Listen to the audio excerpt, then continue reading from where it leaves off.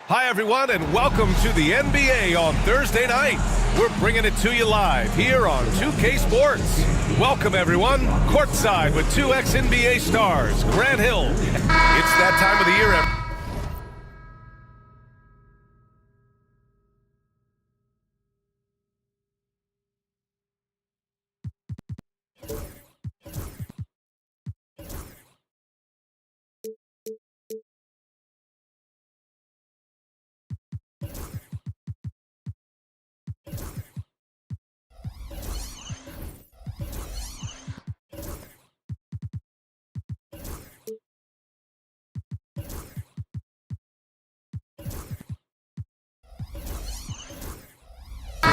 Opening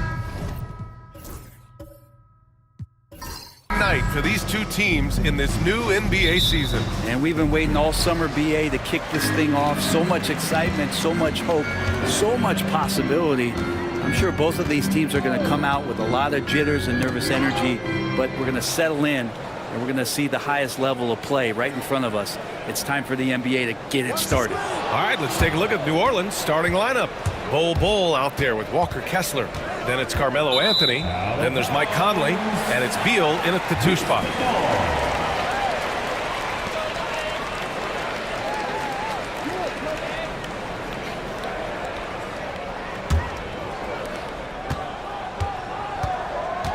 Now here's Brunson.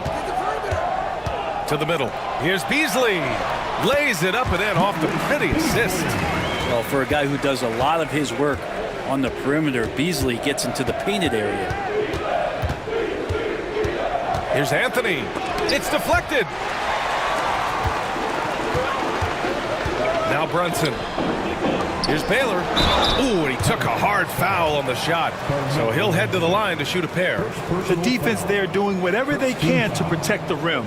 Grant, when you look at this Pelicans team, their length is so impressive. Yeah, they've made a point to draft players with big wingspans, and that really helps them on the defensive end. They're all very switchable.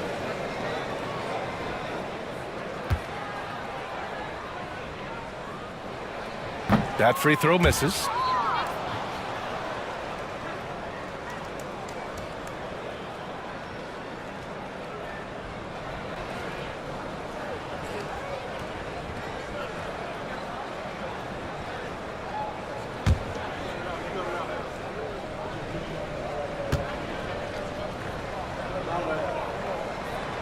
Good on the second one. Well, Grant, after 3 straight drafts high in the lottery, the Rockets got to 500 in 2024. Yeah, and I love how they signed some vets in the summer of 23. Houston decided we want to win now, and I wish more teams did that. Back to Anthony. And Anthony slams it in. About Melo getting up there at 6'8", rising up and getting to the rim for the throwdown. And so it's Brunson who brings up the ball for the Rockets. Pass to Ware. Beasley outside. Baylor, pass to Cummings. 6 to shoot. Here's Brunson, and it's good. 2 points. And those are 2 points earned by Jalen Brunson. First quarter, just over a minute and a half in. Conley with the ball. With the drive. The rebound by Ware. That's the only kind of defense that's going to cut the mustard here tonight. You got to stay on top of a guy like that who can play at such a high level offensively. Got a hand on it. How about Melo rising up quick to that one there? Nice shot block. And Beal gets it to go on the assist from Bol. And setting the tempo with an assertive move. Like, where was the defense on that play? Yeah, APB sent out to try to find out where the defense is. Inexcusable. Beasley outside. Offline with a 3. And I'm surprised that didn't go down. I mean, I'm sure he is too. Conley passes to Kessler. Right side, Conley. Pass to Kessler. Oh, nice finish from the low block. That one's good. The value of good ball movement isn't lost on this squad. Here's Cummings. Bull covering. The fader. Cummings, good. He was wide open, but just to make sure, he put a little fade on that jumper. Brunson against Conley. From 12 feet. Shots blocked. And here we go. The Rockets in transition. And he'll draw the foul. He'll head to the line for two. That one on Anthony. Houston shooting their third and fourth free throw attempts of the game. First free throw is good. Well, Brent, the Pels bowing out to the Thunder in the first round last season. Not a bad showing, though. Yeah, no shame in that. You lose to the #1 seed in the Western Conference. They have a great collection of young players and just need to spend more time together to try to take that next step. One change could take them from a playing game to home court advantage this season. All right, let's look back on last season for a moment. Here were your scoring leaders. Jalen Brunson, fourth. This is a guy who never took a night off. You look at his numbers and you know that he put in a tremendous effort every single game.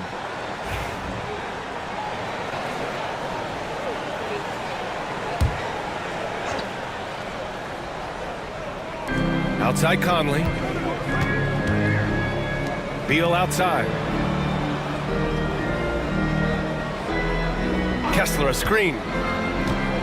And it's Beal penetrating. And he drops in the layup off the glass. Such focus from Bradley Beal. It's just him out there looking at that hoop. 1-on-0. Brunson taking his time here. The three. He drops it from range. Brunson's got 5. I love this approach. Getting him involved early, and it's already paying off. Well, he's going to just keep going now. That's early confidence for him. Pass to Beal. The rebound by Beasley. There's a little bit of pressure on him, but not enough to cause him to miss a shot that's in that close. Knocks it down from distance. Give him 8. An outstanding first quarter from the field. Conley against Brunson. Kessler, a screen on Beasley. And finished off by Kessler. We've seen Bradley Beal elevate his playmaking ability over the years. That's nice work in the pick and roll. Pass to Ware. Here's Beasley. To the left wing. Conley against Brunson. Just 5 on the clock. Late clock. Houston's got to hurry. And it's Ware missing. Pelicans trail by 5. Down low. Here's Kessler. And finished off by Kessler. Such confidence as a passer. He hits guys in stride. It makes it look easy. Beasley outside. Here's Baylor. Inside. Stolen by Conley.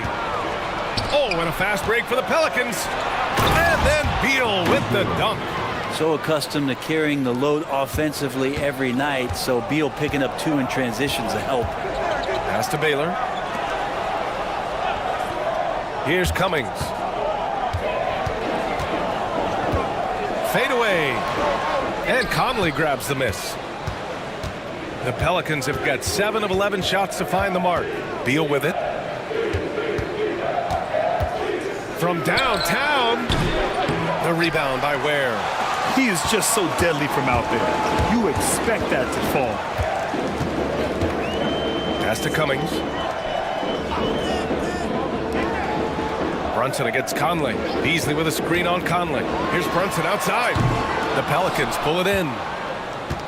They just couldn't come out on top last time they took on the Rockets. That one was in Houston. Today's game is about effort and energy.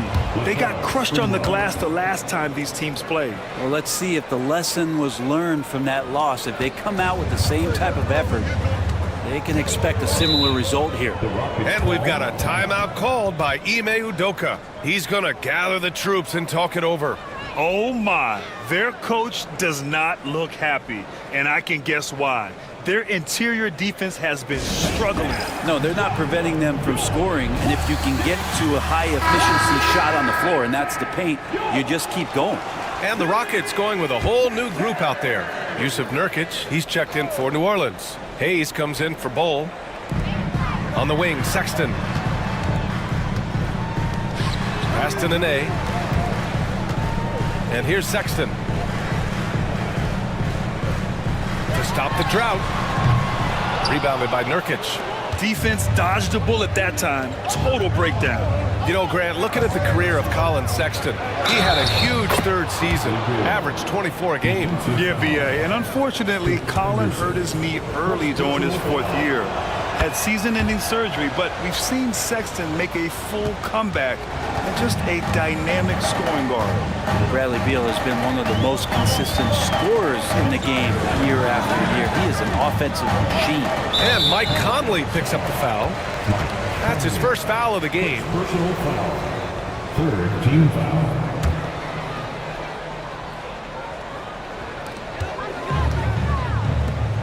To the wing, right side. Scola passes to Henderson. Clock at 6. Over Nurkic. Shot's good by Henderson. Anytime Henderson can't get to the rim, that mid-range jumper is always there. Pass to Hayes. Here's Sprewell.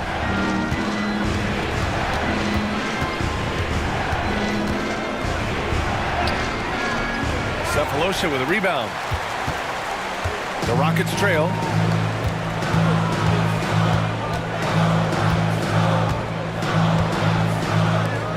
Here's Scola. Still without a bucket. Here's Henderson. Misses the layup.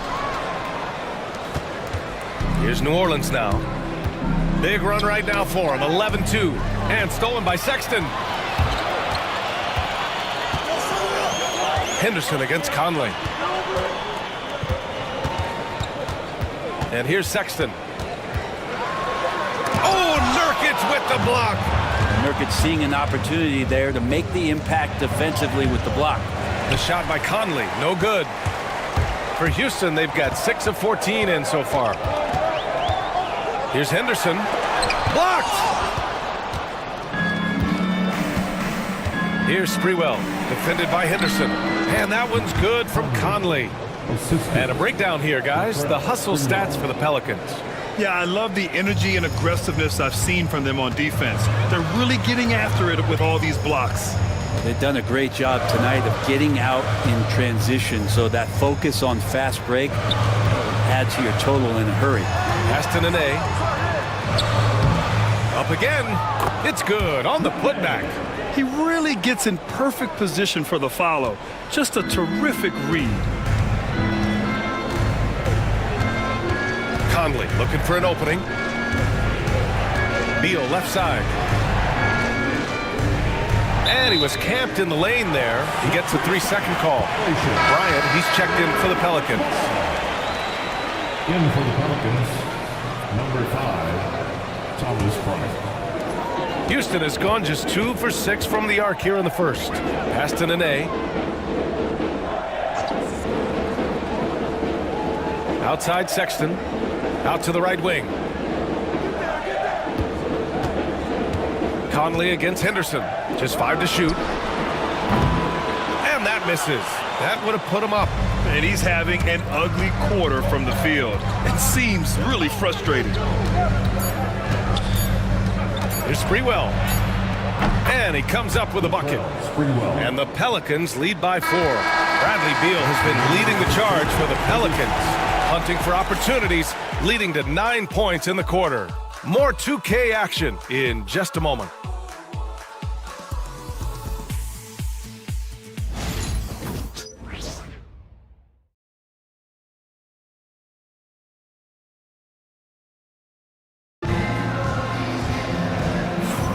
And thanks again for tuning in. If you're just joining us, we've played through 1 quarter of action so far. And looking at what we've seen from the Pelicans, what do you think, guys? Well, so far, they've got things rolling along nicely at the offensive end. I couldn't ask for a better one right now. Just a complete rhythm by all the guys who got some minutes. Wonderful start. Here's Conley. And Grant, you look at the Rockets' additions over the last year or two. There's an emphasis on toughness. Yeah, toughness, both physical and mental. Those are the kinds of veterans they've brought in. And that extends, of course, to the coaching staff, too. Jalen Brunson is out there with Malik Beasley. And it's Nene in at the 5 spot. So that's who's on the floor for the Rockets. All right, Brent, in an ideal world, if you're team building and you have the ability to build around a type of superstar, what would that look like for you? Well, BA, the game has changed so much. We see that the most valuable players now, today, are big wings that can handle the physical rigors of both ends of the floor, playing offense and defense, can have the ball in their hands, and create advantage every time they touch the ball, whether they're scoring it or making plays for their teammates. But the biggest factor is this guy has to motivate and ingratiate himself to the rest of the team. Those are true high-level championship caliber players.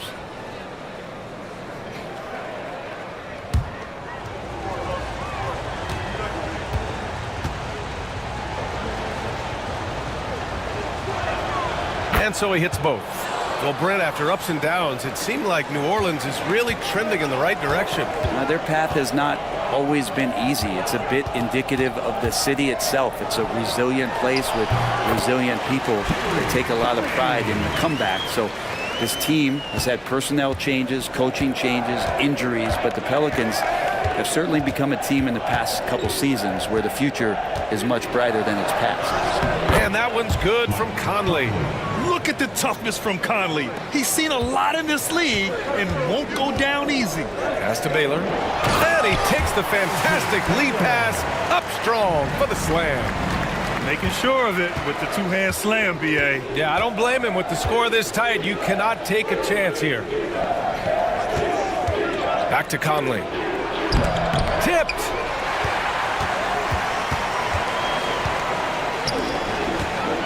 Here's Brunson. It's hauled in by New Orleans. Anthony up top. Brunson defending. And stolen by Brunson. And here we go. The Rockets in transition. Good. Baylor's got 7 points. And their shots are dropping with more consistency now. New Orleans in the lead. Anthony outside. Clark outside. To the paint. Tipped. Here's Baylor. He's guarded by Anthony. Pass to Baylor. And they're unable to get the tying bucket there. And so it's Conley who brings up the ball for the New Orleans Pelicans. And let's swing it over to the sideline and hear from Allie. Hey, Brian, the Rockets showing improvement. Head coach Ime Udoka said, quote, when you rely on your young guys, you're constantly trying to instill habits that'll carry them for the rest of their careers. It's mistakes and tendencies you have to try to break continually. Just staying positive. We see glimpses of how close we can be. All right, Allie, thanks for that. Well, that basket must be widening out right now, and he's making almost every shot he's putting up this quarter. And we've got a timeout called by Willie Green. He's going to talk it over with his guys. Brent, everyone loves an underdog story, and there's few better than that of Jalen Brunson. Yeah, this kid falling into the second round and all the perception around whether or not he was big enough or can he shoot the ball, is he athletic enough, has continued to work hard every year and turn himself into an all-star and an all-NBA player. And the Pelicans making a change here. Kessler's checked in. Here in quarter two, we've played a little over 2.5 minutes now. Count it. Anthony's got his second basket of the game. And Melo operating in the mid-range, he does such a great job of finding open areas out there where he knows he can dominate. Outside Brunson. Up and over Conley. And it's Brunson missing. The Pelicans have gone 2 of 4 here in the second quarter. Clark, the pass to Anthony. And he got the whistle on the way up, so he'll be headed to the line for a pair. And Melo can play big down there in the paint, so using his size that time to draw the contact. These are his first free throws of the game. Melo Anthony taking 2 shots.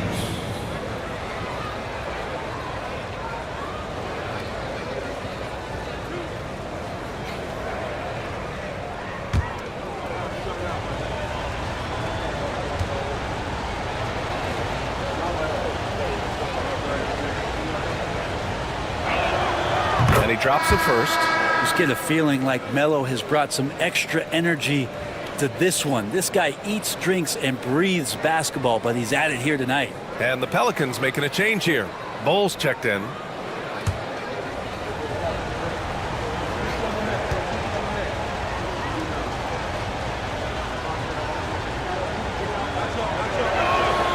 And Anthony drops them both. I love it. In attack mode, drawing foul calls this quarter and getting to the free throw line. Has to Ware. Here's Baylor. Driving to the basket. Oh, plenty of contact on that shot. Officials call the foul, and he'll take 2 free throws now. He's made 3 of 4 free throw attempts in this game. At the line for 2, Elgin Baylor.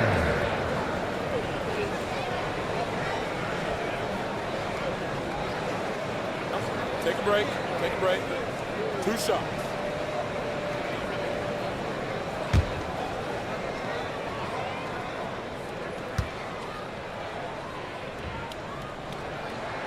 And he makes the first.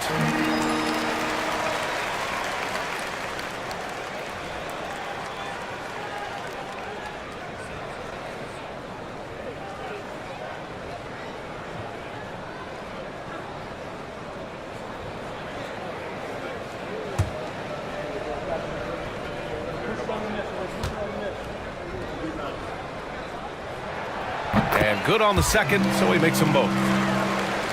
And in the second quarter, a little under 3.5 minutes played already. Conley passes to Beal. Now here's Kessler. Pass to Anthony. Takes a 3. Sends it home from 3-point land. Anthony's got 9. Melo not afraid to pull the trigger from deep that time for 3. Here's Baylor. Back to Brunson. Beasley outside. The 3 is up. Yes, and a nice assist from Brunson. He's got 5. Oh, you gotta love the back and forth, showing real confidence at the arc. Yeah, both teams finding ways to the 3-point line and trying to take advantage from distance. Here's Beal. Ooh, coming through again, shooting 5 for 7 now. And Beal finds a way to the bucket. How'd he do that? Rockets trail by 4. Outside Brunson. The 3 is up. And Houston, another 3. Man, he is in the zone right now on offense, guys, building off that efficient first quarter. Outside Bull. Back to Conley. Uses the glass to finish the layup. Conley's gotten his 3rd basket of the night. Looks like we're starting to see a pattern here. Not afraid to get in the paint and get wet. Brunson against Conley. Banging his way through. Jalen Brunson. And aren't we here with Brunson? This is what we expect from him, crafty and efficient. Beal outside. Back to Conley. And stolen by Brunson. Here we go, 1-on-1. Oh, it's blocked by Bull. And he's able to get it back. And Brunson gets it to go. All right, guys, what's your take on the hustle stats for Houston? Well, their hands resulting in plenty of steals in the early going, keeping the opposition there off balance. They've also done a great job of taking turnovers and producing out of that, working really hard that they're not wasting extra chances that they're creating. Here's Cummings. Oh, his shooting remains on point. 3 for 4 thus far. And once more this half, they find a way to get great position inside. And we've got a timeout called by Willie Green. He wants a few moments to regroup with his players. Both teams deciding to change it up. Taking a look back at last season, the team leaders in rebounding. The 4th spot held by the Rockets. And they were so awesome last year on the boards, blocking out, maintaining position, and finishing off possessions with the rebound. They are physical, and that effort afforded them a ton of extra possessions. Pelicans trail by 3. Hayes with a screen on Sexton. Here's Sprewell. And again, New Orleans no good. His touch from mid-range, that's almost always good. That won't shake his confidence. Back to Brunson. Yes! Great focus to hit from Brunson. And their offensive execution has really picked up here in the second period. Pass to Nurkic. Here's Sprewell. Hayes with a screen on Sexton. To stop the run. Hayes, the pass to Anthony. 5 to shoot. Here's the 3. Can't get it to go. He's made 3. He's missed 3 so far. The Rockets lead by 5. Wow, potent offense. It's been fun to watch. Just aggressive and effective, taking it right to the defense. Scola, no good. New Orleans has gone 1 for 3 from downtown here in the second. Conley. It's hauled in by Jalen Brunson. Houston has gone 4 of 9 so far from the perimeter. Pass to Sefolosha. Now here's Brunson. 17 points in the game. Now Sexton. The kick out to Brunson. Puts up a 3. That shot is off. And here's Anthony. He'll bring it up for the New Orleans Pelicans. Conley finds Hayes. Here's Sprewell. Oh, a beautiful reverse layup. Sprewell's got 6 points. His nimbleness makes him a unique threat at the rim. Brunson against Conley. Brunson. Pass to Sefolosha. Now here's Sexton. Guarded closely. Brunson against Conley. Lets it go from 11. Jump shot is good that time. Brunson's got 11 here in the quarter alone. And I like how they focused on getting high percentage shots, especially after the 3 balls weren't falling early on. Nurkic hits the jump hook. Well, weighing around 290 pounds, not sure contact is really going to affect Nurkic. Brunson against Conley. It's hauled in by New Orleans. And we've got 1:18 left to play in the first half. Sprewell. And denied. He sends it right off the glass. Houston in the lead. And we've got a timeout called by Ime Udoka. We might see him looking to make some tweaks to the strategy here.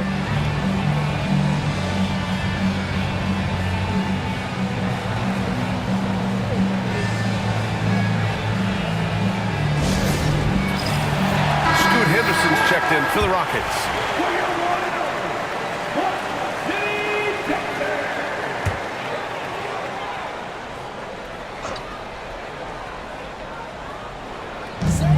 .103 left in the first half. So it'll be 2 free throws. He was fouled in the act of shooting. It goes on Mike Conley. Yeah, despite standing about 6'2", Henderson has a big-time vertical, and he plays a lot bigger than his height. Houston shooting their 7th and 8th attempts at the foul line tonight. Take a break. Take a break. 2 shots.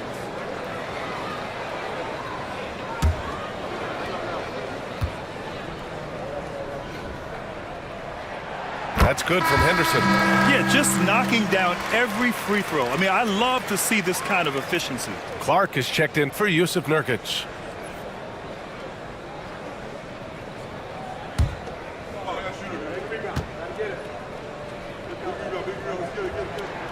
That's also good, so he hits both free throws. You have to love how Scoot Henderson plays beyond his size. I mean, using the quickness and agility to get the better of bigger players. I mean, that's impressive for a young guy to be doing. Clark, the pass to Beal. Sexton grabs the board. Houston leading by 3. Now Now Henderson. Pass to Nene. Shoots a fadeaway. That one drops for him. Nene's got his second bucket on the night. Where was the D on that one? Just too easy. The Pelicans have gotten half their shots to fall in the second, 8 for 16. There's a 4-second difference from the shot clock and the game clock. Three-pointer, Beal. Yes, great play by Conley to set it up. Conley's got his third assist of the night. The team relies on him to score, and right now he's knocking them down. Outside Sexton. 1 second left. And some nice defense there to end the quarter. And we're through the first half of play here in what's been a good one. Rockets ahead, leading by just 2. Stay with us, folks. We'll be back just after halftime to get the third quarter started. Please direct your attention to center court and get ready for the fan.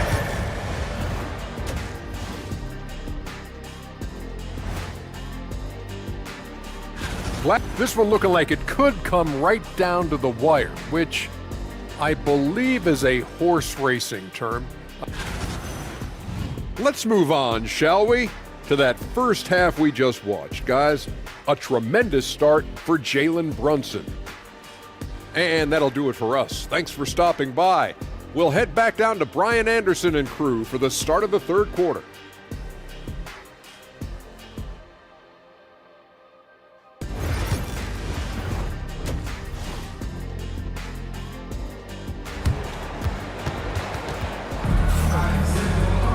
We've got second half action for you, and if the next couple of quarters are similar to the first, this one could go down to the last possession.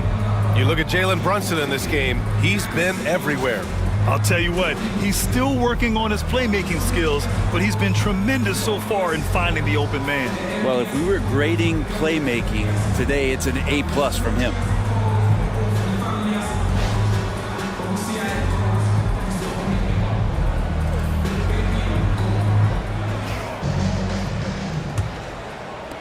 And here's New Orleans now.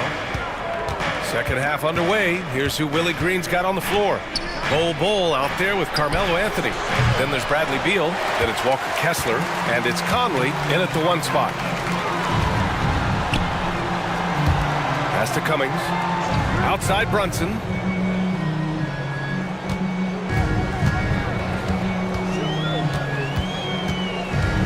Shot clock at 6. It's Brunson working inside. And Brunson capable here of having these binges scoring the basketball.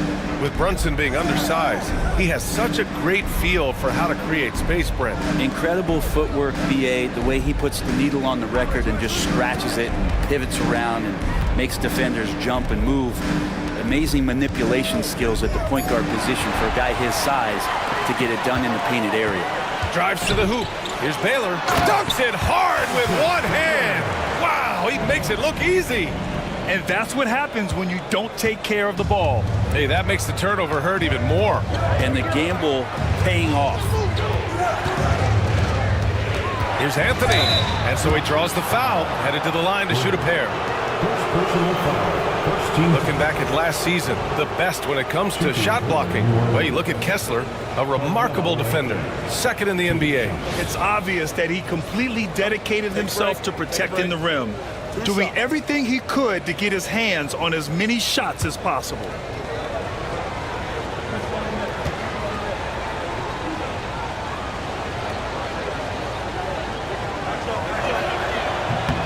The free throw drops for Anthony. Well, Melo undoubtedly still the leader of this team in terms of when they need to calm it down and they need some offense. He's the guy they're going to look to score it.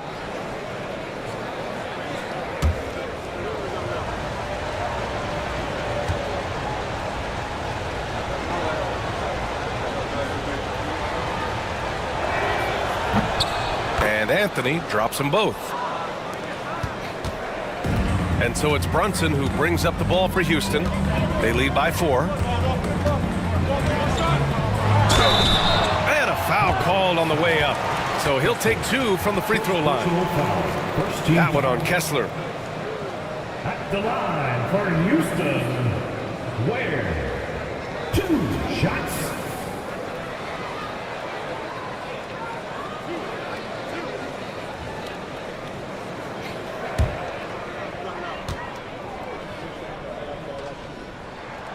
And the first one at the line is good.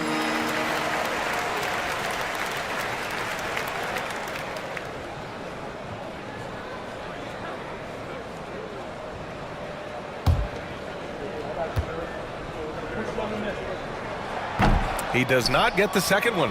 Pelicans trail by 5. To the inside. Oh, got a piece of it. And stolen by Brunson. To the middle. Here's Cummings. Over Kessler. Cummings. Shot is off. Here's Bull. And the shot is good. Drop it in off the front of the rim. Ooh, an aggressive move. Takes it strong, and there's no help defensively. A moment to hear from Allie LaForce. Jalen Brunson's craft sets him apart. He said, quote, "I've always played with my instincts and tried to see the game a couple plays ahead. As I've gotten older, that part of my game has gotten wiser and better, but I'm still learning." Brian, that's a scary thought for the rest of the league. He's already plenty dangerous, Allie. And we've got a timeout call by Willie Green. He wants to give him a breather and talk things over.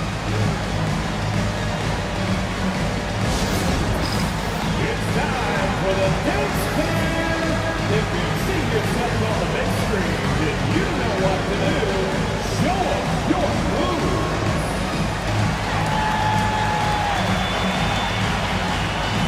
Everybody get down.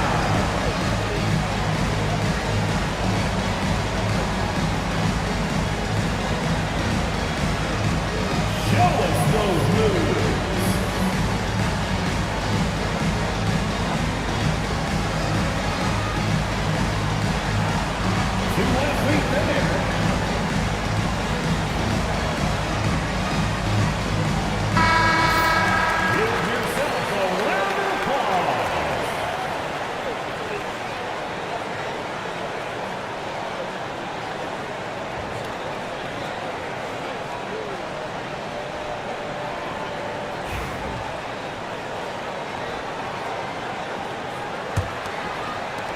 Pelicans trail by 5. Outside Conley. On the wing, Anthony. Down low. Out to Beal. Pass to Anthony. 6 on the shot clock. The shot by Conley. No good. And lockdown defense against one of the best three-point shooters in the league. Here's Baylor. He's guarded by Anthony. And the basket is good. He got it to go, and he took the bump. So a free throw coming up. An opportunity at a three-point play. He shot 5 of 6 at the foul line. Fourth personal foul. Second team foul. At the line for Houston, Elgin Baylor. One shot.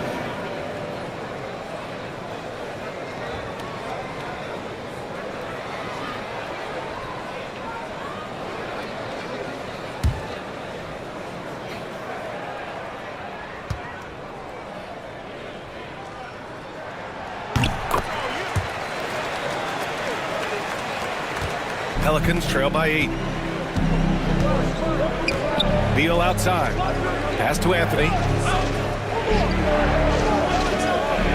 Outside Bull. This one for 3. They get it back. Oh, he hangs in there and cashes in on the second chance points. I feel like Melo has always been a guy who doesn't mind banging around down low, knocking guys around a little bit, and getting great second chance opportunities.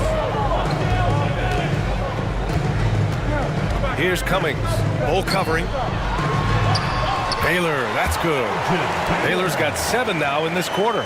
Since half, there's been a stark contrast between these teams. I'm talking about efficiency at the offensive end. Well, this team did something at halftime, going from a mild-mannered half-court executing team to some heroic shooting in the second half. Here's Kessler. And he's going to the line for 2. The official saw contact while he was going up.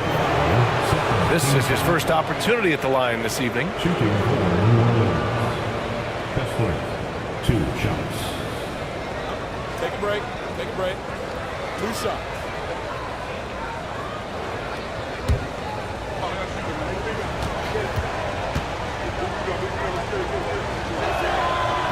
That one misses. And And Houston making a change here. Sexton's checked in. And the Pelicans also making a change. Hayes is checked in.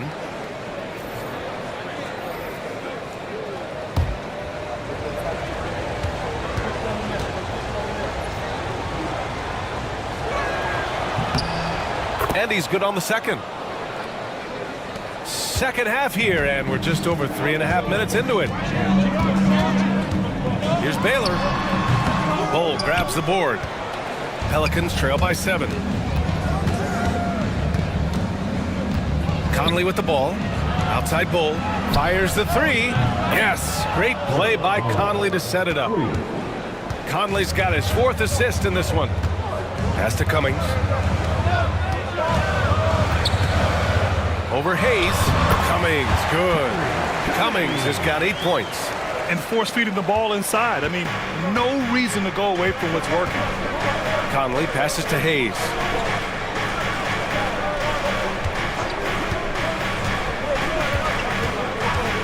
Beal with it.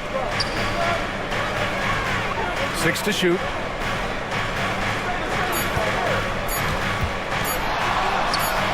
And it's good. Off the back of the rim and in.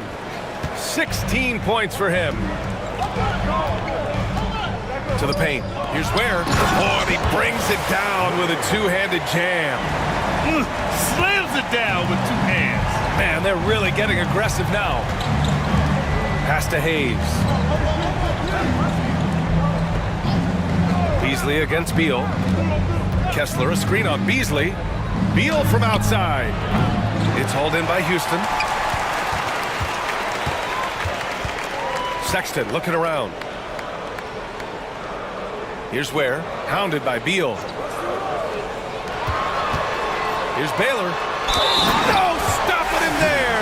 Jams it in, and he's fouled. An opportunity and a three-point play. It's going to be on Bradley Beal. All right, let's take a look at the energy stats, how the hustle game has been going for Houston. You have to be a fan of the energy they've played with on the defensive end. Active hands and feet, and it's come up big a few times for them. Well, another part of the credit has to go to what they did on the inside, blocking shots. I mean, super scrappy defensively and just affecting a lot of the opportunities that their opponents were putting out. Outside Conley. Back to Hayes. Pass to Nurkic. Nurkic is screen on Henderson. Inside. And Nurkic throws it down. Smart play getting Nurkic the ball after the screen and roll. He dives towards the basket and gets the pass in a perfect spot deep in the lane. Here's Nene.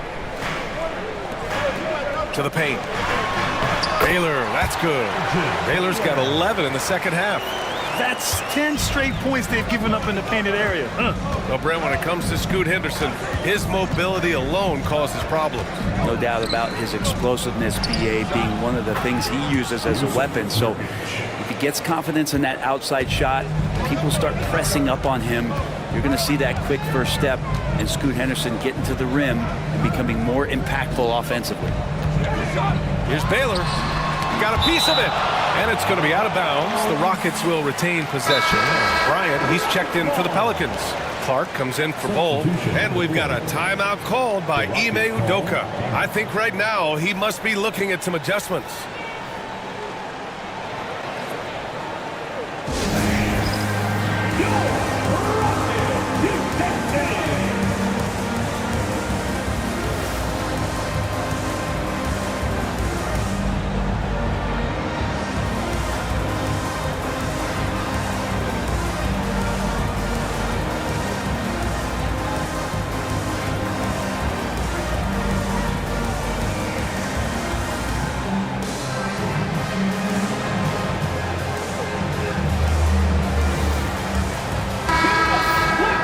And checking the 2K leaderboard. These teams led the league in three-point percentage last year. New Orleans, 4th. Everything clicked for them last year, especially on the perimeter, and they shot a very high percentage. A lot of that due to their offensive schemes. The three from Sexton. Rebounded by New Orleans. Really excellent defense there. They know he's capable of knocking it down from the outside, and they could not have played him better. Beal, the pass to Conley. Back to Beal. Over Sexton. Beal, no good. Houston leading by 6.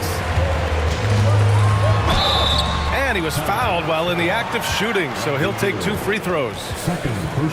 It's going to be on Bradley Beal. Got to be cautious around Sexton. He's very good at seeking out contact and did it there. It's his first trip to the line. Taking 2 shots.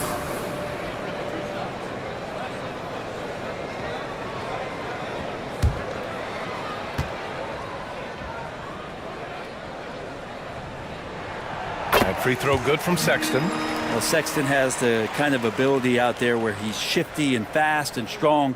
He can make some exciting plays happen for his team.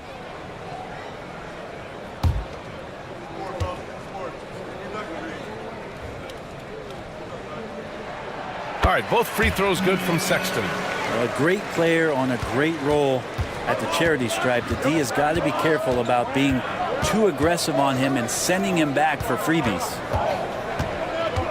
Here's Beal. Oh, a clear foul there on the missed shot.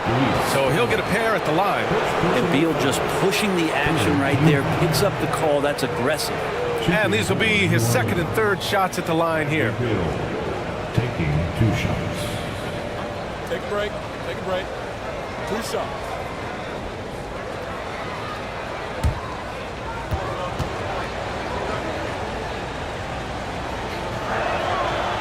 That free throw, no good.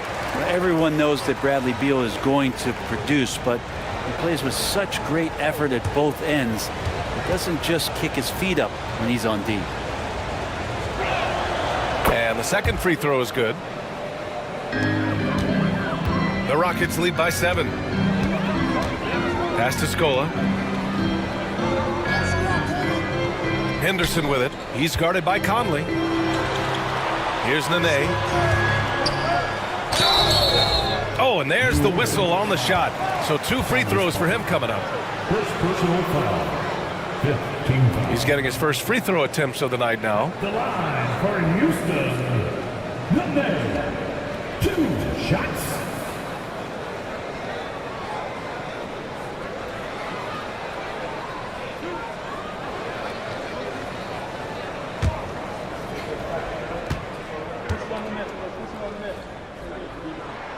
And he can't get the first one.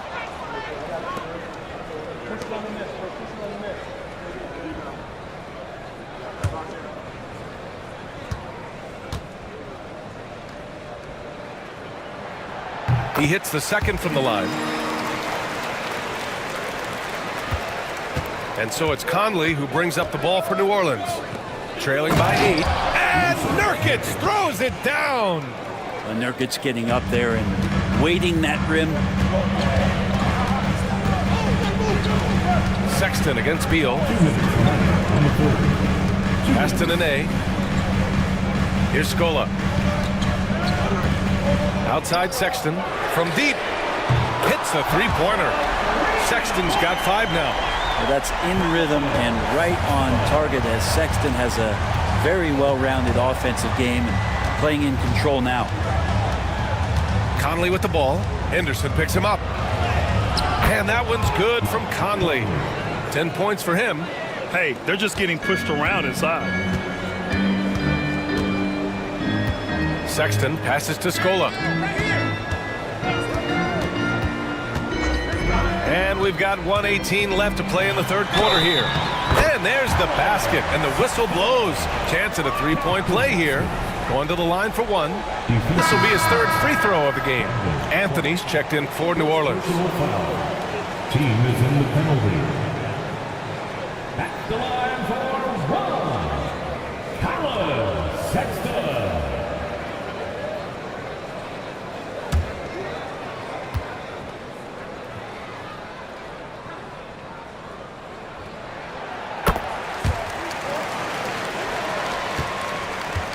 Pelicans trail by 10. Beal, the pass to Bryant. Now Conley. Clark outside. And Anthony gets it to go on the assist by Clark. Anthony's got 6 points in the quarter. And now almost all their points coming from the paint. Pass to Nene. There's 48 seconds left in the third quarter. Back to Henderson. Here's Nene. Shoots over Bryant. Nene's shot is good. And the Rockets lead by 10. Throughout the second half, they've achieved excellent efficiency on the offensive end. Henderson against Conley. And there's the rejection.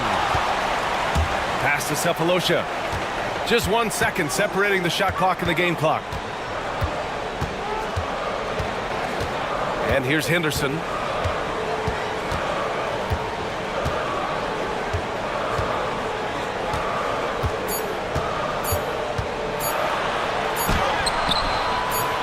Beat the shot clock, but it's off the mark. And as we end the third quarter, a double-digit deficit will make it tough to come back. It's Houston leading by 10. And coming up as soon as we return from break, the fourth quarter gets underway.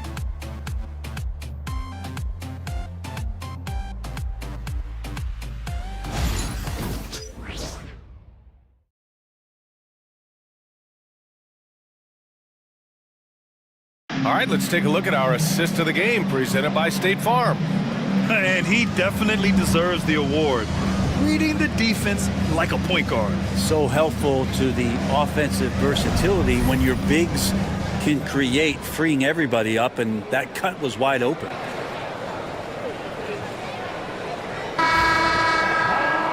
Fourth quarter action is upon us. Thanks as always for joining us. The Rockets lead by 10. Colin Sexton out there with Henderson. And it's Baylor in at the small forward position. That's the 5 for Houston right now. Anthony grabs the board.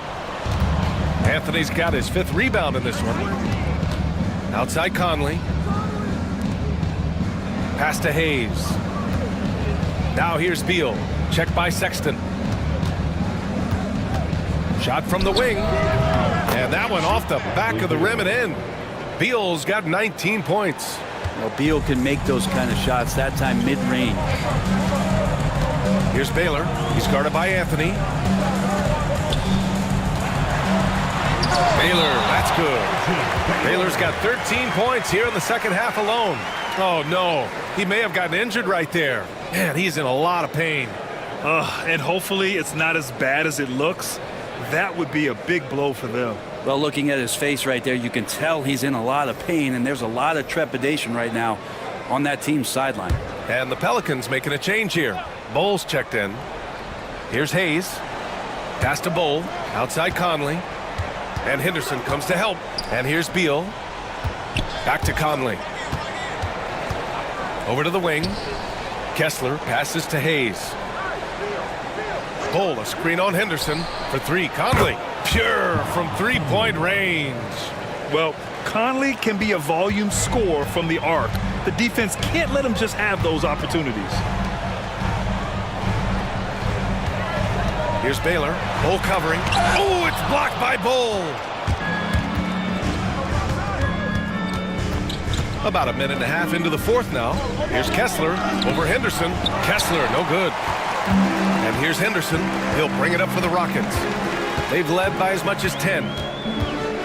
Pass to Sexton.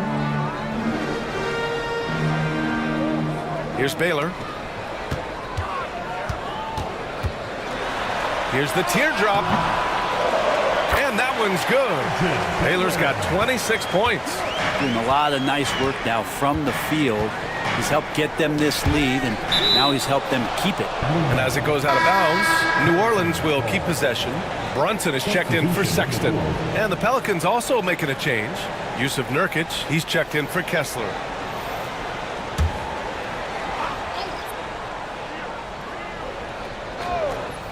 Here's Beal. Outside Conley.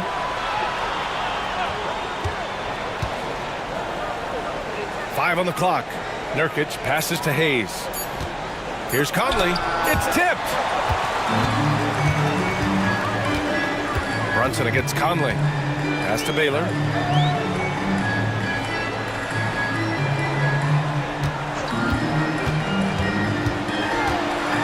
And there's a whistle. He'll head to the line to shoot 2. It goes on Bol Bol. And Grant, while we want the officials to get it right, I'm sure the league would like to shorten that time officials are at the table. Tell me about it. You wonder if a time limit should be instituted. If they can't figure it out after a minute or so, just go with how it was called on the floor.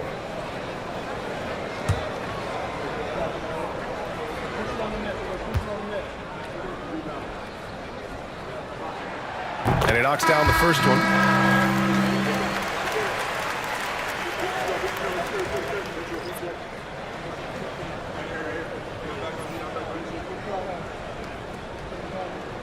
We got this.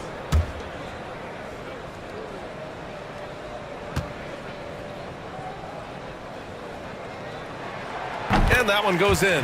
2 from the line that time. Pelicans trail by 11. If you're just joining us, fourth quarter here. We're just over 2.5 minutes into it. Conley passes to Nurkic. Beasley for 3. Rebounded by Nurkic. Nurkic has got rebound number 5 here tonight. And the foul is called. He missed it, so he's got a couple of free throws coming his way. First team foul. Shooting for New Orleans. Bol at the line for 2.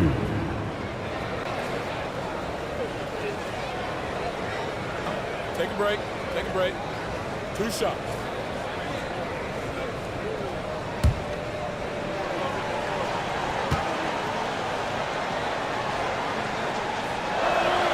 The first free throw is good.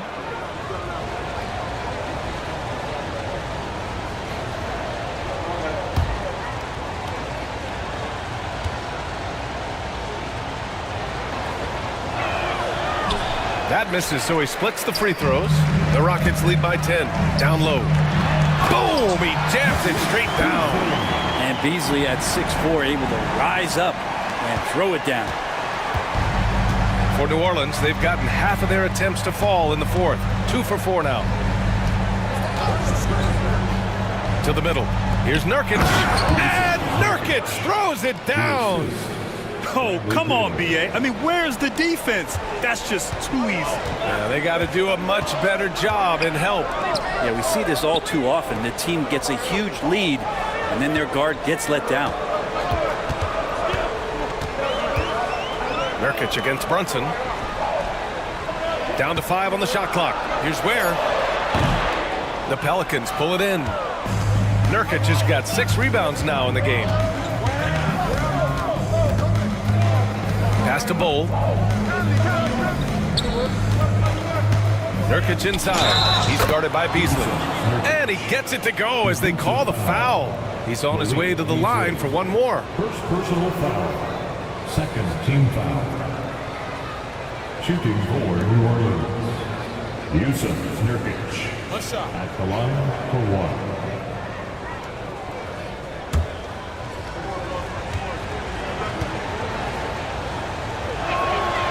Nurkic plays with a little bit of that edge, a little bit of moxie, and that toughness is something the teammates can rally behind. Pass to Baylor. Beasley with it. Here's Cummings.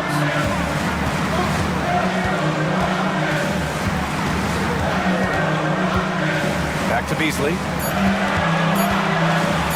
Over Beal. And that one hits the back iron. Not a bad shot from the mid-range. The D's giving it to him, and he's usually got an eye in that kind of range. Nurkic passes to Hayes. Here's Bol. Off target from outside. Houston leading by 7.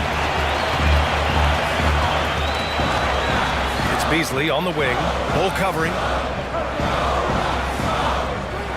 Pass to Baylor. Here's where. Over Nurkic. The Rockets again can't hit. Conley against Brunson. Conley passes to Hayes.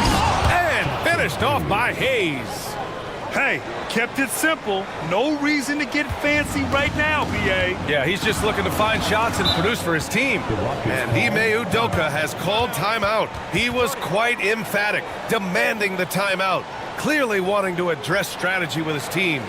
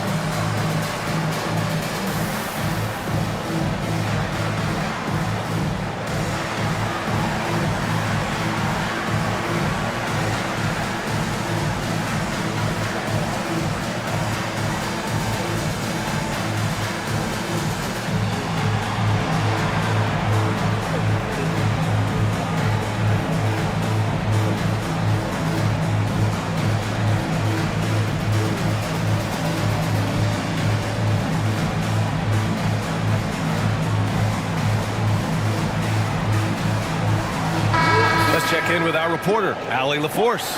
Hey guys, during that last break, I heard Ime Udoka as he talked with the team. He loves what the D has been able to accomplish, saying to his team, every turnover is a big success for us. Keep forcing those errors. Don't let them feel comfortable out there. So expect them to keep trying to be disruptive. And Allie, thanks.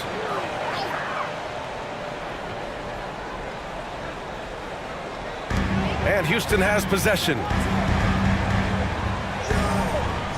Outside Brunson. They set a pick. Beasley for three. And the rebound goes to the Pelicans. Hayes has got 5 rebounds tonight. This has been a close game in a lot of ways, but they do have an edge on the boards. Beasley, the pass to Cummings. Here's Ware. And that time also a missed shot. Well, there's more he could have done in this game for sure, but it hasn't kept them from pulling ahead. Here's Conley. The rebound by Ware. Well, that's the only way to take him out of his comfort zone from that range. Get right up in the jersey, force him off the spot. Pass to Beasley. Shot clock at 5. Here's Baylor. The 3. Ware, that's good. Oh, what great action we've seen tonight. Hard to imagine a more entertaining game. No, this is about as high-octane a game as you're going to find. Back to Conley. Now here's Beal. Fires from deep. Nurkic tips it back in. Nurkic has got 7 points for the quarter. Are we sure that's the same player, guys? He looks completely different. What confidence he's playing with, and look how engaged he is on both ends. Right wing. Here's Baylor. He's defended by Hayes. The shake. It's good. And he drew contact on the shot, so he will go to the line. A 3-point play opportunity. Kessler, he's checked in for Hayes. At the line for Houston, Elgin Baylor. One shot.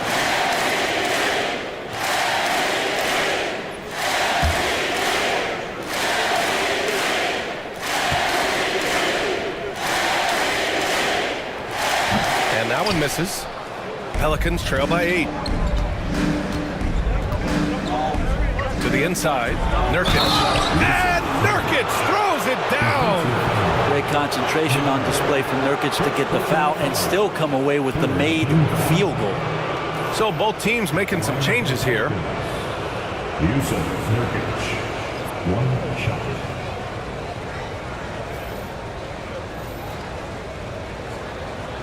One side.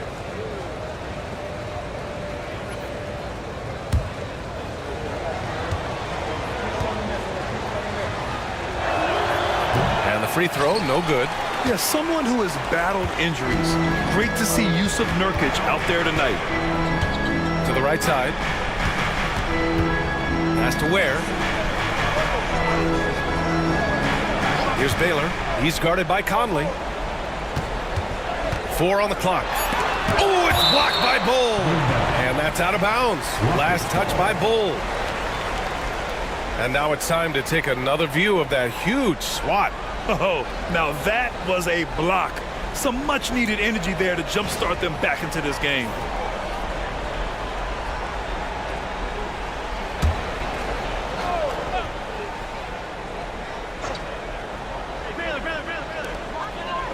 Shot clock at 3. Conley with some nice D. Pelicans trail by 6. Beal surveying the D. Some solid D from Beasley. Well, after an impressive first half, he's just not been able to get the room or get anything going here in the second. Cummings, good. That's exactly what you work for, a high percentage look. And so it's Beal who brings up the ball for New Orleans. 1:51 left in the fourth quarter here. The shot, no good. Conley against Brunson. Baylor pass to Brunson. Deflected! And he gets it back. Count the basket. And now a 10-point Rocket lead. New Orleans has gone 1 for 3 in the fourth quarter from range. Beal against Beasley. Beal, the pass to Conley. And again, no good by New Orleans. And it's another just bad decision on a night full of those. The shot selection tonight has been questionable at best. Here's Cummings. Oh, and he got fouled on his way up. He'll head to the line to shoot 2. That one on Kessler. And even from where we're sitting, you could clearly tell it was a foul. Rockets, Terry Cummings, taking 2 shots.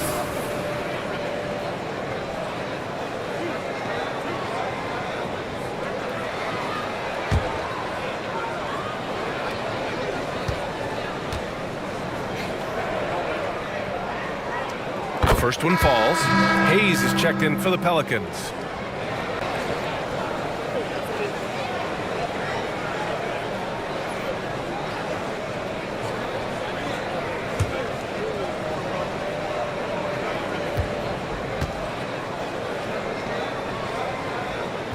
That one misses.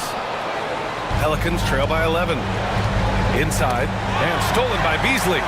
Nothing left to do but to watch the clock tick towards 0. Nice victory here for the Rockets. And at first glance, it appeared to be an easy win for them. However, they had to weather some storms along the way, Grant. Yeah, in terms of competitiveness, it was a lot closer than the final score indicates. And so this win marks their first victory of the new year. And as it was happening, as it was building, you knew this was a monster game for Jalen Brunson. And so many times on the defensive end, showed off those quick hits, jumped all over the opposition and swiped the ball away a number of times.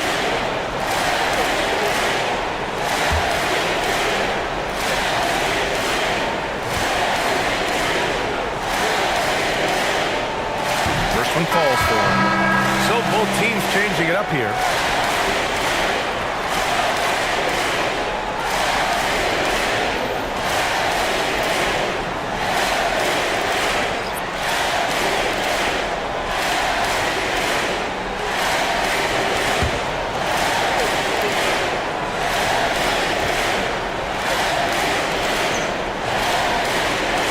And that's good as he hits both shots. 43 seconds left in the fourth. Here's Sprewell. He's guarded by Beasley. And you can count it. He'll go to the line with a chance at a three-point play. Second personal foul. 4th team foul. Shooting for New Orleans, Latrell Sprewell at the line for 1.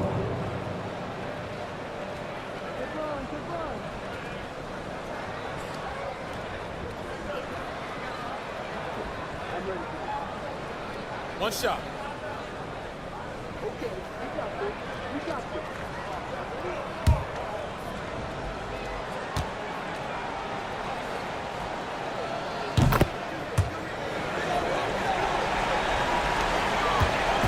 I think a bucket here, Grant, would end this game. Absolutely. That would put a bow on this one.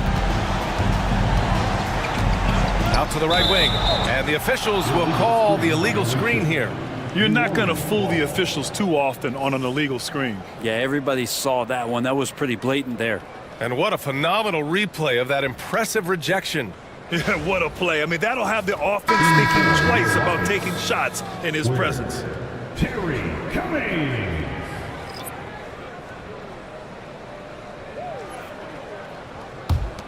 At this point, it just feels like it's over. You want to keep expending energy, or do you want to start thinking about the next one? Bowl, no good.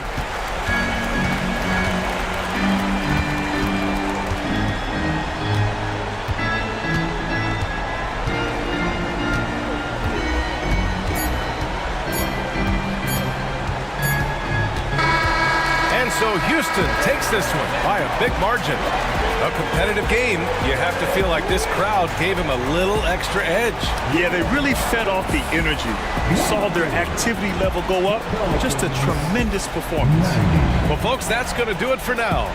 So alongside Grant Hill, Allie LaForce, Brent Barry, and our entire 2K crew, I'm Brian Anderson saying thank you for watching. And let's reveal our player of the game, Jalen Brunson.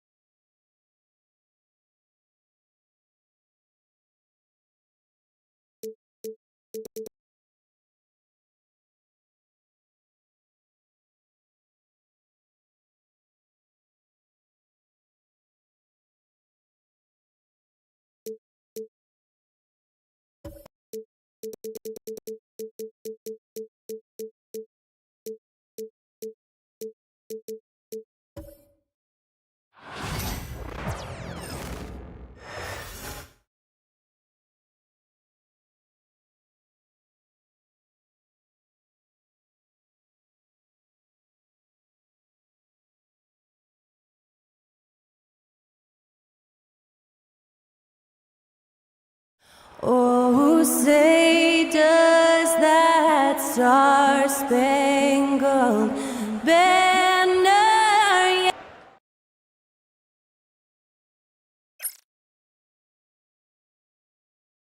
We are live. It's a Thursday night. Here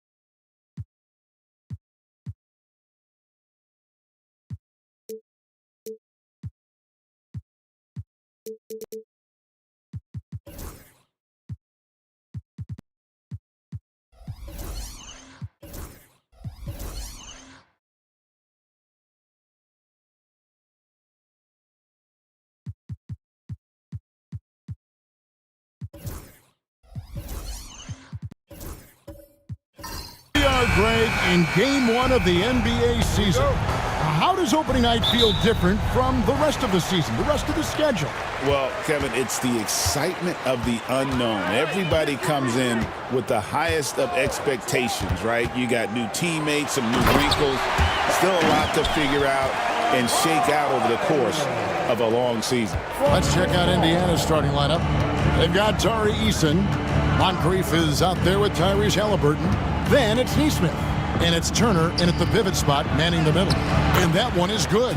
We call that tough points from a tough guy, young Tyrese Halliburton. Paul passes to Jefferson. Back to Paul. Down low. Here's Ryder. The shot.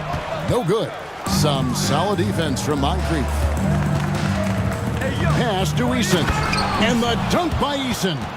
I'll tell you, that vertical ability he has puts him in select company in NBA power forwards. May not have great size, but boy, he plays bigger than it. Now here's Paul. Here's Jefferson. Neesmith covering. Jefferson, that's good. Oh, that's terrific work on the inside from Jefferson, showing how comfortable he's become operating down low. Eason with it. He's picked up by Mobley. Moncrief's shot is off.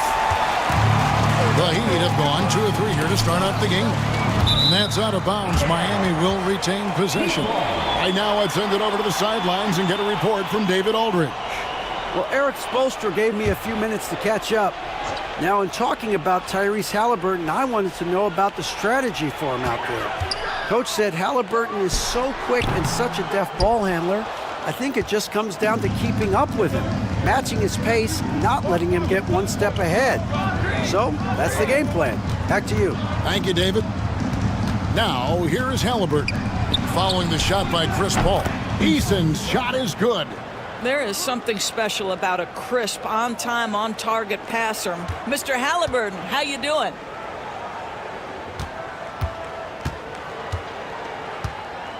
Well, certainly with one of the more unique shots in the NBA, Halliburton gets it done. You know, Kevin, credit to Halliburton and the organizations he's played for, because a lot of them would have changed or tried to rebuild their shot. Halliburton and his organizations knew the shot worked, and he stuck with it, and now he's one of the best shooters at his position.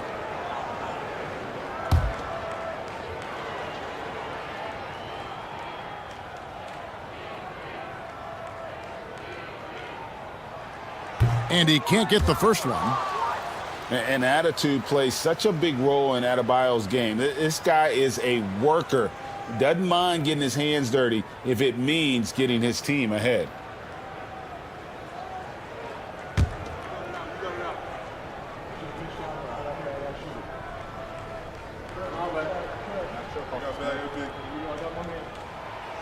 Good on the second free throw. And Eric Spoelstra, the head coach of the Miami Heat, receiving a record 8-year, $120 million extension. Greg, that's some big dough. Is it ever? And remains coaching for the only NBA franchise he's ever worked for. Already one of the most tenured head coaches in the association, and that figures to continue for a while. Al Paul, following the three-point attempt by Tyrese Halliburton.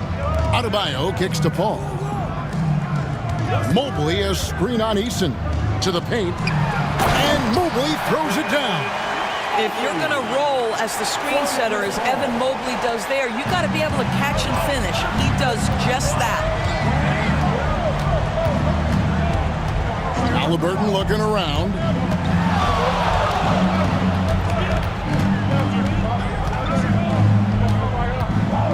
Clock at 6.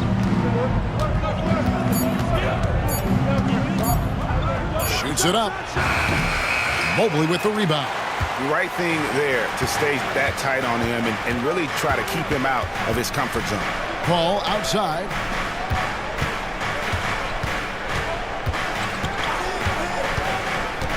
Adebayo with a screen on Halliburton. The drive by Paul. Uses the glass to finish the layup. How about the ability to knife inside the defense? Chris Paul has been outstanding as a dribble driver his entire career.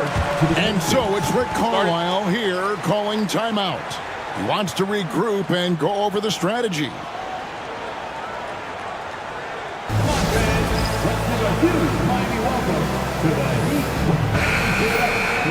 And now let's have a look at the teams that were last year's best from the free throw line.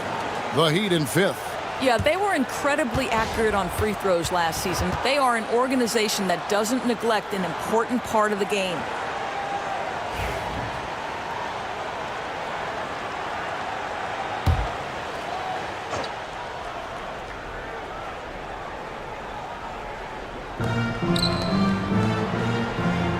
Halliburton against Paul. Now, here's Halliburton. Defense is right there. Count it. His second make in 4 attempts. Well, you love when guards are unafraid to get to the painted area and finish. Go ahead, Tyrese. Pass to Adebayo. Kicks it out to Paul. 6 to shoot. Chris Paul will go down as one of the great floor generals to ever play the game. He is the maestro at orchestrating offense. This is his first free throw of the game. Chris Paul.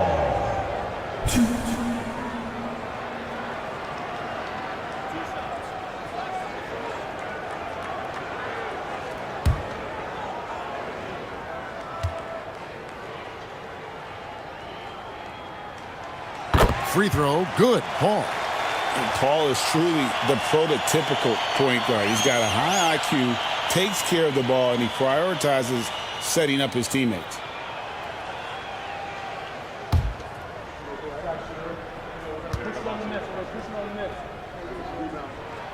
And so Paul nails both of them. You can tell when he steps to the line the kind of confidence he has in himself. It's written all over his body language.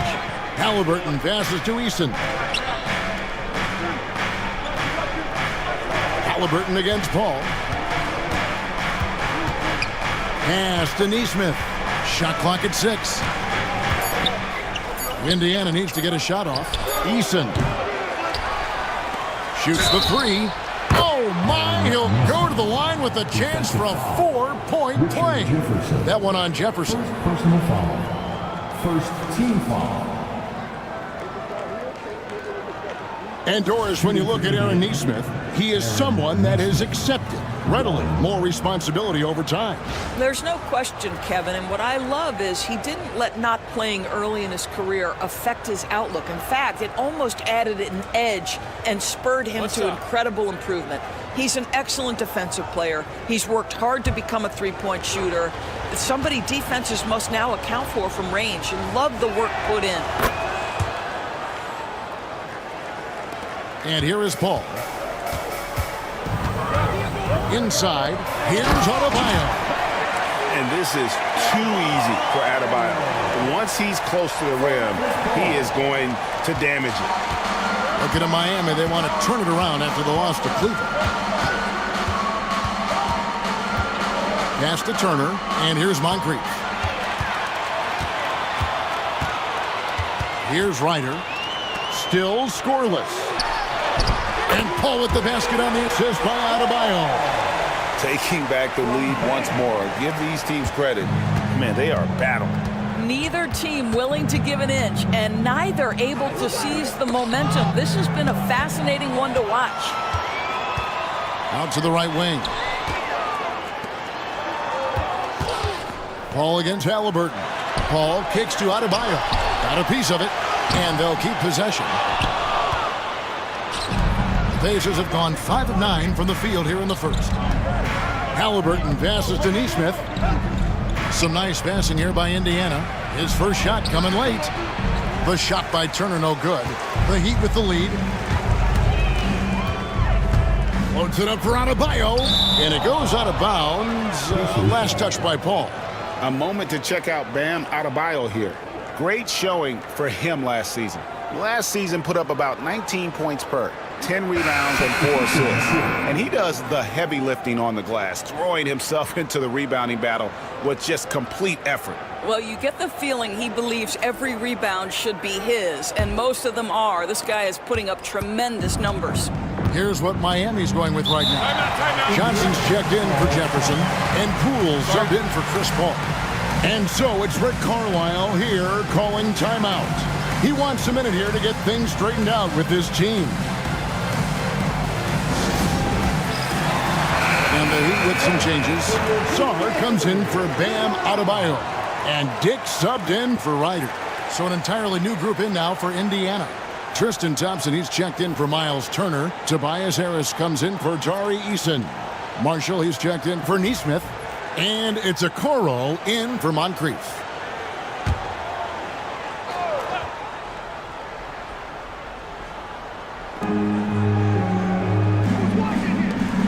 Mobley against Harris. Mobley with the block. 7 feet, sneaking shots past Mr. Mobley is not easy. Send it back, Evan. And there's the basket. Whistle blows and a chance for a three-point play. Going to the line for one. They're finding lanes to the hoop now with consistency. 5 buckets in a row from the paint. All right, well, look at how the points have been generated so far. Scoring breakdown for the Heat. They've been so aggressive, going strong at the defense, looking to score off of that penetration. Yeah, and their assertiveness in the paint so far tonight has been impactful. They're really making it hard for the interior defense. And one thing you gotta love about Johnson, his energy. The man doesn't take his foot off the gas. McConnell against Poole. Harris outside. Shot to stop the run. And oh boy, a lot of contact there, but he gets the call and will shoot 2. And whenever Harris is aggressive like this, I think it's for the best because he has that ability to attract contact. The Pacers shooting their second and third free throws tonight. Yeah, a year ago, though, Kevin, 78% conversion rate from the free throw line. So that's a nice all-around effort. Shooting 2.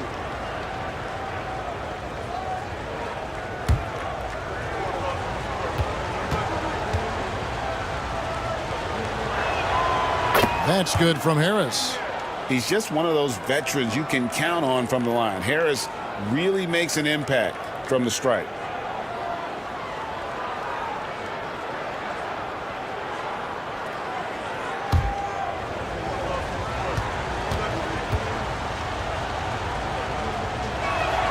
And Harris drops them both. The Heat leading by 3. Pass to Toppin. And here is Poole. Sarr sets the screen for Johnson. From outside, off the mark. Indiana's gone 2 of 5 from three-point land here in the first quarter. Here's Okoro. Count the bucket, and he's got a free throw coming up as well. A tremendous poise from Okoro on that play. Takes the contact, concentrates through the finish. And he's got his first chance at the line here. You know, this is not an area where they expect him to contribute. You know, he's a guy that shot below 70% last season.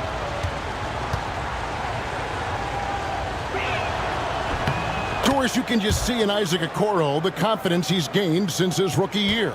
Kevin, he's always had tremendous confidence on the defensive end. I mean, he's a lockdown defender at multiple positions. What you're seeing develop is more belief in his jump shot. And that confidence comes because he's been willing to put in the work.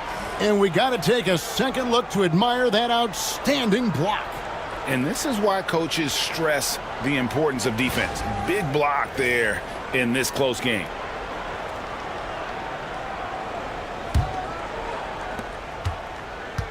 And it's McConnell with the ball. He'll bring it up for the Pacers.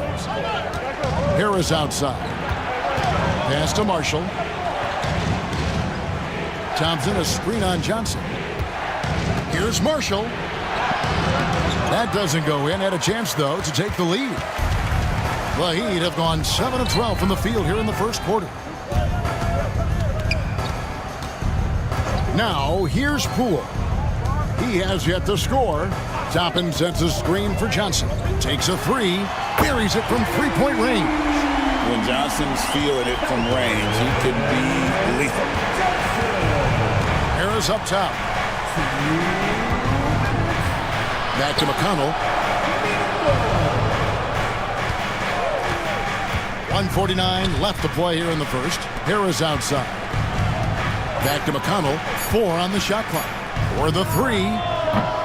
And it's Miami with the rebound. Saw the pass to Poole.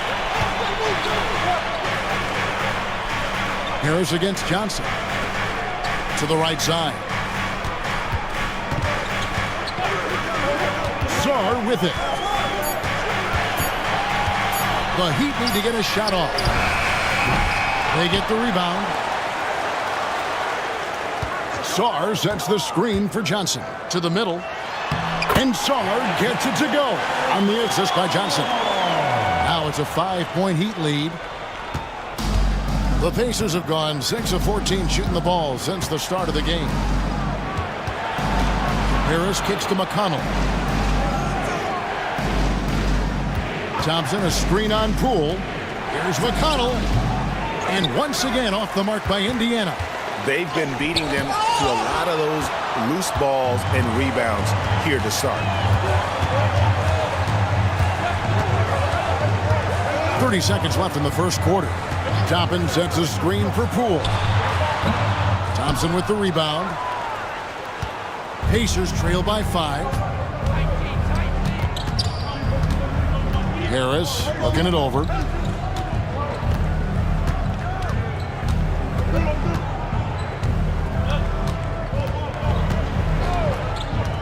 To end the cold streak. That one, no good. And we reached the end of the first quarter. Heat out front. They lead by 5. We've got more in store for you right after this.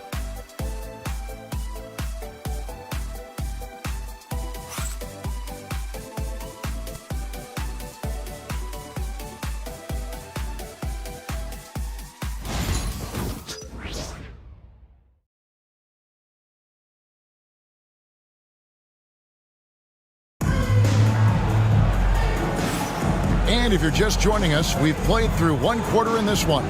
And let's quickly break down the game we've been seeing from the Heat, guys. What we saw in that first quarter, they won their matchups defensively. I think across the board, a number of guys who've done a great job guarding multiple positions. Pacers trail by 5. And so in the game for the Pacers. Halliburton is out there with Moncrief. Then it's Tari Eason. Then it's Thompson. And it's Nesmith in at the 3. Pass to Thompson. It's stolen by Johnson.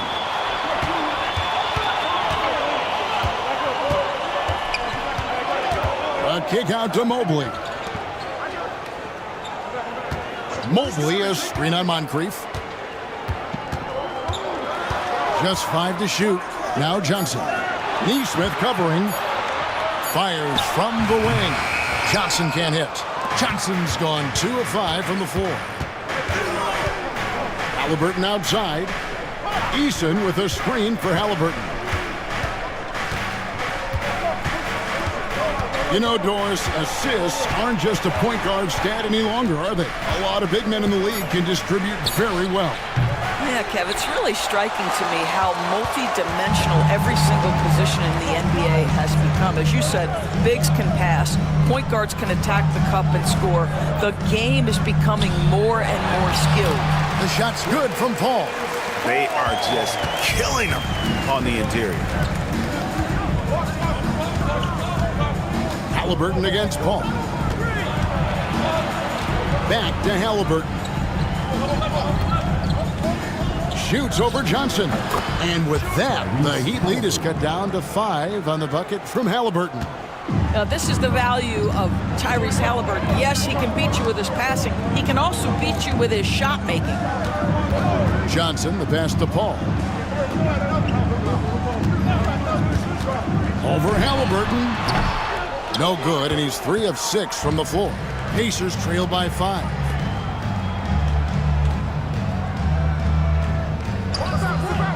Pass to Eason.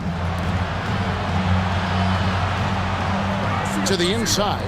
And finished off by Halliburton. Tyrese Halliburton saying, I'm not just a pure shooter, folks. I've got a little ups in my game. The drive by Paul. It's blocked. Second quarter play with almost 3 minutes gone. Ball against Halliburton.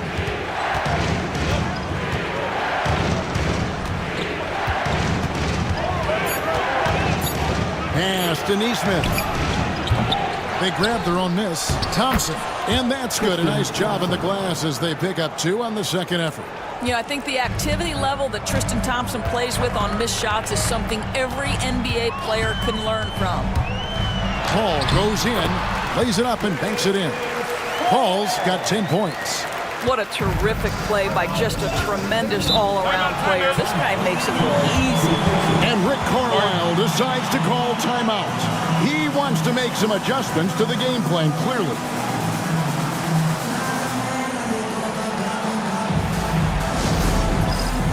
And some changes here for the Heat. Adebayo is checked in for Song. And it's Jefferson in for Johnson. Turner's checked in for Indiana.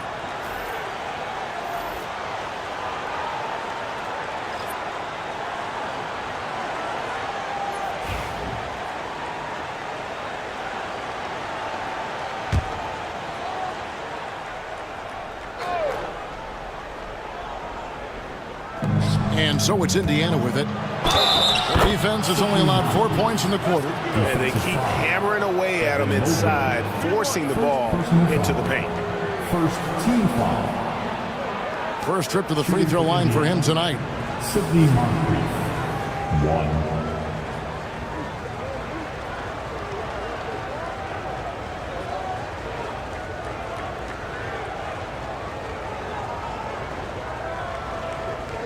One shot.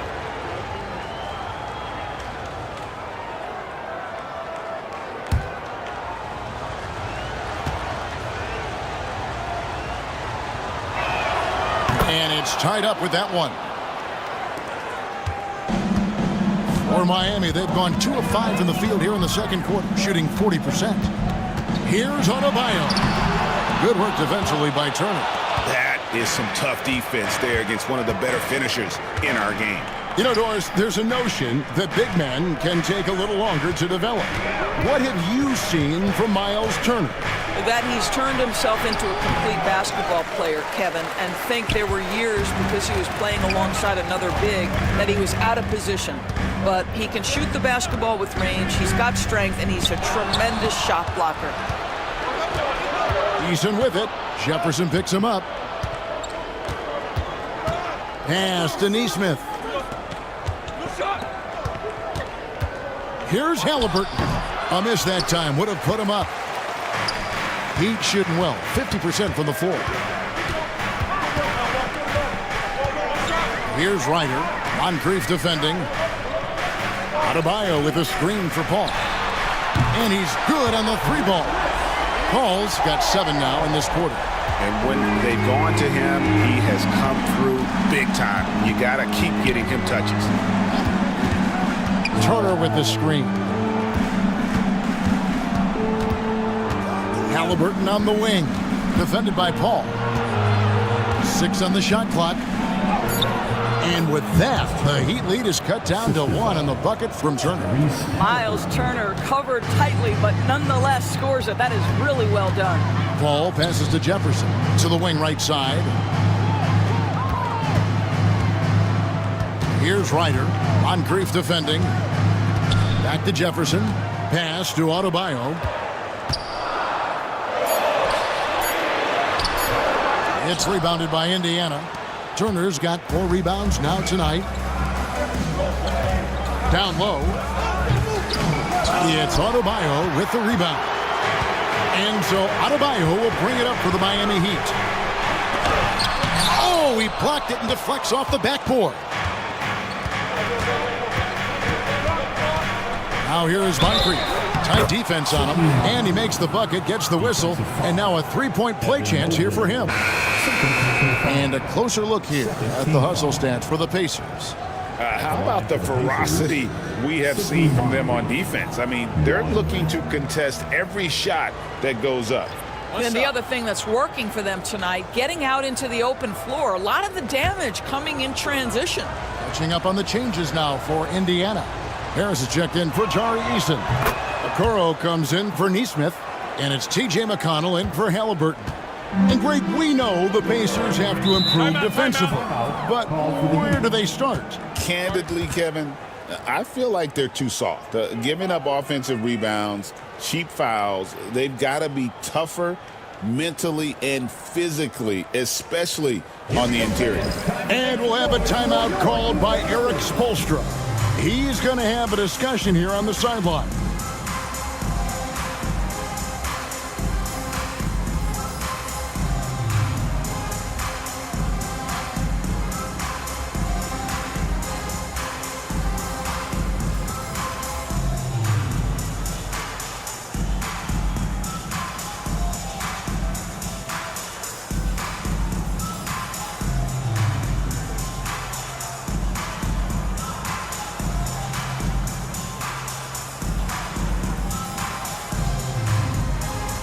The Pacers making a switch here. Marshall's checked in. And now it's a look at the 2K leaderboard with the list of the NBA's best fast break teams from a season ago. The Pacers 4th. I mean, it's a crowd-pleasing style, right? I mean, this club just got out and ran at every possible chance. Adebayo with the bucket. Adebayo's got the game tied up here for the Heat. And he just battles hard in the post. Bam doesn't need a clean look to convert from that range. McConnell passes to Marshall. Harris inside. Jefferson is right there. Harris's shot is off. Well, we didn't see the same kind of control we're used to seeing from him. This guy is usually a tremendous finisher. Yep, that one goes. And the Heat lead by 2. You see the elusiveness of Jordan Poole, able to make his mark on the interior. And with an update from the sidelines, let's check in with David Aldridge. Kevin, thanks. Bam Adebayo talked about how his mentality has evolved over his career. He said, shoot the ball. I feel like that's been my evolution. It sounds very simple, but I came into this league as a defender. I feel like the progression's been shoot the ball, worry about everything else later. Kevin? Certainly, DA is a two-way threat. That's a stomach punch, guys. Turn it over and give him a free run to the bucket. Oh, you're so right. No question who has the momentum now. It's still close, though. These teams have been neck and neck. Let's see the response here. The Heat leading by 4. Greg, they're in a rhythm offensively, really cooking. And the opposition looks helpless to stop them right now. Poole, no good. Pacers have gone 6 of 13 so far from the field here in the second quarter. Whistle blows, bucket is good, and he'll have a chance at the line to make it a 3-point play. And that's the kind of play that fires up your team. Harris with the strength to finish through contact. This is his 3rd free throw attempt of the game.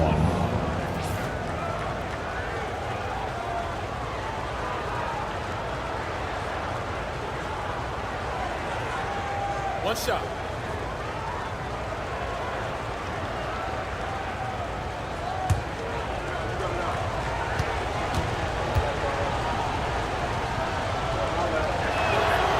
A free throw off from Harris.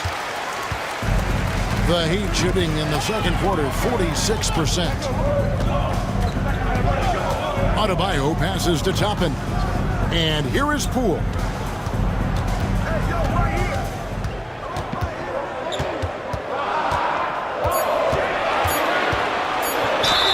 And they call the foul, so a chance at the line for one more coming up. And they're beginning to just flat out fall apart defensively right now, especially on the interior.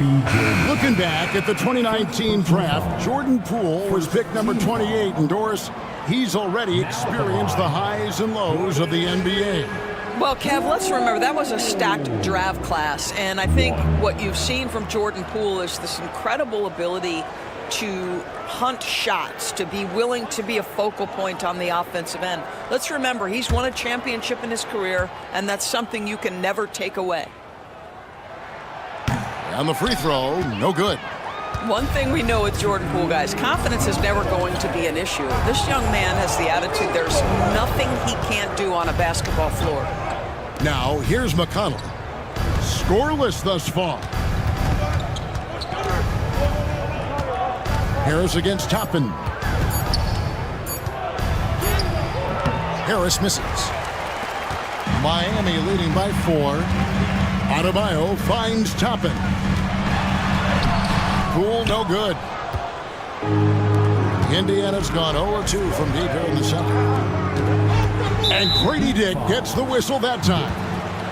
That is his first foul of the game. Sars checked in for Miami. Johnson comes in for Jefferson. For your Heat, Kelvin Johnson. We've got 1:23 left in the second quarter.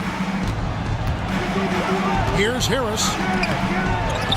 And Thompson kicks to Okoro. Pass to Marshall. Down to 5 on the shot clock. Goes back up. Yep, it goes in, and the Miami lead is cut down to just 2 points in the bucket from McConnell. How good is that? I mean, he can make a defender look foolish at times. Harris against Toppin. Johnson outside.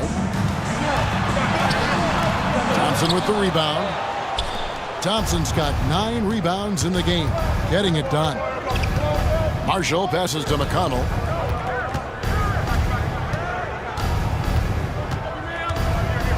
Pass to Marshall. Inside, Thompson. Shot's good. Marshall making the play. Thompson's got it all tied up now for Indiana. Yeah, this is where Thompson wants to do his scoring, close in the paint. Now, Poole.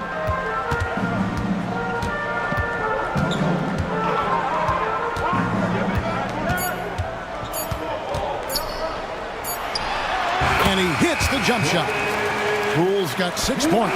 And a close game so far through the first 2 quarters as we reach halftime. Heat lead by 2. And now we'll send it over to David Aldridge, who is standing by courtside. David. Thanks, Kevin. Coach, how does the defense you're playing impact your offense? It just energizes us. We have an ignitable group. Thanks, David. And we'll be back shortly following halftime to get the third quarter underway.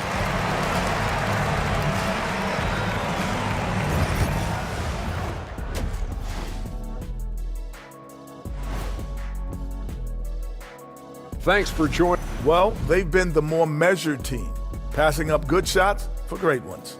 Yeah, they've been aggressive, but also disciplined. All right, guys, let's swing it over and see what the fans have been posting. Thanks for joining us. Now,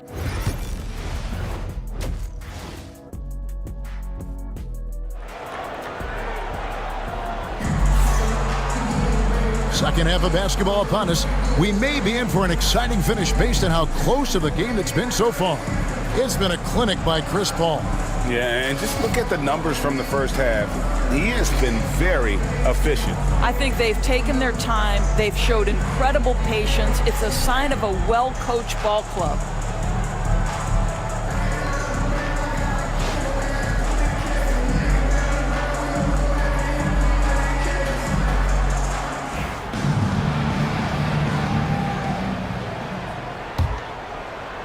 Indiana trailing here. Mobley is out there with Bam Adebayo. Then it's Jefferson. Then it's Chris Paul. And it's Ryder in at the 2. It's the group on the floor for Miami. The defense not a factor there. Very surprising he couldn't capitalize. Turner with the steal. Now here is Moncrief. He's tightly guarded. Indiana moving the ball around. Halliburton finds Eason. Turner with the screen. 5 to shoot. Here's Moncrief. And Adebayo sends it back. And a menace defensively. Adebayo with the swat. He's an all-defensive team member for a reason. How about battling through the impact there and then wheeling that basketball in? And this is his first trip to the line tonight. Tyrese Halliburton. Second personal foul. First team foul. Now at the line, Isaiah Ryder. One shot. If a player is fouled on a made basket as he goes to the free throw line, my call would sound like this. Now at the line, Jaylen Brown. 1. And that one misses. Pacers trail by 4. Moncrief, El Cid with it. Now defended by Adebayo. And Adebayo sends it back. Shot by Eason, no good. Wow, another empty possession out of the gates. 0 for 4 in this half. Brutal. Outside Jefferson. Mobley outside. To the middle. Here's Adebayo. And that'll be 2 free throws coming up. Officials on the call with the foul. First personal foul. Bam invites so much contact inside. That's how he earns that trip to the line. Bam Adebayo. 2. Shooting 2.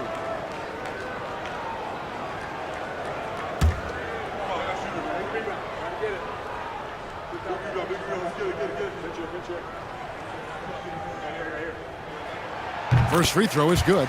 And you watch Adebayo, he really has everything you could ask for from that 4-5 position. Not a stretch big per se, and that's partly why he shoots such a high percentage.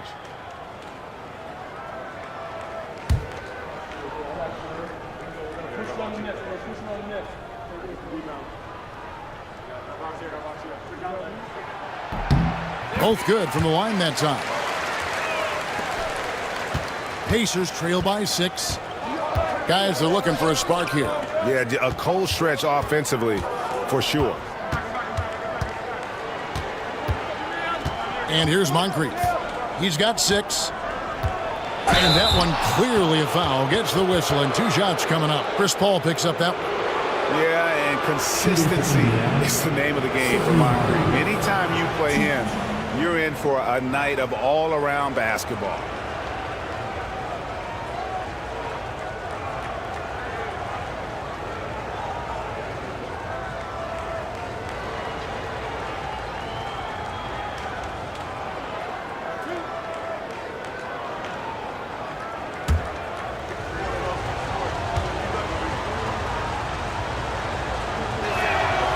And the first one drops.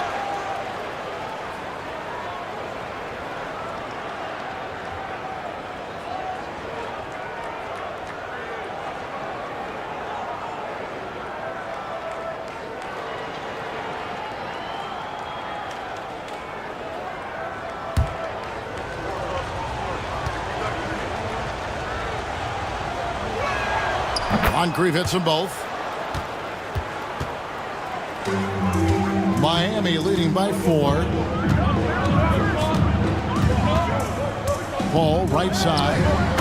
Oh, and the lead gets bigger on a ridiculous offensive sequence. That dunk alone would have been spectacular. Never mind it coming at the end of an alley-oop.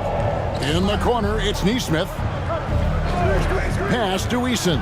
Jacks up a three. Knocks down the three ball. Eason's got his third basket of the night. Well, if you offer no resistance defensively, he's going to knock down the three. It's really that simple, guys. Here's Paul. Here's Ryder.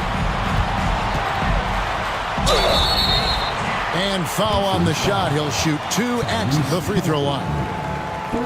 It goes on Tyrese Haliburton. And you don't ever want to get into the habit of letting the offense get to the rim. Shooting 2.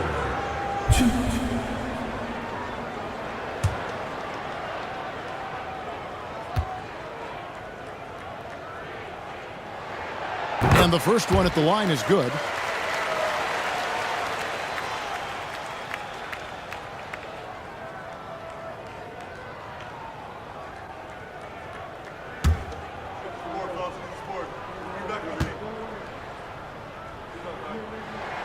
And so he hits both. And Rick Carlisle decides to call timeout. This will give him a chance to discuss some potential alterations.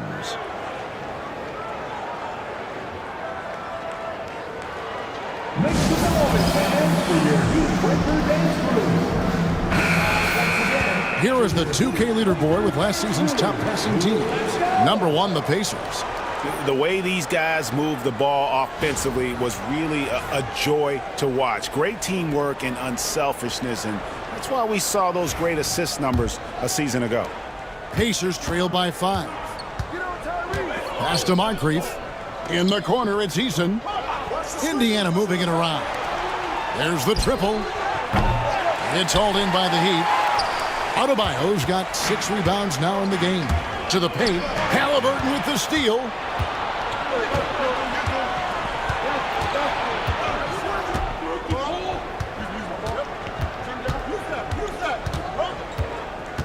There's a good screen.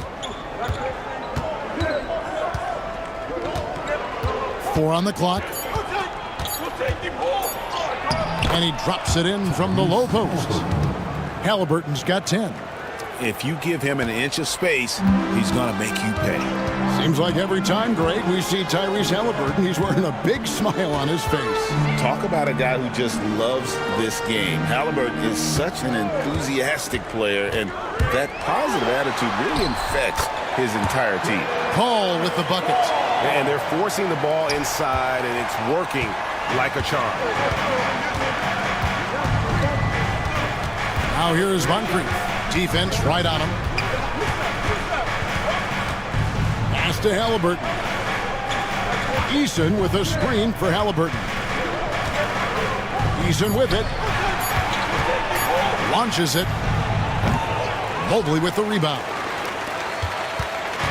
And so it's Paul with it, bringing it up for the Heat. It's a 5-point game. It's up a 3. And the rebound goes to the Pacers. And close to making the defense pay for the lax coverage that time. Mobley against Haliburton. Pass to Neesmith.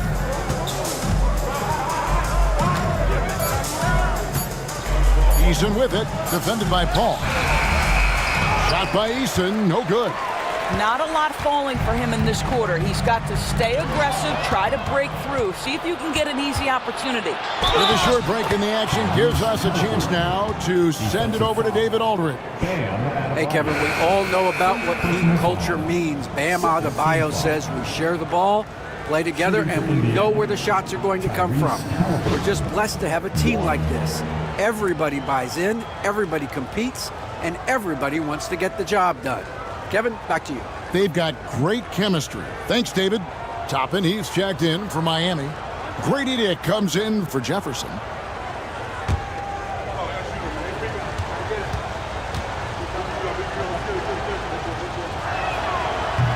The free throw off from Haliburton. A superb scorer and a talented distributor. Tyrese Haliburton is exactly the type of point guard every team would love to have. Explosive, above the rim player. Mr. Toppin, have at it. Moncrief dishes to Thompson. Pass Pass to Okoro. Back to Halliburton. Thompson sets the pick for Halliburton. In the corner, Okoro with it. Eason gets a wide open look. Hits it from three-point range. Eason's got 11. Building confidence in that deep ball. 1 from distance in the first, 2 in the second. Now, here's Toppin. Here's Ryder. Toppin passes to Ryder. Second chance shot. Out of hand on it. Halliburton on the wing. Defended by Paul. And he makes that one.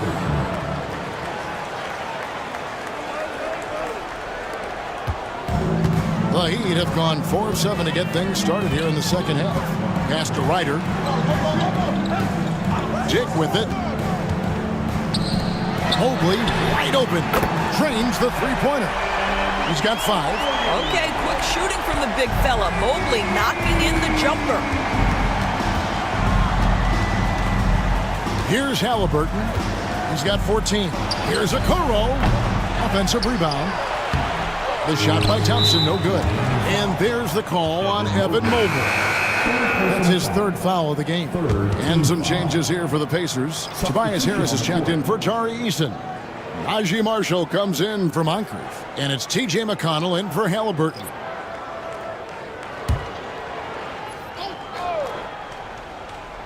Here's McConnell.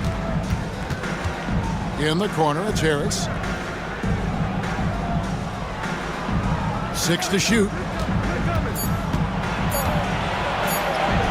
And it goes down 2 points. Harris has got his 2nd bucket of the night.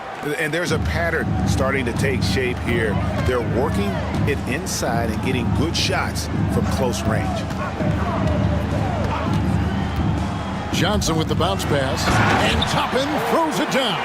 Obi Toppin is a showman. Put him near the cup and watch what happens. McConnell with it. Picked up by Poole. And stolen by Song.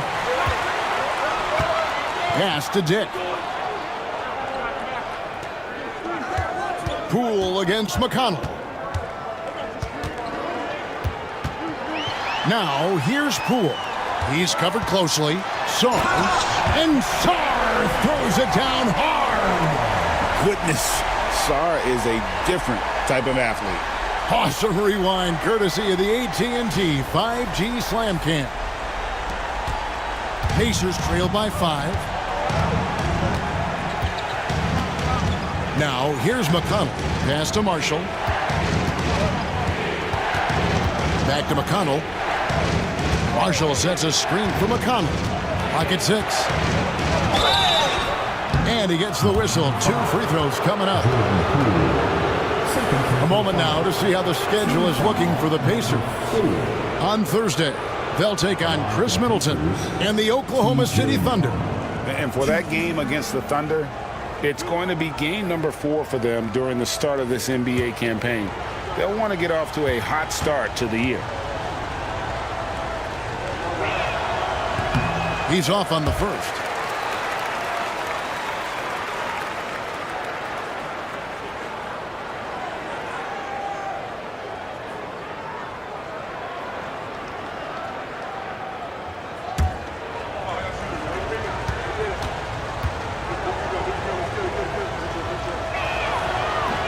And he sinks the second.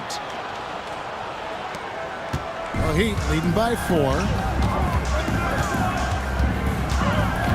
Poole with it. He's got 6. Pass to Johnson. .157 left in the 3rd quarter of the game.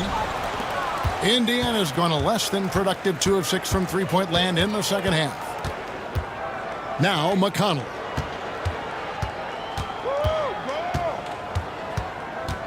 And here is Marshall. Trying to find Thompson. He gets it to him. Clock at 4. Harris kicks to McConnell. Indiana again missing. Here's the lob to the hoop. And Toppin throws it down. The chemistry Toppin has with his teammates. Just get up over the rim and finish it with authority, Obi. McConnell passes to Harris. The screen from Thompson. Harris finds Thompson. And here's McConnell, guarded by Poole. Johnson against McConnell. For three, Harris. Johnson with the rebound. I'll tell you, this guy is doing absolutely everything he can to get himself going, but the team is struggling because he's struggling. Good work there as it goes. Johnson's got the lead up to 8 now for Miami. That's their third straight make off an assist. Inside, here's Marshall. Back to McConnell. Now, here's Marshall. He's guarded by Johnson. Marshall dishes to Harris. Thompson, a screen on Poole. McConnell passes to Thompson. Good. And McConnell gets the assist. Thompson's got 6. Yeah, Thompson just so focused. Even with the defense in his face, he still has the poise to be able to knock down shots. Now, Poole. From downtown. The shot, no good. And so it's Miami with their lead standing at 6 points here at the end of the quarter. They've been playing some ferocious defense. We'll get right back to the action when we return.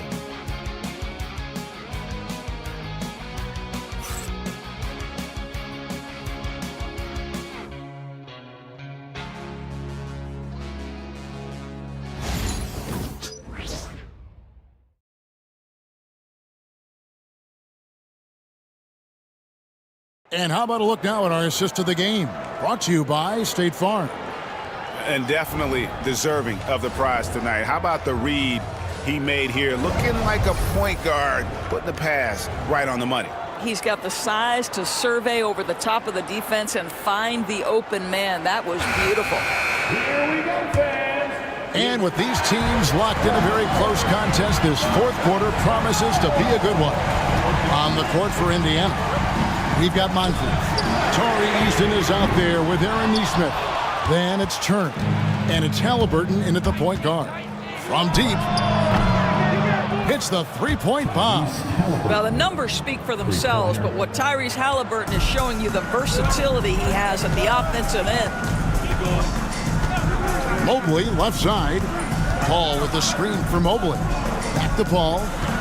Pass to Adebayo. Shoots a fader.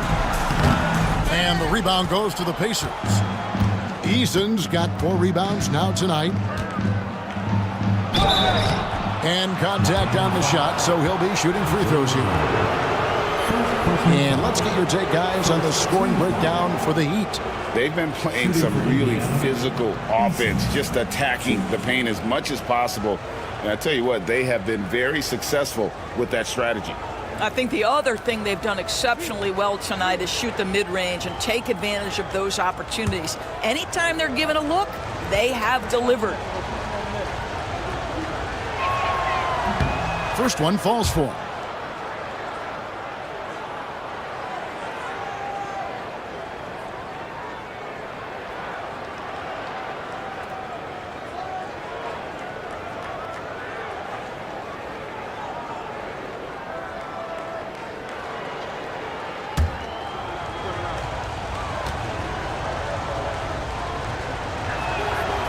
And so Eason nails both of them. The Heat with the lead. Outside Jefferson. And we played through about a minute here in the fourth. Takes it off the glass. And the D not really doing its job there. A little slow to react to the ball getting into the paint. Turner with a screen on Paul. Outside Turner. And here's Moncrief. It's picked off.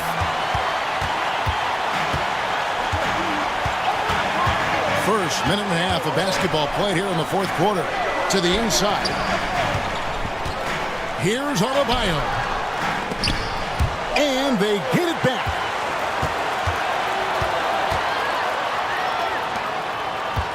Over in the corner, Paul. No good from outside. He couldn't believe how open he was. He just couldn't convert it. Pass to Eason. Offensive rebound. Here's Moncrief.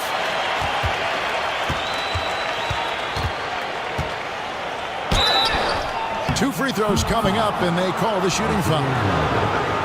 Yeah, easy call. Second team foul. At the line for the Pacers, Sidney Moncrief. 2.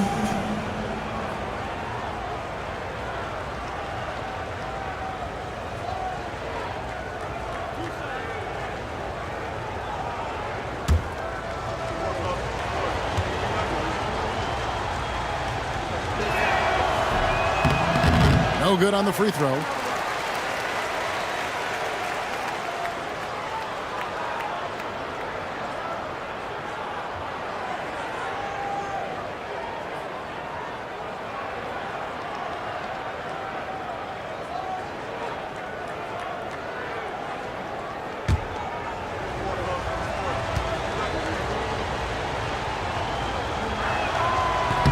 And the second free throw, good. Only down 2 now, but that miss might come back to haunt you. If they don't get a stop, it's back to a 2-possession game. Back to Paul. Loads it up for Adebayo. Turner with the steal. Here's Neesmith. And they're unable to get the tying basket there. For Miami, they've gone 1 of 5 from the field here in the fourth. A lot of misses, just the one made. Jefferson, count it, and he'll have a chance for a 3-point play. It goes on Aaron Neesmith. Defensive foul, Aaron Neesmith. First personal foul. First team foul. 1. Richard Jefferson.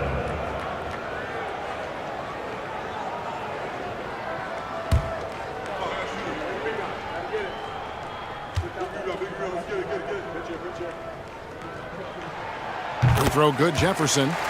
And right now at about 85% from the line, that's up from where it was in that first half. On the wing, Turner. Over Adebayo. And with that, the Heat lead is cut to just 3 points on the basket from Turner. You can see how comfortable Miles Turner is on the interior. He knows he has the size and length to dominate. Offensive rebound. It's blocked, and they're able to recover. Mobley, a screen on Moncrief. Back to Mobley. And Mobley throws it down.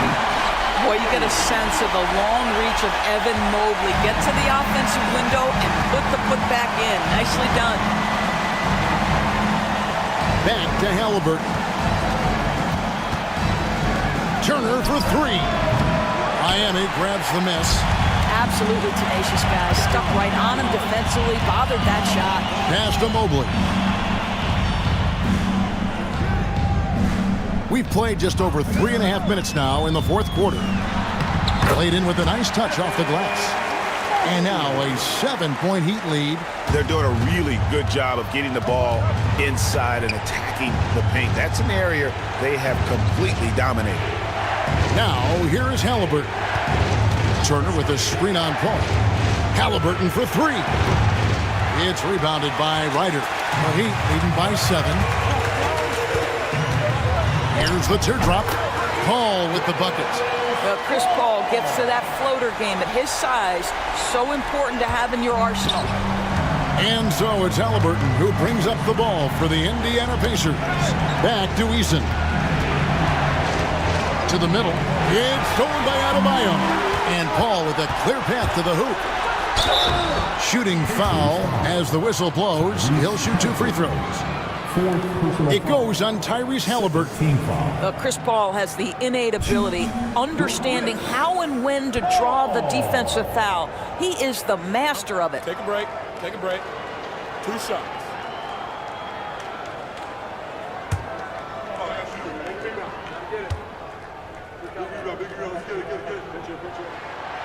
That free throw, no good.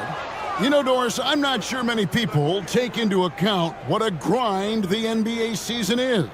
I couldn't agree more, Kevin. And listen, these guys have the best of what's available. They stay at top quality hotels. They have incredible professionals that take care of them. But there is no making up for a lack of sleep when you've played a game at 8 o'clock at night, you leave the arena at 1, and you may arrive in your next city at 4 or 5 a.m. and tip off that night at 7. And this goes on week after week. It is not easy. Sometimes a player is born with a passer's mindset. He deals it with conviction. Here's Adebayo. Shoots over Turner. Gets it to go. That one good from Adebayo. Adebayo's got the lead up to 10 now for the Heat. Down low. And Neesmith with the slam. Yeah, he just punched the ticket on that one. That'll get the job done. Powerful two-hand jam. Paul passes to Ryder. Back to Paul. Here's Ryder. Moncrief defending. To the paint. Here's Adebayo. And Adebayo throws it down. That pass had to be thrown not only in the right spot, but at the right time. Moncrief kicks to Turner. Pass to Halliburton. Eason with it. Covered by Mobley. Now here's Moncrief. Guarded closer. Lays it up and in on the nice reverse. Man, he's got such a great touch and feel around the basket. He made that reverse look easy. Jefferson passing to Mobley. Now here's Adebayo. Turner covering. Kicks it out to Paul. The tray. He can't get that one to fall. Well, he hasn't proven to be much of a floor spacer for them. He had the 1-3, but that was back in the first half. Now here is Moncrief. Not a lot of room. Pass to Eason. Halliburton with it. Fires the 3. It's rebounded by Ryder. And not allowing the shooter even an inch of breathing room on that one. Right. He stays connected, and great timing on the contest. And it's good. 2 points. And the Heat lead by 10. And this is the level of intensity Adebayo brings. He's terrific at channeling that energy on the offensive glass. And Rick Carlisle decides to call timeout. Wants to make sure everybody's coordinated and intent. A moment now to hear from our sideline reporter, Hall of Famer David Aldridge. David. Well, during the break, I listened in on Rick Carlisle's huddle. Now, Coach challenged him. He said, this goes beyond this game. Show me how much heart you have for the season. Fight until the final buzzer. Guys, back to you. Thank you, David. Pacers trail by 10. Pass to Moncrief. Here's Neesmith. Now here's Moncrief. Here's Halliburton, defended by Paul. This one for 3. It's rebounded by Richard Jefferson. And you could tell he thought that triple was going to fall. Adebayo. And foul on the shot, so he'll get a chance at the line. Oh, great fake by Adebayo. Such a high IQ player. Now at the line, Adebayo. And he knocks down the first one. And Adebayo drops them both. And so it's Halliburton who brings up the ball for the Indiana Pacers. Down by 12. To the top of the key, Eason. Indiana again missing. For Miami, they've gone 8 of 16 from the field in the fourth, exactly 50%. Jefferson inside. He's covered by Eason. And how about Adebayo kicking it into high gear offensively? Pacers trail by 14. They've been looking out of sync offensively. Yeah, their offense has ground to a standstill. And the dunk by Eason. Well, as usual, this guy cooking on the offensive end, but right now the other guys on his team have got to step forward. All up top, he's covered by Halliburton. Paul's shot is off. Indiana's gotten some tough luck from three-point range. In the fourth quarter, they've hit just 1 of 6 from deep. And Adebayo sends it back. And got to be careful shooting around Adebayo. An athletic big man who gets up as fast as anybody to block shots. They get it again. And even without that three-ball dropping for him, the defense should have done more on that last play. Halliburton outside. Halliburton is double. Moncrief against Paul. Now here is Moncrief. He's guarded closer. He gets that one. Well, just tremendous composure on the interior. Read the defense, take advantage of the situation, and deliver. Guys, I think this is a game they have to feel good about as we wind through the final moments here in what looks to be a solid win for the Heat. The biggest factor tonight had to be their great shooting. They shot much better than the other team. Yeah, they were working hard on both sides of the floor, but that sky-high field goal percentage plus the pressure defense to force the other team into a lot of misses. Love the effort tonight. And it'll go down as their first official win of the new year. And one of the league's top talents, game in and game out. And doing it here again in this one. A terrific night for Bam Adebayo.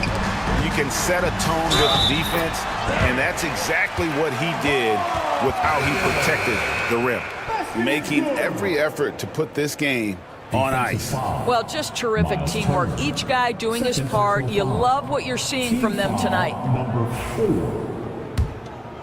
Now at the line. Well, this trip to the line should seal the deal. Amazing job. Greg, nothing short of some once-in-a-lifetime plays are going to save them now. Yeah, the door is just about to close on this one. But hey, never say never.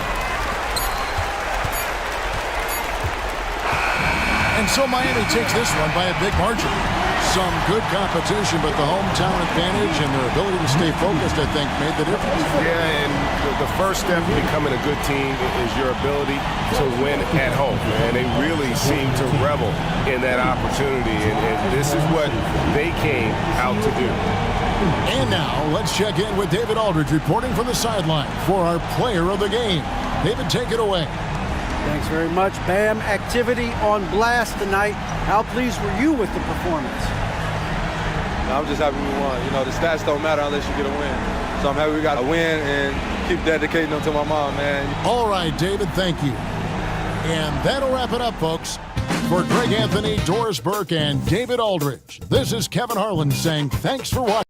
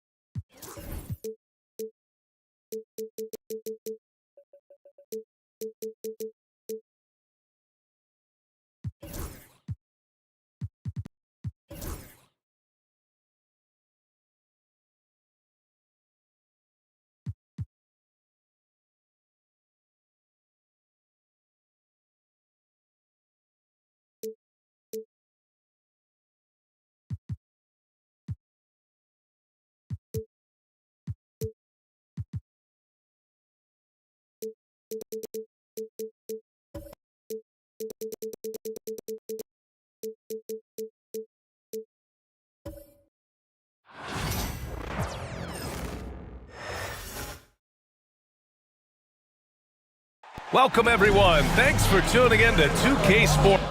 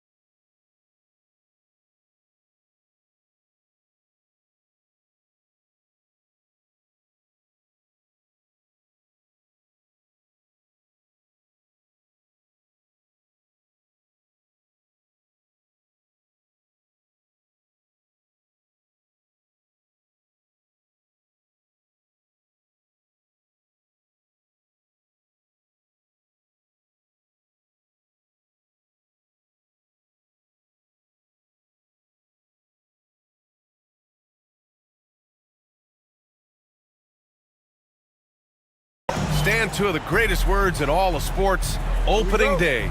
Absolutely, Brian. Everybody's undefeated, everybody's optimistic, and everybody is eager to get going, whether you're playing or the guy on the sidelines drawing up plays. Here are the 5 for the Suns. They've got Jaylen Brown, Kyrie Irving out there with C.J. McCollum. Then there's Zion Williamson, and it's Şengün in at the 5, roaming the paint. Connects from downtown. He's got that guard quickness. Mathurin showing off his catch-and-shoot ability. McCollum outside. Back to Irving. And that's good. His first bucket of the game. This team looks to him to score the ball. They feel good when he's taking the shots. All right, let's check in with Allie LaForce. I briefly spoke with Quinn Snyder. We spoke about Kyrie Irving and what the most challenging thing about defending him is, and he told me, quote, just how creative he is when he's handling the ball. We want to keep the ball out of his hands as much as possible, even if it means sending double teams occasionally. We'll see if this game plan works out for them, guys. Back to you. All right, Allie, thanks once again. Here's Irving, following the score by Atlanta. So it'll be 2 free throws. He was fouled in the act of shooting. That one on Johnson. Grant, we all know how good Kyrie Irving is, but he's especially lethal in the fourth quarter. And his clutch moments go far beyond his series winner in the 2016 finals. He thrives in high-pressure moments and has done so his whole career.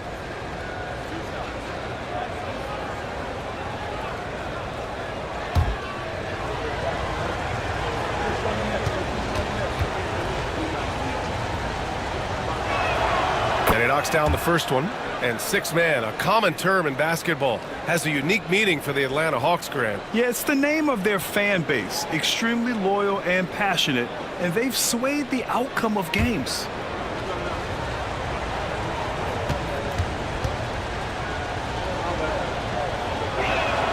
Both free throws good from Irving. Well, he's been very good at the line, and we all know free throws can make or break you in the end. Pass to Mathurin. Now Cunningham.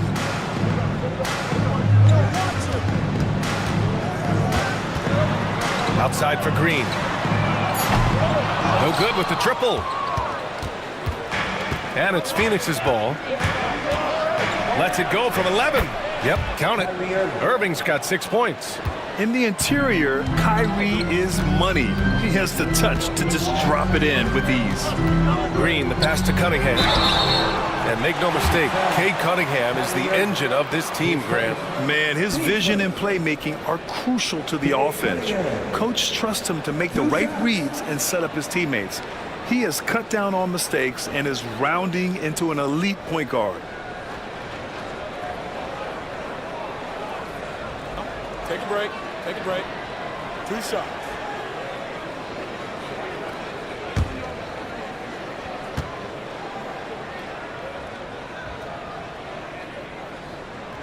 Free throw good from Cunningham. Cade Cunningham has faced his share of challenges in his career, Coach. Yeah, Brian, the injuries, the discouraging losses, but he's remained steadfast through it all. He's a committed and mentally tough player. Believes in his game and now wants a team around him that can fulfill that need. Well, it's his heart and leadership that set Cunningham apart. He's never given you less than 100%, and he's always playing to win. Here's Irving. Yep, that one goes. Irving's got his third bucket of the night. I love this approach. Getting him involved early, and it's already paying off. Yeah, well, his offensive contributions are going to be very important in this game. So it's good they've already got him in a rhythm. Well, they've started this game strong offensively. 3 out of their first 4 attempts. Pass to Şengün. Irving against Cunningham. Back to Şengün. Here's Brown. Here's Williamson. And it goes out of bounds. That one off Johnson. And we've got London on the track here in the crowd tonight. Known for being a big-time supporter of the Atlanta Hawks. Yeah, born in Memphis, he moved to the Atlanta area when he was young. And he's a big part of the Atlanta hip-hop scene. And, of course, a big Hawks fan.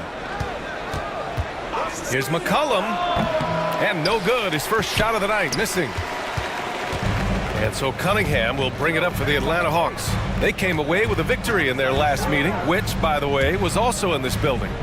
They really threw their weight around last time. They got to the free throw line a lot, and it helped secure the win. Well, and coaches will sometimes complain about an inconsistent whistle from the refs, but credit them for the level of aggression to make things happen. Now here's Williamson. Pass to Irving. And here's Şengün. Here's Williamson, covered by Johnson.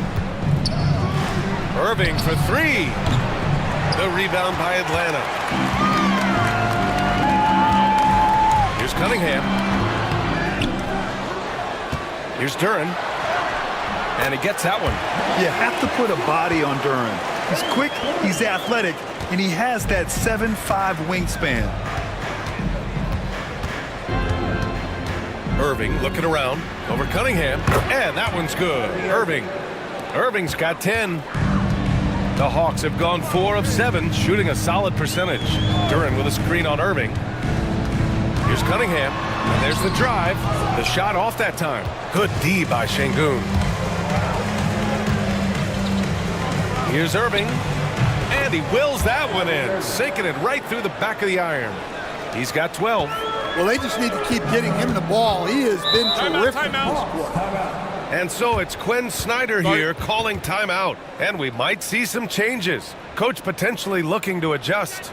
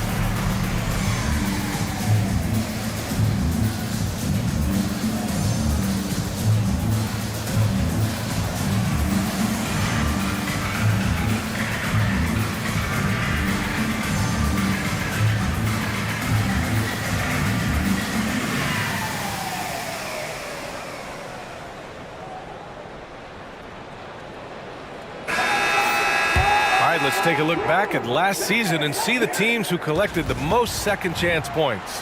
4th, the Hawks. And this is a hustle stat. This team pounded the offensive glass, and it shows in their numbers from last year.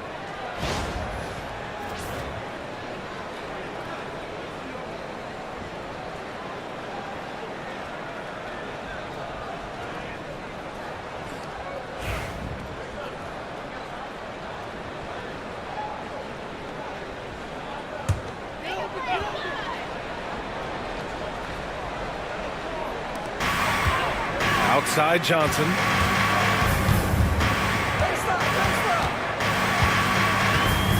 Outside Matherin. Duran with a screen on Brown. Shot clock at 6. Here's Green. And Atlanta misses again. When the defense is playing off you like that, you want to be able to convert. But that time, he just couldn't get it done. Here's Williamson. Oh, and there's the whistle on the shot. So 2 free throws for him coming up. Well, Coach, Zion is always must-see TV when he plays. It's his availability that is questioned. Yeah, it is, Brian, but he's been healthier. And when he plays, there's nobody like him in the NBA with that size, skill, and force.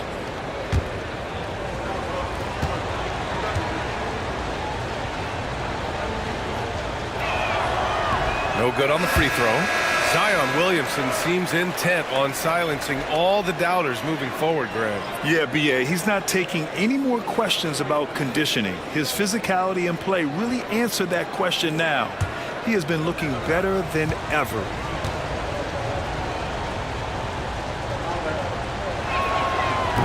And he sinks the second. And you look at Zion. His combination of size, speed, and strength can be extremely difficult for a defense to have to deal with. Now here's Green. No points so far. And he gets the bucket. And they may have talked about shot selection coming into this. Here's McCollum.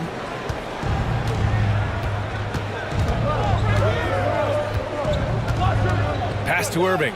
There's the triple. Sinks the tray. Irving's got 15. Oh, he's on the attack, hitting 6 of his last 7. Washington outside. Outside Matherin. Green with the ball. Washington, a screen on McCollum. And here's Green from the arc.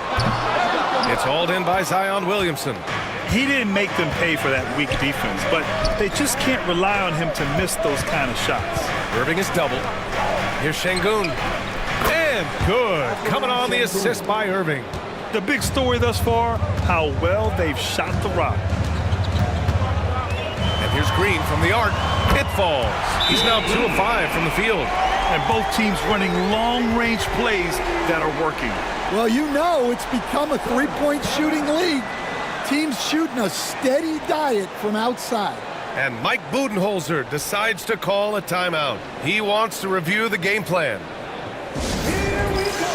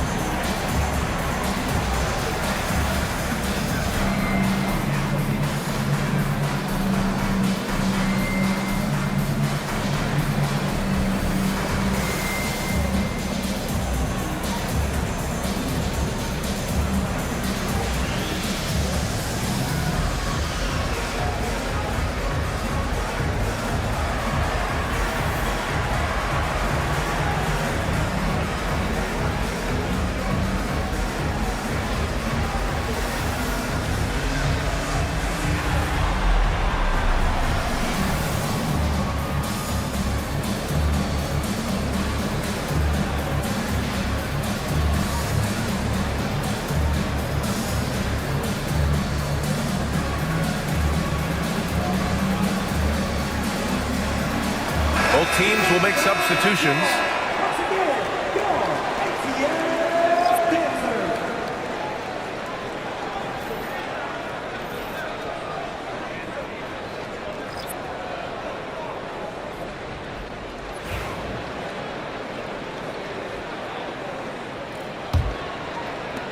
Phoenix leading by 3.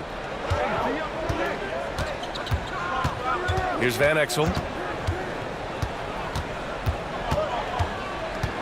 Pass to Jamison. Here's Wells.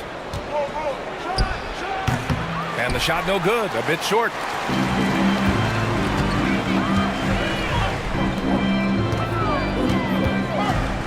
Now here's Matherin. Defended by Kispert. Matherin passes to Stoudemire. To the middle. Washington outside. And Atlanta hits again from deep. Don't want to let him get into a rhythm from out there. And here are the Suns now. Kispert outside. Pass to Van Exel. Beyond the arc. Knocks down the long J.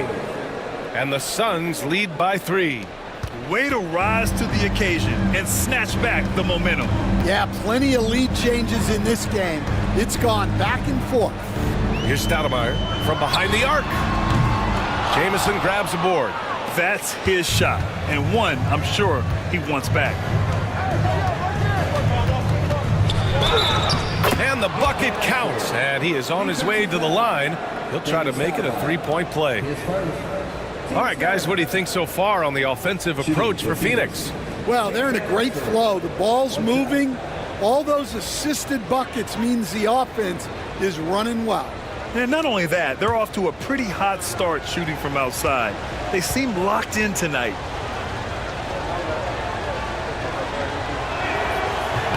And that one misses. Hawks trail by 5. To the paint. Here's Stoudemire. Oh, it's blocked. It deflects off the backboard. Kispert outside. Fires for 3. The rebound by Atlanta. Here's Mashburn. And he buries his first look. Phoenix leading by 3. 1:57 left to play in the first. Pass to Jamison.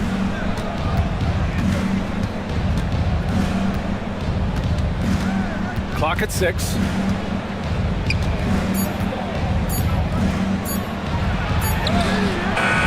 Mashburn grabs the miss. For Atlanta, they've gotten 8 of 16 attempts to fall. Gives us a chance to catch up with Allie LaForce. Hey, BA, the Hawks are figuring it out. Coach Quinn Snyder said growth isn't linear.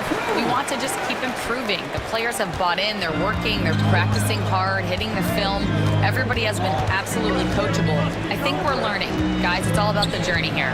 Yeah, I'm trying to take that next step. That's how it's done. Thanks, Allie. And so it's Phoenix with it, following the score by Atlanta. Pass to Jamison.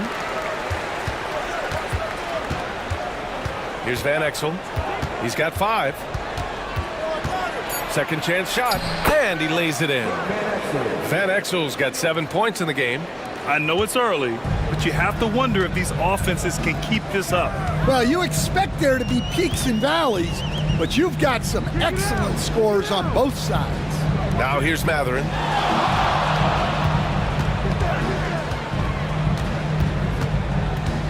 There's a screen, 3-pointer, and it's Phoenix with a rebound. There's 31 seconds left in the first quarter here. Here's Van Exel driving in, tipped.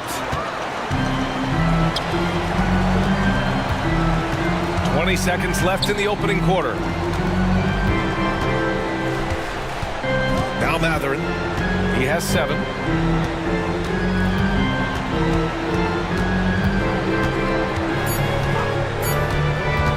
Launches it. Can't get it to drop. Kyrie Irving has been on display for Phoenix. Oh, what a quarter. He was absolutely on fire offensively. We'll be right back after this word.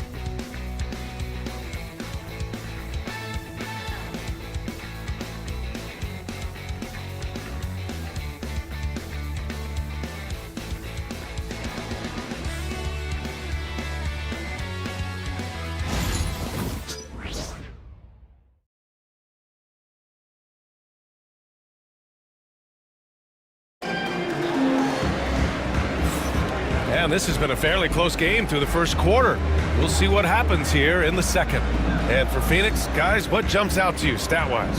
Oh, what I love was that first quarter was all about leaking out and capitalizing in transition.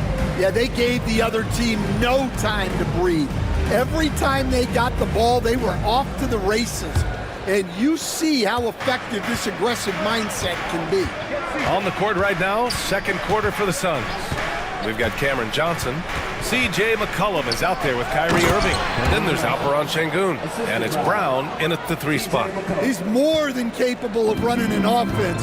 McCollum is a combo guard who you trust with the ball. Pass to Cunningham. Stan, you've coached so many rookies over the years. What are some key things you like to see from a player coming into the league? Well, look, you've got to have a guy, Brian, that's ready to compete at that level and has to bring that every night. From there, it's just all about learning. There's going to be mistakes, but you want guys who can learn and improve at a consistent rate. Is it true that defense is the fastest way into the coach's heart?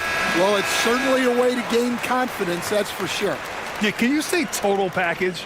Cunningham, the prototype guard these days. And Atlanta making a change here. Green is checked in.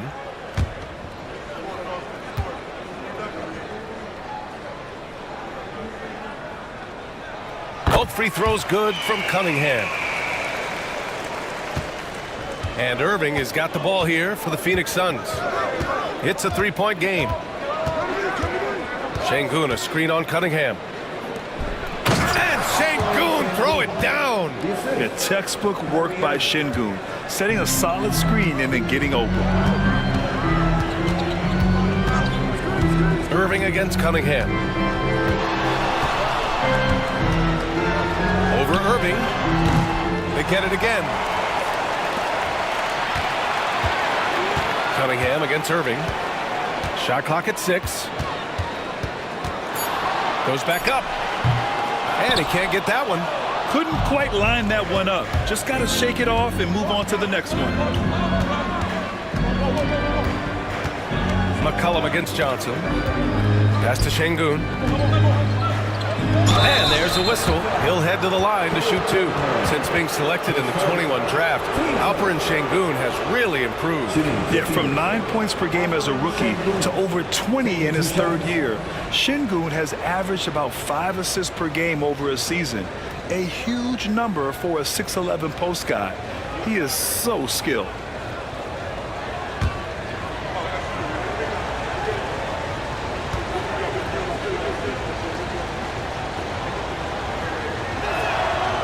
And he makes a first. Yeah, Şengün's aggressive style is what gets him here.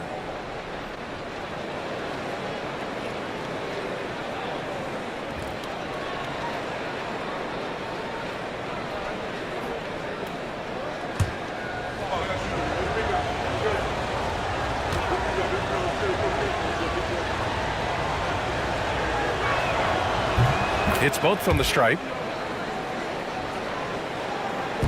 Hawks trail by 7. Cunningham outside. Lets it fly. And there's Green on the assist by Cunningham. Green's got 7. You love the confidence Green has. He wastes no time going up with the shot. McCollum outside. Uses the glass on the layup. Assisted buckets. Every team wants them. They show you're running effective team offense. Outside, Green. Duren with a screen on McCollum. Down low. And the dunk by Duren. Moving well. Duren working in the two-man game. Washington against Brown.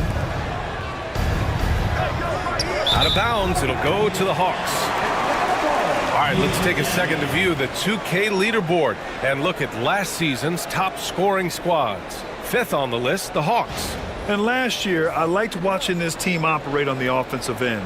The ball movement, the patience, the confidence. You love seeing all that come together.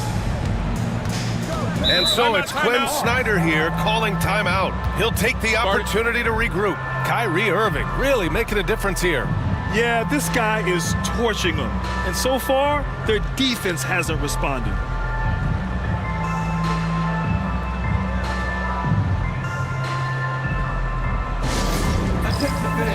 Now in the court, it's your hype squad. Get loud and let them hear you. Who wants a free t-shirt? From the Indians.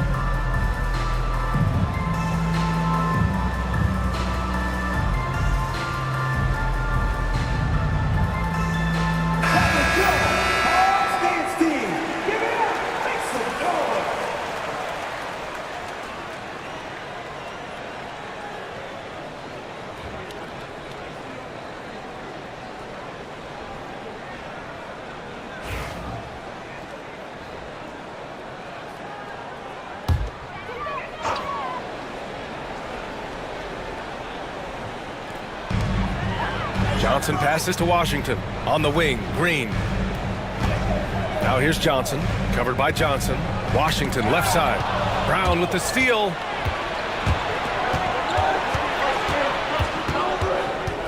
Johnson on the wing. Pass to Şengün. McCollum on the wing. Just 5 on the clock. And Şengün throw it down. Yeah, great finish by Şengün. I love when he goes up with power. Outside Johnson. Inside. It's stolen by Irving. And now the Suns fast break. And he was fouled while in the act of shooting, so he'll take 2 free throws. That one on Johnson. And with all the insane shots Kyrie can hit, he might be the last guy in the league you want to D up. He's gone 2 for 2 at the line so far.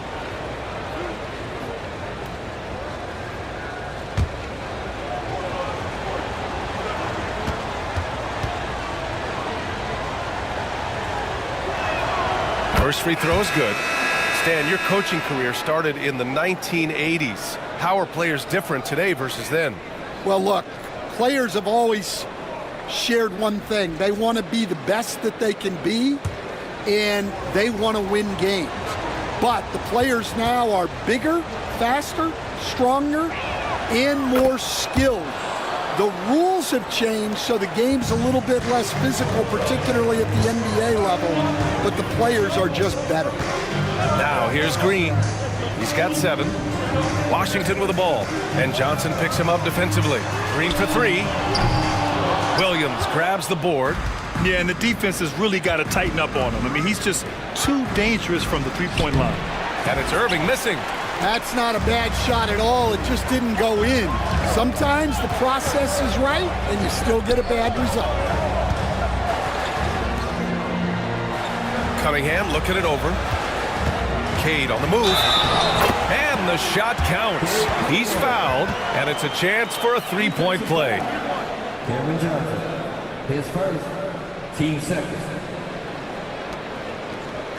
And it's 6'10". Jalen Duren is an incredible athlete for his size. Yeah, he's got a lot of bounce, which helps him as a rim protector, rebounder, and lob threat. Plus, he's got quick feet, and he's able to guard smaller guys on the perimeter. One shot.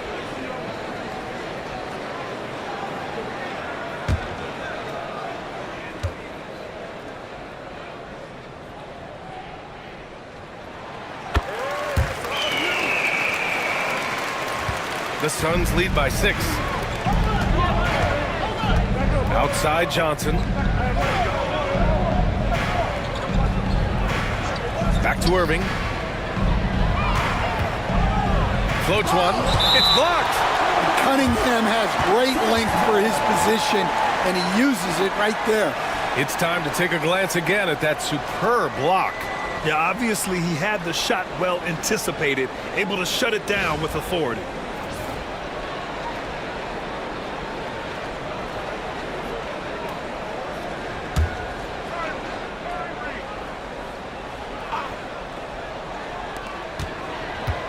Six on the shot clock.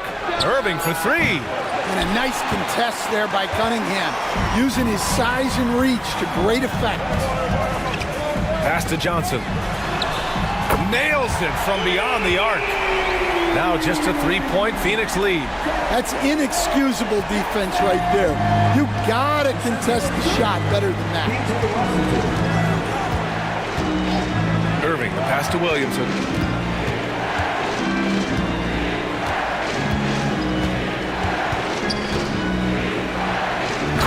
Much power from Williamson. Yeah, that's Zion's bread and butter.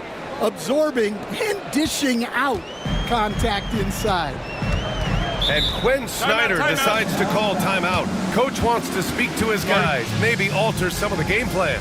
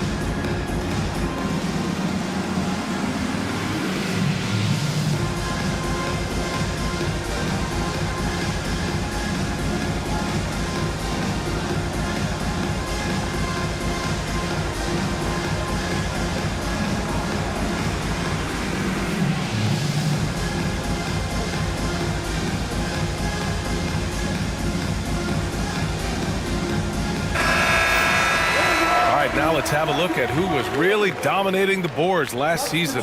Number 5 is Jalen Duren. Simply put, he was terrific down low last year, owning the glass.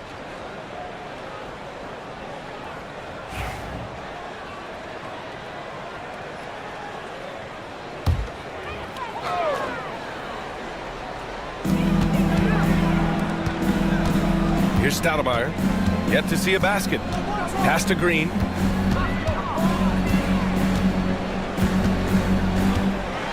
And he'll draw the foul. He'll head to the line for 2. That one on Şengün. Stan, you're the son of a coach. Your dad was a great coach at the collegiate level. What was the best advice you ever received from him? Well, Brian, the one that has always stuck with me is he told me in my first season, if you think you've got all the answers, it's only because you don't know all the questions. And I think that's true in everything, not just basketball. And for Green, it's about trying to be consistent. He has talent, and he needs to play to his strengths. Matherin's checked in for the Hawks.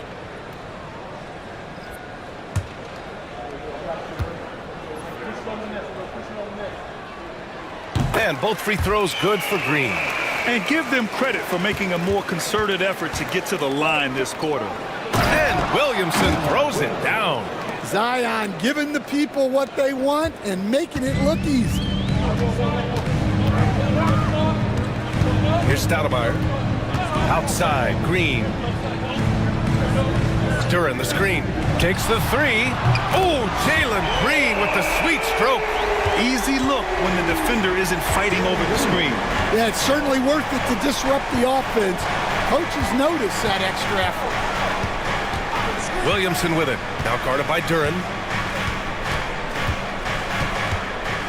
Williamson inside. Working on Duren. Just 4 to shoot. Unloads. Rebound by Stoudemire. The Hawks have gotten 5 of 7 shots to fall in the second. Pass to Duren. Outside for Green. Lets the 3 fly. Second chance effort.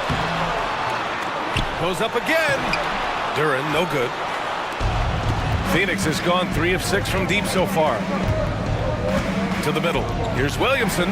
Oh, Zion! Just a bully inside. They're finding ways to get the ball into the paint. 5 consecutive buckets. Pass to Mashburn. Back to Green. Another score. His 5th make out of 10 tries. Well, this could be one of those nights where there's just nothing you can do to slow him down. Williamson looking around. Here's Jamison. Lets it go from deep. The rebound by Atlanta. Duren's got rebound number 8 here already in the game. To the paint. Stolen. To the inside. Here's Poe. Ooh, and he took a hard foul on the shot. So he'll head to the line to shoot a pair. 0 wasted trips. They're doing their job at the line. First trip to the free throw line for him in this one. Leon Poe, 2 shots.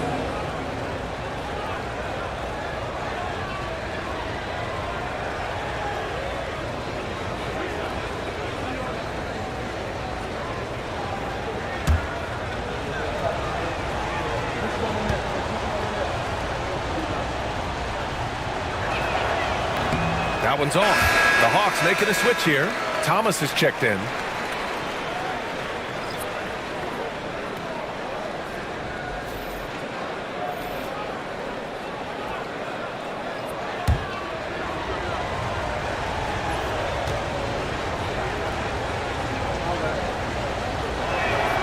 He hits the second from the line. Hawks trail by 3. Here's Stoudemire. He's scoreless. Outside, Green. Can't tie it up. That one misses. And you never want to give a shooter like him a clean look. Here's Kispert. And they recover it. Poe, the pass to Jamison. Here's Wells. 6 to shoot. Pass to Jamison. Launches it from deep. Atlanta with the rebound.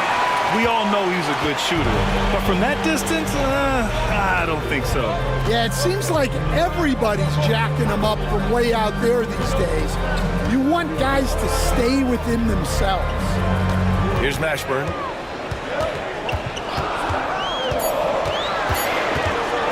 Lets it go from the wing. Van Exel with the rebound. The Suns lead by 3. Down low. Here's Kispert. Count the bucket. Coming off a perfectly placed pass. Credit their discipline. They've been working for high percentage shots. Outside, Green.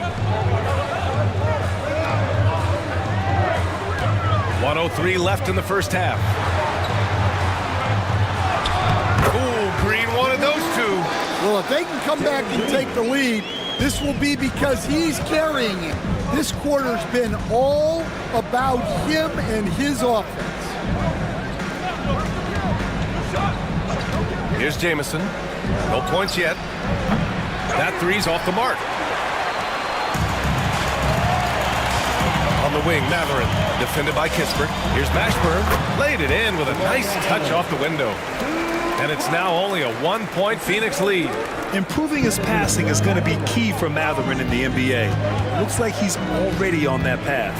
We've got a 9-second difference between the shot clock and game clock. Van Exel passes to Wells. Here's Jamison. On target from range. And the Suns lead by 4. Outside, Green.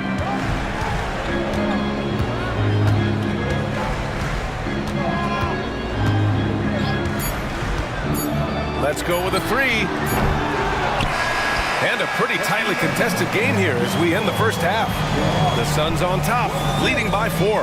And we'll be back for the second half following the break. Keep it right here on 2K Sports.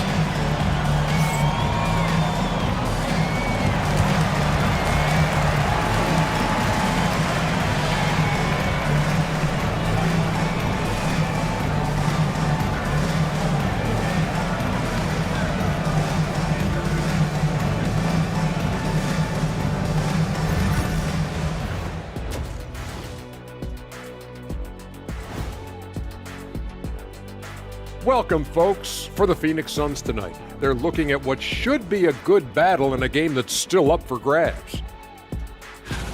Guys, I want to talk about something else for just a second. Is it me, or have the alternative jerseys around the league gotten a little too creative? I wish you wear an alternative jersey every once in a while, Ernie. Yeah, man. You know, your threads are getting a little bit stale. You know what I'm saying? Hey, what's up with this? I just asked a basketball question, and now it's a personal attack. I'm done with you two. And focusing back in on the Hawks, they're in a tight one. Defense has been the big problem for them, the lack of effort. They need to lock in and get some stops, Kenny. Yeah, they looked lost defensively. Kind of like you in the pick and roll when you had to switch out on me. You looked lost. You didn't know what you was doing. You're like, who's that? I was like, I got him out there. Yeah, well, that's because I'm not known for defense.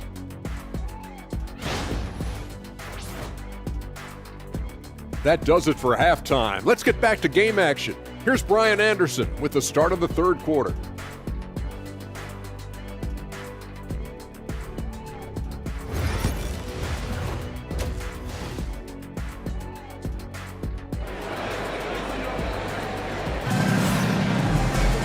And after a fairly even first couple of quarters, this second half could turn out to be a great one, as both teams trying to gain an edge. Well, you look at Kyrie Irving in this game, he's been everywhere. Yeah, he's showing off how skilled he is at attacking the defense and converting at the line. Well, he's also a pretty good actor. He sells fouls really well.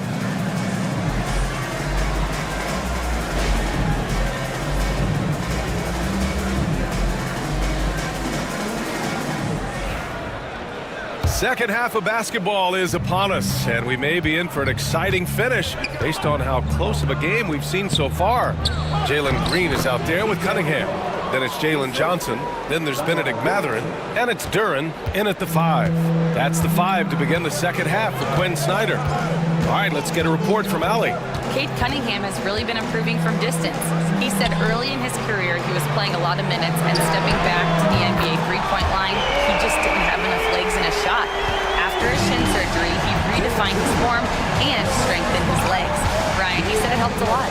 That could be a silver lining of all that time off, Allie. Now here's Irving. Inside, deflects the pass. Curran with a steal. Cunningham against Williamson. And he got the whistle on the way up. So he'll be headed to the line for a pair. And one thing we know we'll see, Jalen Duren giving his all on the glass, Dan. Yeah, Brian, look, he's one of the best per-minute rebounders in this league, and it's what the team needs for him. But he's also become a very good finisher around the basket.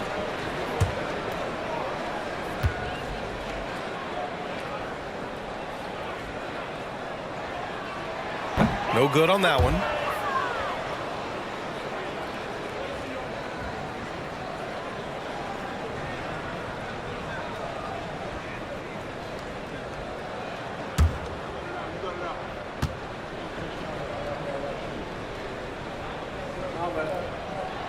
And he's good on the second.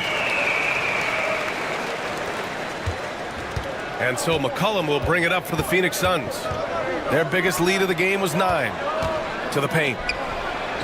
And good. Coming on the assist by Irving. McCollum's got 4 points in the quarter. Well, he's not just a perimeter threat.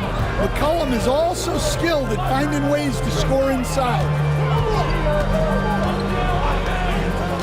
Outside Johnson. And here's Cunningham outside. Pass to Green.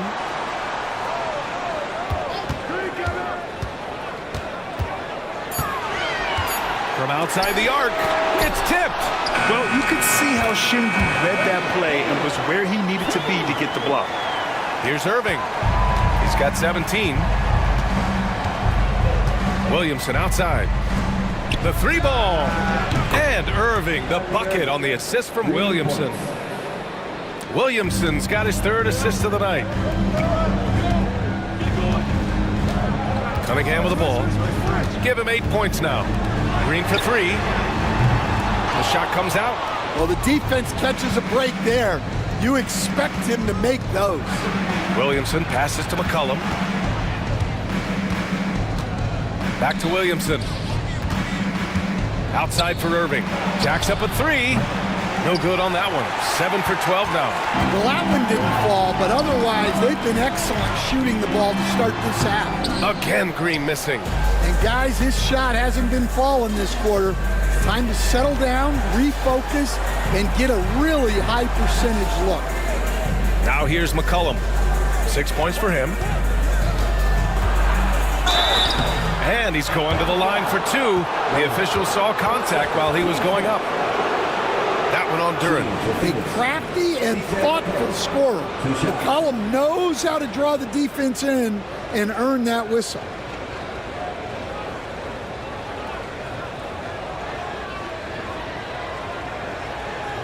Shooting 2.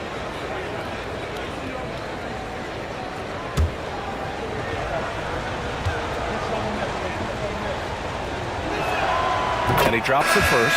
Well, even though he plays with a scorer's mindset, you can put McCollum in a playmaking role. He gives you options. Washington's checked in for Green. Johnson, he's checked in for Phoenix.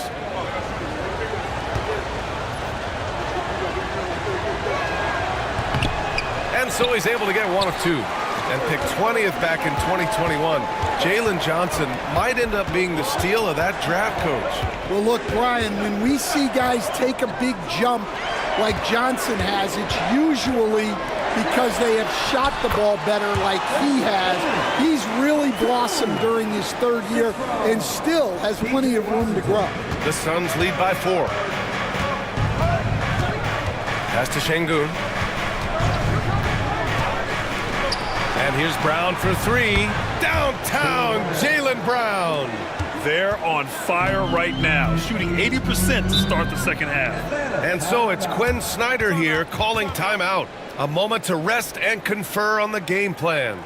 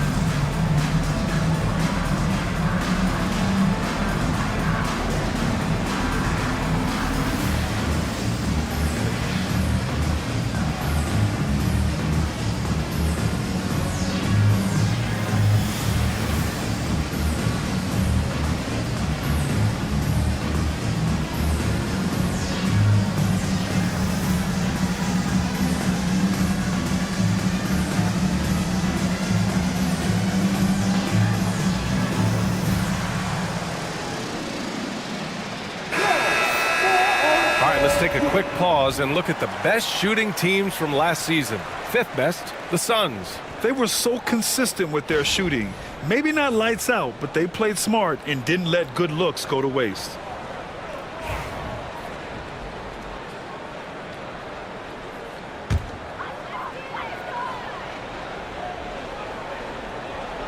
Here's Cunningham.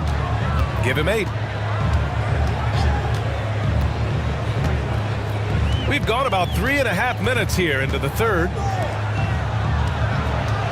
Here's Duren. And the dunk by Duren. And he's now got the double-double. A physical play by Duren at the rim, which doesn't allow much room for interference. And the call will be against Bennedict Mathurin. That's his first foul of the game. Team seconds.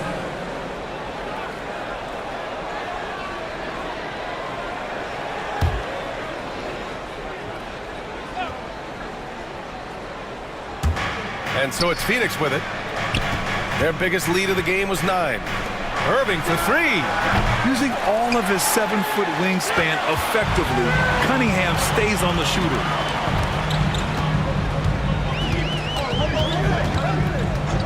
Washington outside. There's the screen by Johnson. Pass to Duren. Shot clock at 6. Now Mathurin. Buries it from 3. Now just a 2-point Phoenix lead. You're setting up one of their best shooters. Mathurin does not disappoint. Now here's Irving. 20 points for him. Good. And that basket makes him 8 for 14 for the game. In a tight game, they wanted to make sure of that possession. Cunningham against Irving. Cunningham passes to Duren.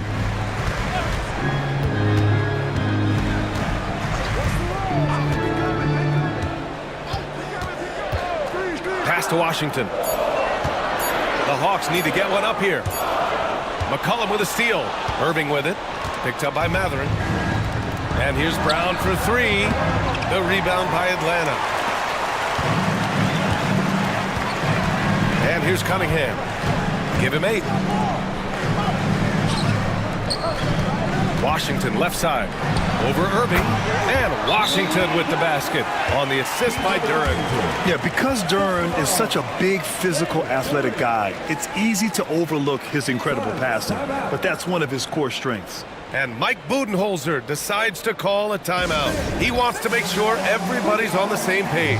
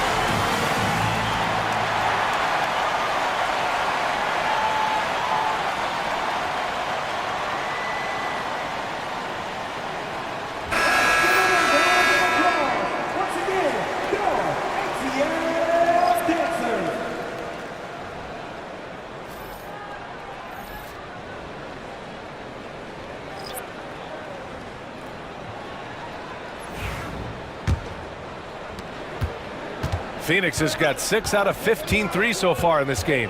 Pass to Johnson. And here's Brown. There's the 3. And Cunningham pulls it down. Defensive breakdown there, and they got lucky. He's not going to miss too many of those. Here's Washington, and Washington powers it through. His hang time on the rim puts a sweet cherry on top, B.A.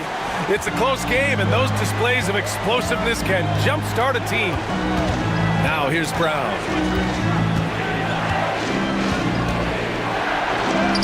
JB, nice finish inside. Agile and athletic. Brown is able to just overcome that interior defense. Here's Stoudemire. Hasn't gotten one to fall yet. Here's Cunningham. That one's good for 2. They've now had assists on each of their last 3 buckets. And so it's Brown with it. He brings it up for the Suns.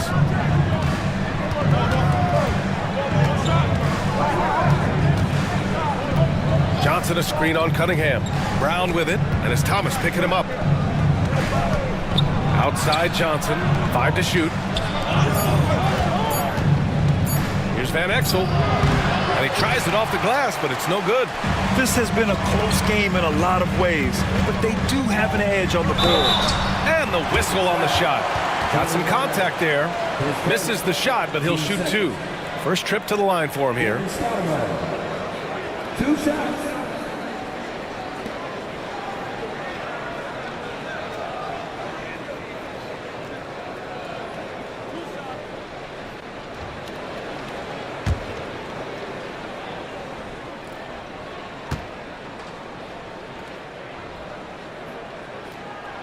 And that one drops, so now they lead by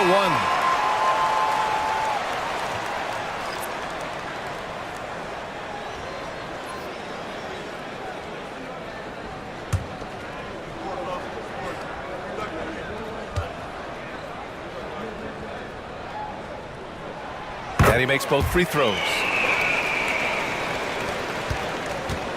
Phoenix has gone 2 of 6 from downtown here in the second half. And Exel passes to Wells. Here's Jamison.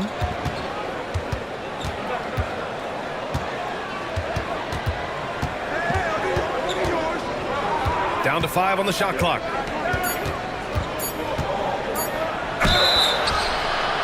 And so he draws the foul, headed to the line to shoot a pair. All right, guys, what do you think about the offensive approach we've seen so far for the Hawks? Well, they've been absolutely on fire from deep. And until the defense offers more resistance, the coaches are going to keep encouraging them to let it fly. Yeah, another thing they did well was feed the ball into the paint. They really utilized their size there tonight.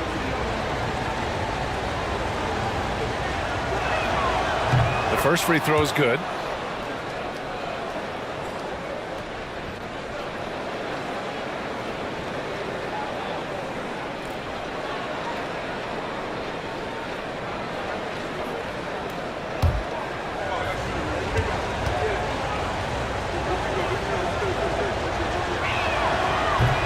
Old shot's good from the strike. The Hawks have gone 8 of 12 from the floor in the third quarter. Cunningham on the wing.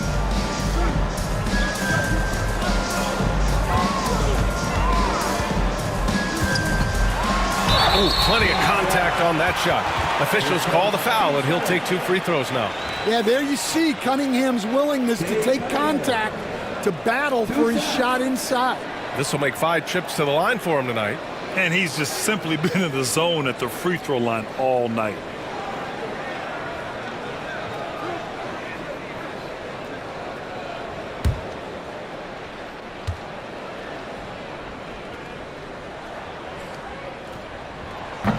The first one falls. Duren, he's checked in for Thomas. And the Suns also making a change. Zion Williamson is checked in for Johnson.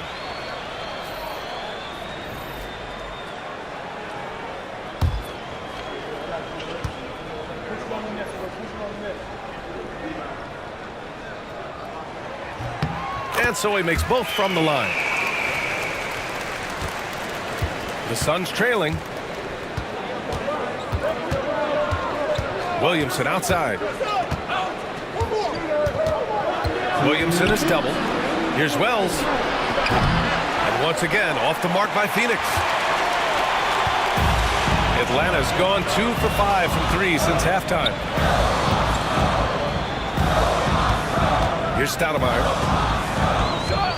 Three-pointer. Zion Williamson grabs the miss. Williamson's got 4 rebounds in the game.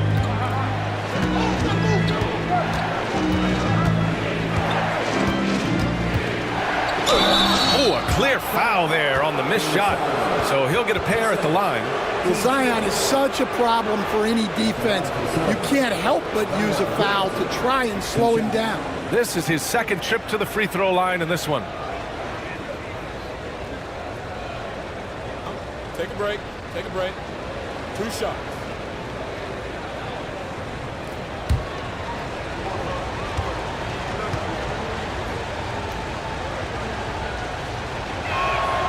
And the first one at the line is good. Yeah, the physical abilities of Zion are truly next level. His build, his strength, I mean, it makes him difficult to defend and totally unique. And the Hawks making a change here. Green is checked in. Second free throw, no good. The Hawks leading. Here's Mashburn. Count the basket and the foul! It's on Corey Kispert. They just look so overwhelmed inside. Yeah, that's why they continue to get attacked. And he's got his first opportunity at the line here tonight. Jamal Mashburn. 1 shot.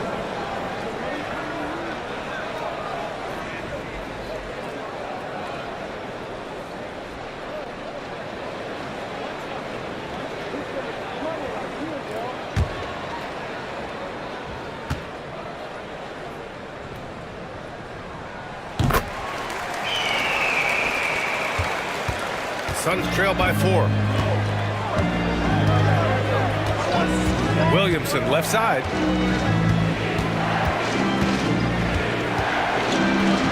Got a hand on it. Yeah, anytime you put the ball up near Duren, there's a chance it ends up back in your face. Washington passes to Stoudemire. Fires the 3. Offensive board. Duren. And the dunk by Duren. Incredible work right there on the glass. Just doing all he can to extend that lead. Hey, once you got him on the ropes, keep swinging away. Yeah, this is the spot where coaches want you to be relentless. Don't even give them a glimpse of hope. Here's Williamson following the score by Atlanta. Pass to Wells. 4-3. That one's in. Coming off a nice dish from Williamson. Williamson's got 4 assists in the game. Atlanta leading by 3. 8-second difference between the shot clock and game clock. And it's in after a nice bounce off the right iron. Green's got 21 points in the game. Scoring is Jalen Green's top skill. I mean, he can pile up the points in a hurry. Here's Van Exel. He's got 7. Clock at 6. The Suns need to get off a shot. Williamson, and is blocked. And we've watched 3 so far in this one. Atlanta on top, up by 5. Don't go anywhere. The final quarter is coming up next on 2K Sports.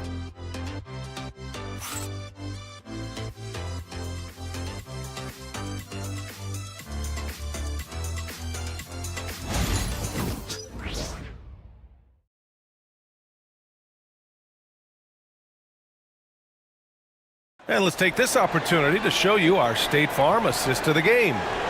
This is the definition of team chemistry. I love to see this kind of communication and connection between teammates leading to the perfect pass. Well, it's one of the core parts of the game. Reading the defense and creating an easy bucket for your teammate. That is pretty. We've reached the 4th quarter in what has been a very competitive game. Should be an exciting finish. On the court for the Suns, getting the 4th quarter going. They've got C.J. McCollum. Also Kyrie Irving out there. Alperon Şengün out there with Jaylen Brown. And it's Jamison in at power forward. One of the smoother athletes in the game. Brown just sort of glides up court in transition. Pass to Mashburn. Green against McCollum, and he'll draw the foul. He'll head to the line for 2. It's going to be on C.J. McCollum. Jalen Green, 2 shots.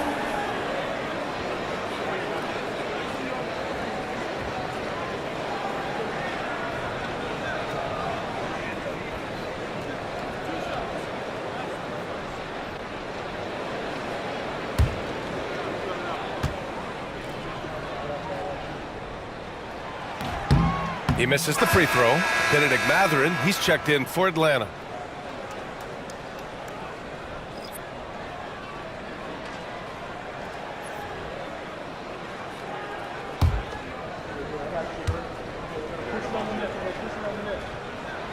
Good on the second one. Just a great job of adding to their lead. Late in the game, every point matters. Irving, the pass to Şengün. Here's Jamison. Pass to Şengün. Blocked! Well, Duren making his physical presence known. And he recovers it. Here's Irving. Oh, just couldn't take the lid off. They had their chances. Came up empty. Here's Stoudemire. He's guarded by Irving. Here's Green. Nimble move by Green as he gets it to go. I love it. What concentration. Green taking the contact well and converting with confidence. To the middle. And Şengün throw it down. Impressive one-hand slam right there, B.A. Man, as long as he's confident about it, I'm good with it. Maybe use two hands next time. He knows where he is. Here's Stoudemire. Blocked! And it's going to be out of bounds. The Hawks will retain possession. And that shot was going nowhere thanks to that aggressive swat. What a powerful rejection. He's not wanting them to get an advantage in this competitive game. And Atlanta making a change here. Cunningham's checked in.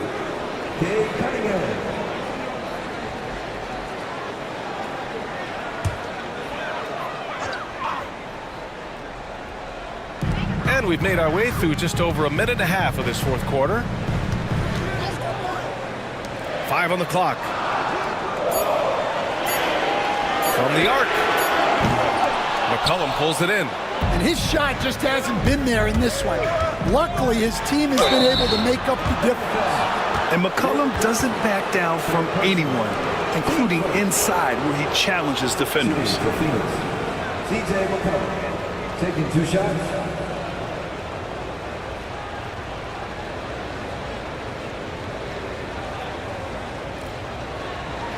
Shooting 2.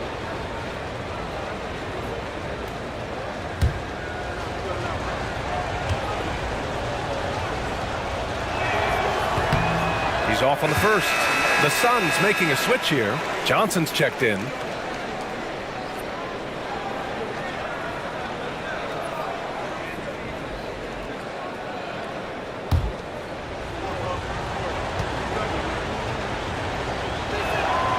And the second free throw is good. And we're about 2 minutes into the fourth now. Pass to Duren. Second shot opportunity, and it's good on the lay-in. Duren's got 10 points in just the second half. They're almost impossible to stop Duren inside. Wow, just wow. Irving, the pass to Şengün. Now here's McCollum. From the high post. Ooh, lands soft on the front of the rim and drops in. Stepping up in the big moment. I mean, an incredible job of finding his shot. Nice job taking the initiative. Coaches will encourage you to take that if you have a good look. Now here's Cunningham. 6 on the shot clock. Down low, Cunningham.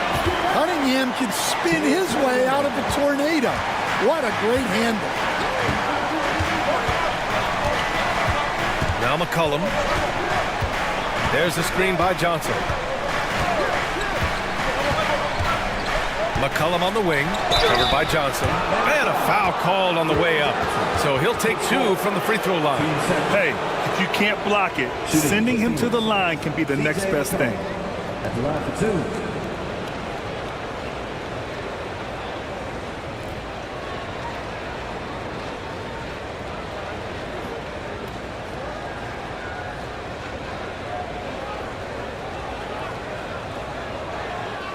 Shooting 2.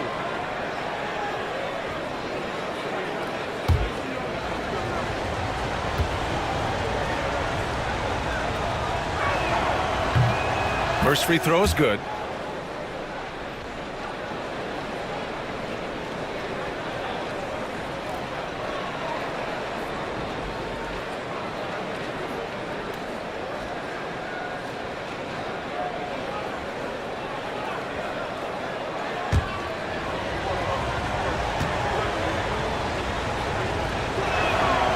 that one falls, so he hits both of them.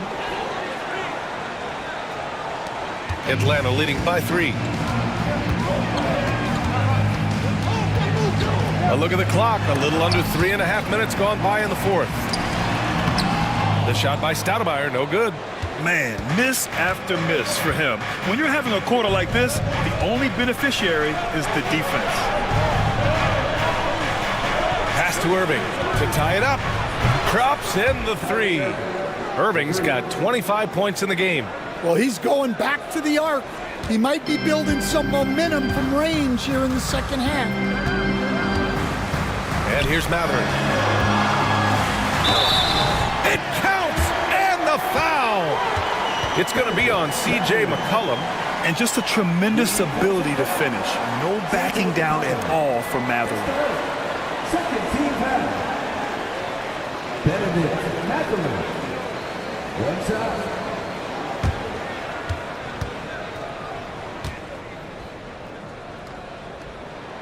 And one thing Benedict Mathurin has no shortage of is raw athleticism. Now it's just a question of him honing that physical ability to be an effective pro-level player. Now here's McCollum on the take. Hey, in 6 attempts, he's made 5. Talk about efficiency.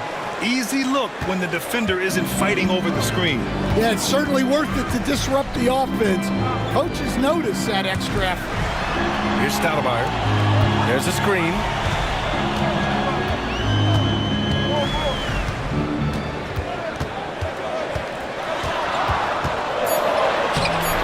Good D by Şengün. Something's off about him this quarter. Yeah, and sometimes guys just start pressing. The best thing for him is to just slow it down and concentrate on solid shot selection. Cunningham drives in, and he goes strong with the one-handed jab. There's the handle of Cunningham on full display with that nice take. And the timeout called by Mike Budenholzer. He's decided it's time to clarify the situation, leaving little room for error.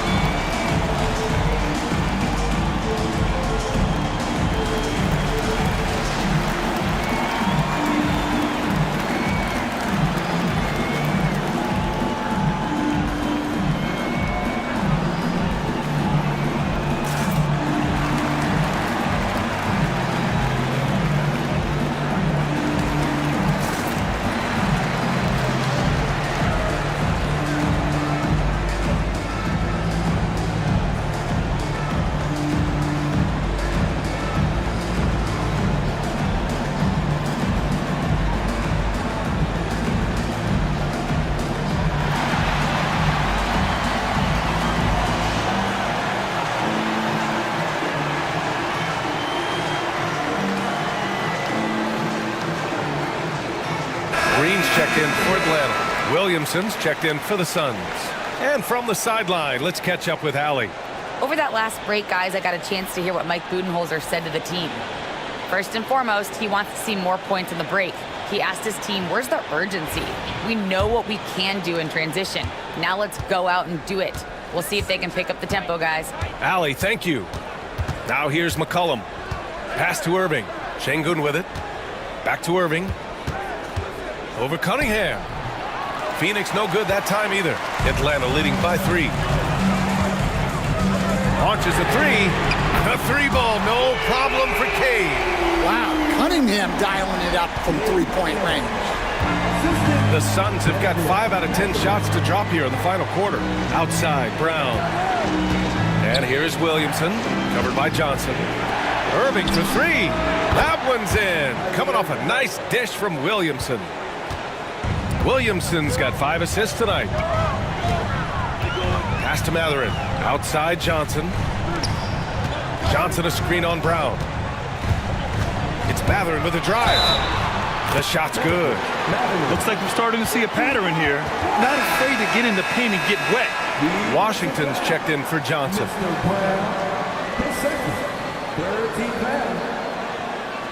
Benedict Mathurin.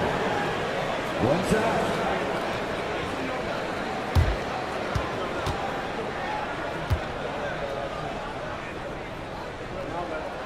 One thing that's apparent about Mathurin is his athleticism. He's got a good blend of agility and strength, which gives him multiple ways to beat you. Now here's Brown. Over Mathurin. Oh, Brown over the D. And this is just typical of him, always making an impact at crucial moments in the game. Well, you know this is when they lean on him, and he delivers with a much-needed score. Irving against Cunningham. And it's blocked by Irving. And it's out of bounds. They say it was last touched by Irving.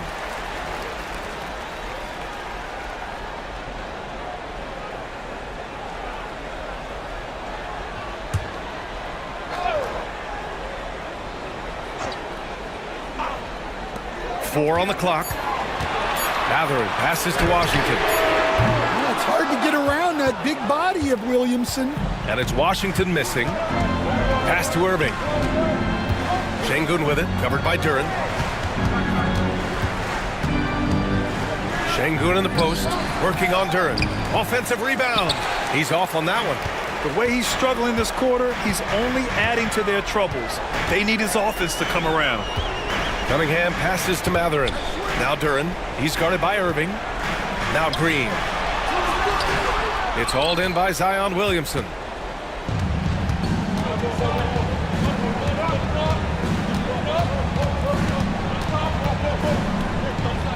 Williamson is doubled. Pass to Irving. Back to Williamson.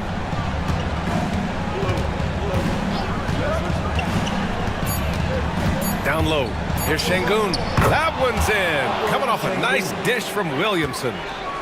Williamson's got his 6th assist of the night. And that one drops for him. And the Hawks lead by 4. Well, they have leaned on him offensively with good reason.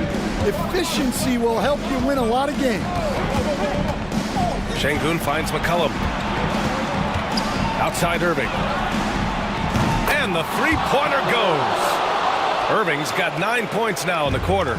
Irving never gives you less than his best. He's working so hard to find those much-needed points. And so it's Quinn Snyder here calling timeout. Coach clearly has something he wants to say to his team right now.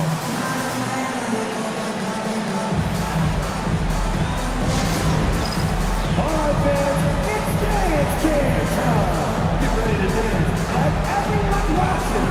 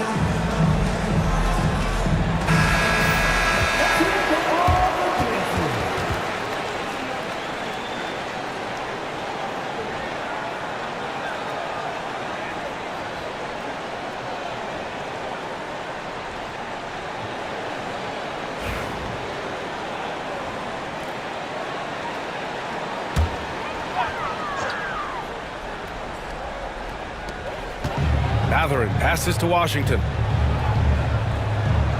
Back to Mathurin for 3. Hits the trifecta. Mathurin's got 19 points. This is what the team likes about Mathurin. He's calm and cool when they need him to step up. And Brown has got the ball here for the Suns. A minute 15 left in the fourth quarter. Irving against Cunningham. And it's Irving missing. Atlanta leading by 4. Steps back. And it's Irving with a rebound. Phoenix has gone 3 for 3 from downtown in this fourth quarter. Right side Brown. Pass to Şengün. There's the call on Jalen Duren. That's his 3rd foul of the game. That was a good call.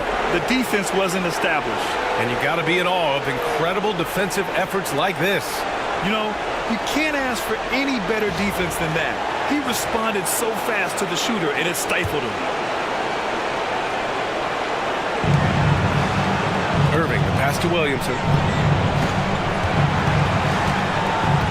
Brown against Mathurin.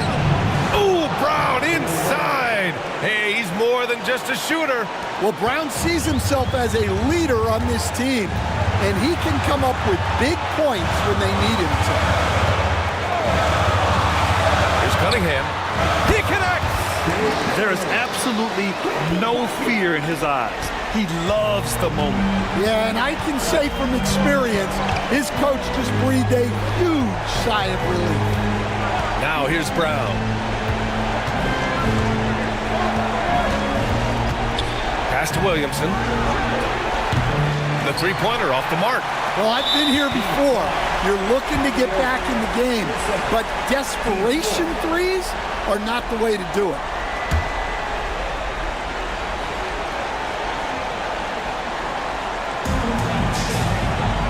All right, Grant trying to seize control now. NBA, if they can convert here, they might be able to close the door. And so they choose to intentionally foul.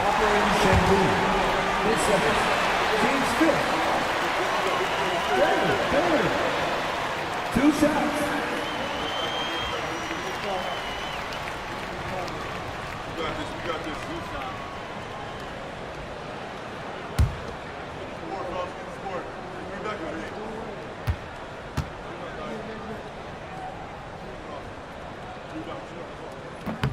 Good on the first, and that puts him up 5. Yeah, as of right now, Jalen Duren kind of seems like a classic big man. He can block, he can rebound, and he really focuses on finding close-range looks. And he cannot convert on the second. That misses. First clean look they have. I mean, they've got to take it. Yeah, and it basically all comes down to this. If they come away empty here, this one's pretty much over. And so they foul intentionally. Third personal. Team is in the picture. At the line for 2. Team to the Washington.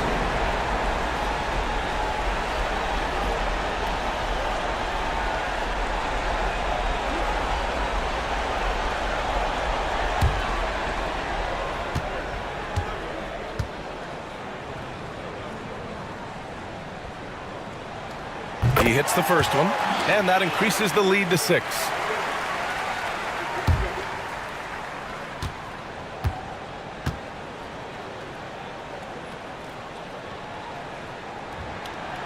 So he gets them both, and it's a 7-point game. Taking care of business at the line, and he adds some cushion to their lead. Phoenix calls timeout. They're trailing by 7. All right, guys, what do you think? They just haven't put it all together tonight. But they're not going down without a fight. They'll keep game planning and playing until the final whistle.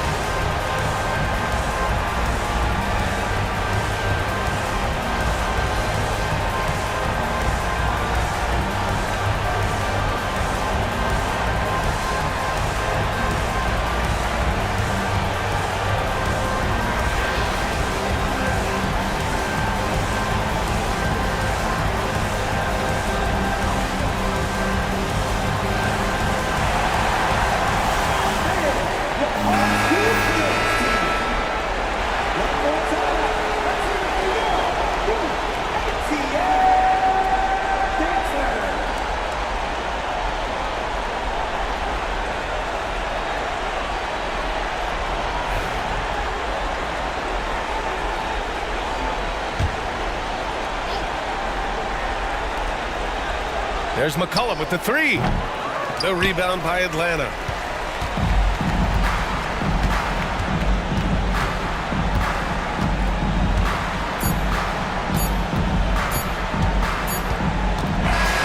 So this one belongs to the Hawks. Boy, a hard-fought game. They did a great job of holding on to the lead at the end. Yeah, get the coffee, because that's the way to close. You're going to face some obstacles in the game, but they overcame every one. And that's going to do it tonight, folks, for our broadcast.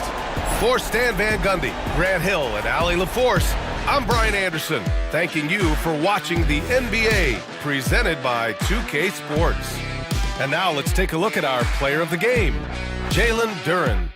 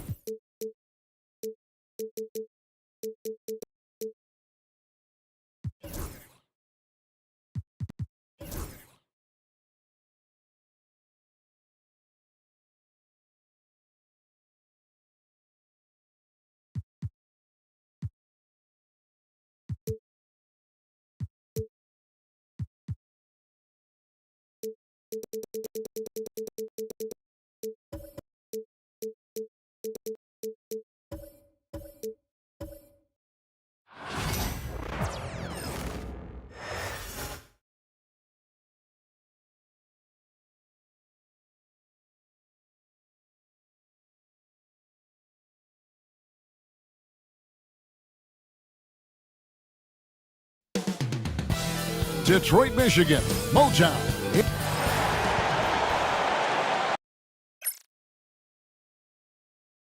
Welcome, everybody, to another presentation.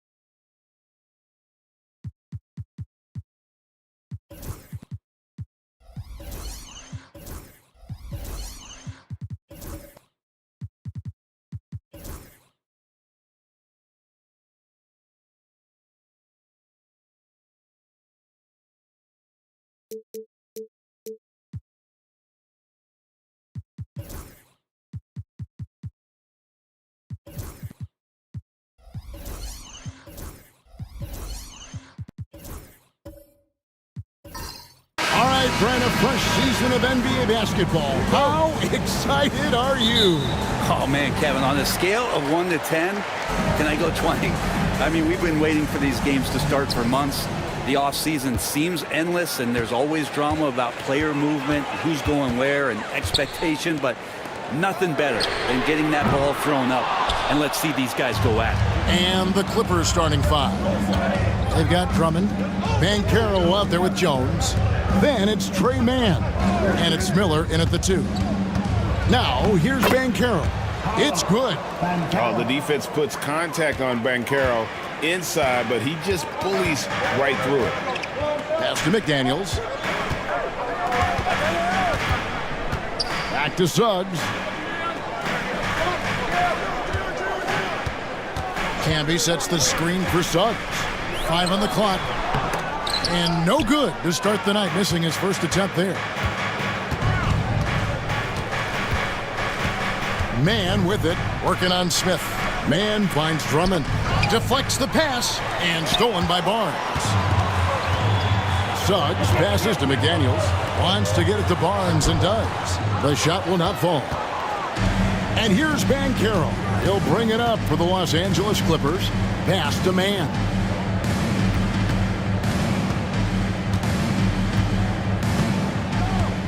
Back to Banchero.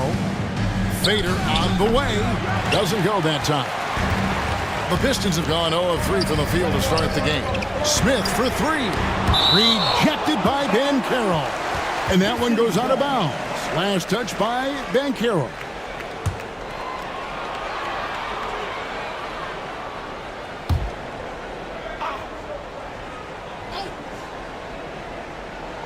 Just over a minute and a half played here in this one. For three, Smith. Basket is good. The assist from Barnes. Well, that's a healthy make there after missing their first 4 shots. 1 of 5, not what they wanted, but they're on the board. From Rookie of the Year in 2023 to an All-Star grade in 2024, Paolo Banchero. And Kevin, that really says it all, doesn't it? Few players hit the ground running like Banchero has, becoming an elite competitor people fear almost instantly. Now, here's Suggs. Smith for 3. McDaniels dishes to Camby, and that's good off the glass that time. If you're just tuning in, we played about 2.5 minutes here in the first. Pass to Drummond. Now, Banchero. Now Jones, covered by Barnes. Shot clock at 5. Miller outside. And it's Suggs with the rebound. And that was almost a block. Still did enough to alter the shot. Yeah, altering the shot just as long as there's a miss, that kind of energy not wasted. And here is Los Angeles now, following the 3 by Detroit. And Tyronn Lue calls timeout. Looking for a breather and maybe just 1 or 2 things to talk about.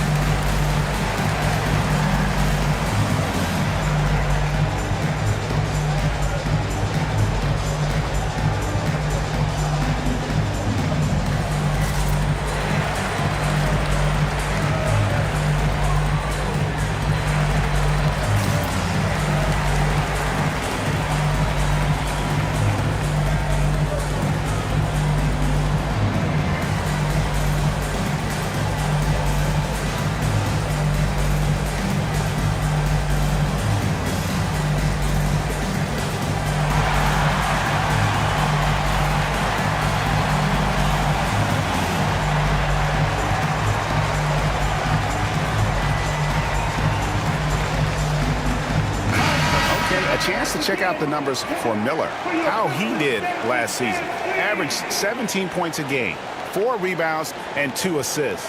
And he's putting in the effort, and you can see him getting better with time.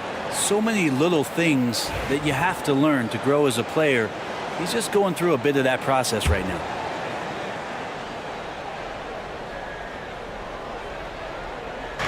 Now about 3 minutes gone in the first quarter. Pass to Banchero. Drummond with a screen on Smith. Miller, that's for 2. And again, it's the Clippers missing. Well, he finds some space in that in-between gap there. Too bad he can't release that one on target. They get it back. Camby nails the baby hook. And they've done the job on the offensive glass. Clippers trail by 8. Outside, Jones. And we're just over 3.5 minutes into the first quarter. Banchero, and that comes off the assist by Jones. Banchero's got his second bucket. And this is the type of go-to scorer this team wants Banchero to be. They love his confidence. Back to Barnes, and the dunk by Barnes. And credit a screen for giving him the space he needed to get to the rim. For sure, GA allows him to come in with the sledgehammer. Yeah, well, I settle for the layup when you can attack the rim and rise up like that. Here's Jones after the basket by Detroit. Pass to Mann. Shot clock at 6. Drummond sets the screen for Banchero. And that one's on target from the wing. Banchero's got 6. And it's Detroit's ball. They're on a 12-4 run. Brent, when you talk about the Clippers franchise, and you appreciate this so much, Their first superstar was really Bob McAdoo. And what a tremendous talent. You know, most people remember Bob McAdoo with his years with the Lakers. But man, when he was with the Buffalo Braves, 3 straight scoring titles, was the league MVP in 1975. Sorry, Dad. Some people still consider him the club's best player ever. 2 shots. We got this. We got this. Oh, I got to shoot it. Take a rebound. Got to get it. Big rebound. Let's get it. Picture. That free throw, no good. And Greg, for longtime Pistons fans, that Bad Boys era was so special. I mean, Detroit's a tough, hard-working town, and those teams did have great talent led by Isaiah Thomas, but it was their physical, intimidating style of play that made them the Bad Boys. He hits the second from the line. Greg, looking back to last season, the Clippers had one red-hot stretch. That's right. They went on a 26-5 run between December and February. It finally showed how dangerous that team could be when healthy. I don't think the defense does enough out there to bother him. I think that one's all on him. Just a flat-out miss. Yes, that goes in. And this has been a great job of just getting into the middle of that defense and really scoring effectively from the paint. Now we'll go to David Aldridge, who had a chance to talk with head coach J.B. Bickerstaff.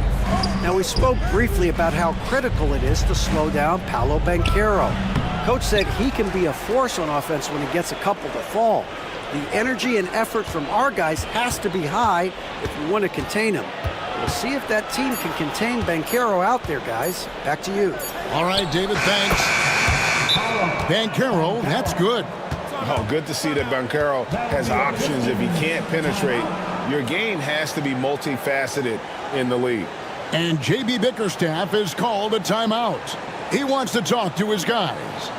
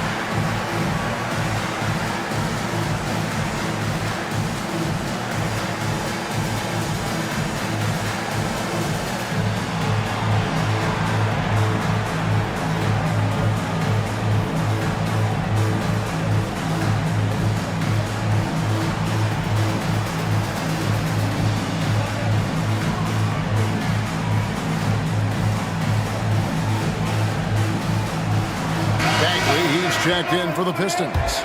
Jones comes in for Smith. And Los Angeles will go for a different look here. Okongwu's checked in for Andre Drummond.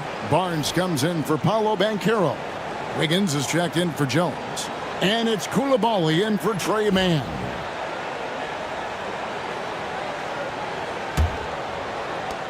And so it's Detroit with the ball. They lead by 7. Outside, Jones. Suggs with a screen for Jones. A chance to extend the lead to double digits, but it's no good. And already they've staked out a noticeable advantage in terms of aggression and controlling the backcourt. Brent, something the Detroit Pistons unit does so well is push the pace in their games.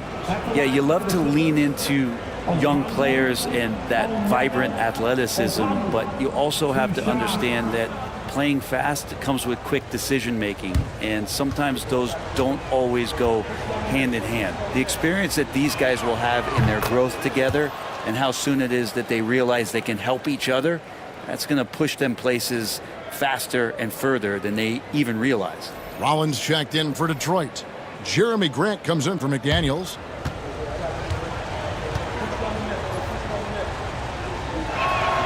That one falls, so he hits both of them. Pistons leading by 5. Takes the 13-footer, and that one's good. Suggs. And because it's so easy for him to get to the cup, Suggs doesn't shoot a ton of mid-range jumpers, but he has it in his arsenal. Nobody near Barnes. Gets the three-pointer to fall. That's a high percentage look when the D doesn't fight over the screen. Yeah, the coach over there just asking for one simple thing, and that's some effort. Got burned on that one. Hey, Greg, what about Jeremy Grant? He's had about every role you can imagine on any team he's played on. And Kevin, he started out as a second-round pick, hoping to just make a team. He's been a bench spark plug, a starter, even a number one option in Detroit for a couple years. Grant's done it all. Shoot 2.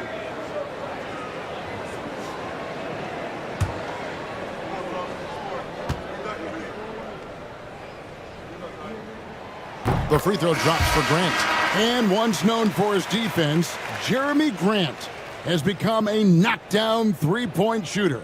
Brent, he's fun to watch. Yeah, that's really opened up some lanes for him as a player to do more, become more complete. I mean, his slashing game has come along. He's been a better rebounder.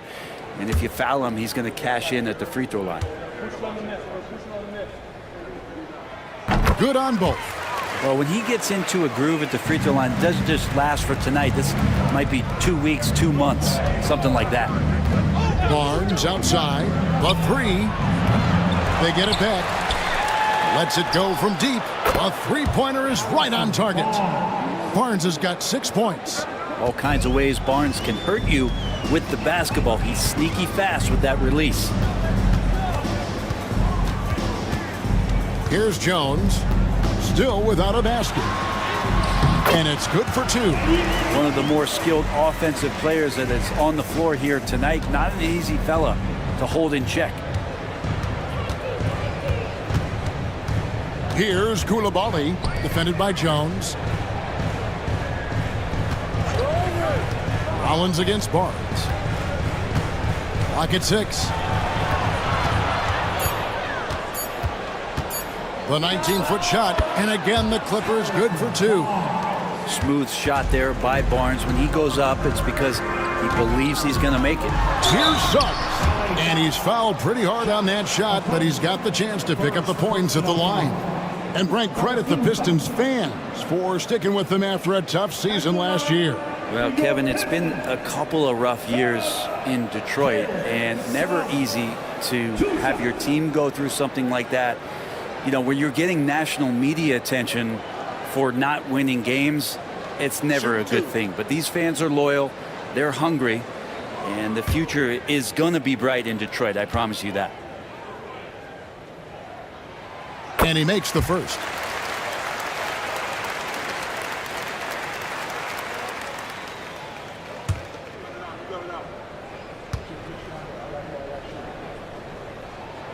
Both free throws good from Suggs. Clippers trail by 5. Top the key, Barnes. Back to Koulibaly. Barnes against Bagley. Okongwu with a screen on Grant. And the basket by Okogie. They're getting a lot of their points outside the paint. 3 of their last 5 baskets are from three-point range. Pass to Jones. Here's the 3. Buries the long-range jumper. Jones has got 5 points so far. Both teams running perimeter-oriented plays that are working. Well, both of them looking towards the three-point line. And I like to see that, especially when the results are made buckets. Now here's Wiggins. No scoring in this one. And 2 free throws coming up. Unable to get that one to go with all the contact. It's going to go on Eddie Jones. And Wiggins anticipated that one. He saw the foul coming, and he made sure to get that one off. Wiggins. Andrew Wiggins. 2 shots.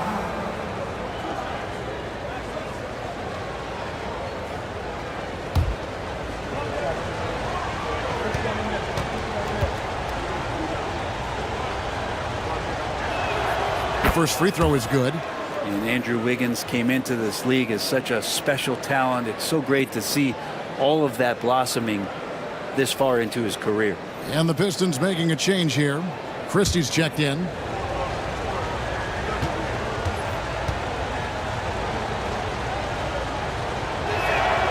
And both free throws good for Wiggins. And the winner's mentality Wiggins has is commendable. A hard worker who wants to keep improving. It's time now to hear from our Hall of Fame reporter, David Aldridge. What's the latest, David? Kevin, the Clippers are intent on winning big. Coach Tyronn Lue said half of it is great talent, and I think half of it is execution. When you get to the playoffs, it's a whole different animal. We got to be 100% execution with our talent. That makes for a dangerous team. Kevin? Very dangerous. All right, David. Pass to Rollins. Now, here's Grant. There's 47 seconds left here in the opening quarter. Rebound by Okogie. LA's gone 3 of 5 from three-point land so far in the ballgame. It's Okongwu, high post. Higgins outside, takes the three. Rollins grabs the board. Yeah, but the defenders draped all over him. He just could not shake loose. Pass to Jones. Here's Grant. Nice ball movement by Detroit. And slam dunk by Rollins. And Grant with a nice heads-up play, willing to make the next pass. Wiggins against Jones. Now Wiggins. That one doesn't go. The first quarter all wrapped up, and it's been an exciting game so far. Pistons lead by 3. Live from Little Caesars Arena, you're watching 2K Sports.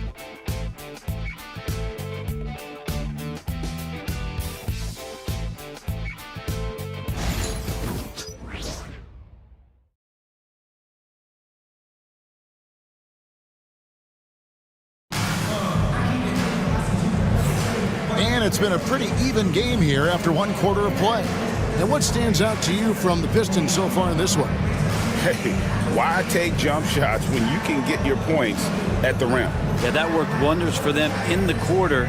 We'll see what kind of adjustments get made. Over the course of a season, each team takes on a certain personality. Brent, do coaches try to shape that personality based on their roster? Well, Kevin, it's a great question, and I think the best coaches in our league adapt to the personality of the team as it starts to formulate throughout the season. You lean in to what guys naturally are. Some success comes with that. Here are the 5 the Clippers have to start the second. They've got Jones. Miller is out there with Trey Mann. Then it's Paolo Banchero. And it's Okongwu in at the center, filling out the middle. Miller outside.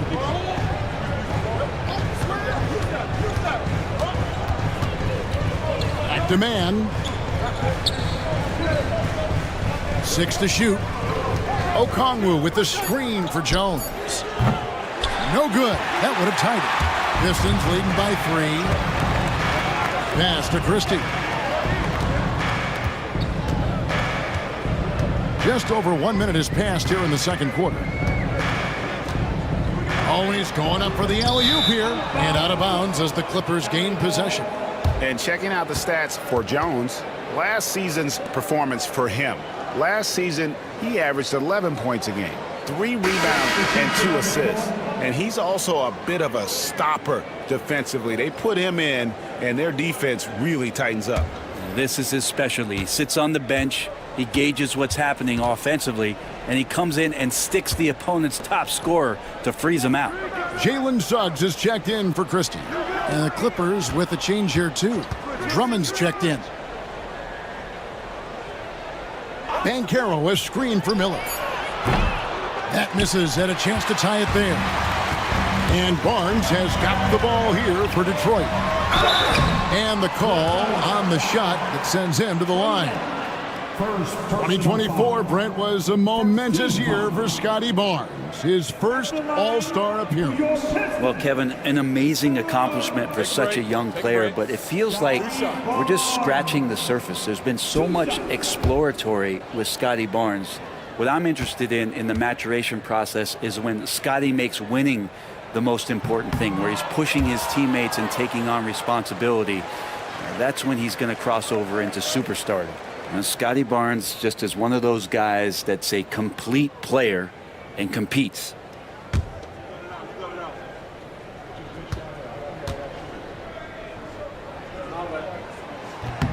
And he's good on the second. The 2022 Rookie of the Year, Scotty Barnes, GA. He had a terrific rookie year, as we know. His second year may have fallen off a little bit. It was a bit stagnant for Scotty, but man, he had a monster third year, making his first All-Star game. The playmaking of Barnes especially took a leap. And the biggest reason Banchero went first overall, Paolo brings you playmaking ability at 6'10". He's got a very rare skill set for that size. The Clippers shooting their 5th and 6th free throws of the game. Paolo Banchero, 2 shots.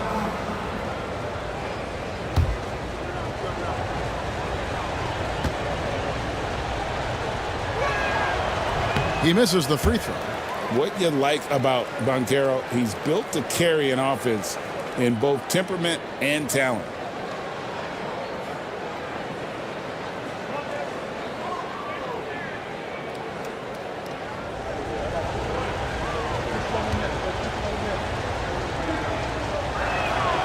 Good on the second free throw.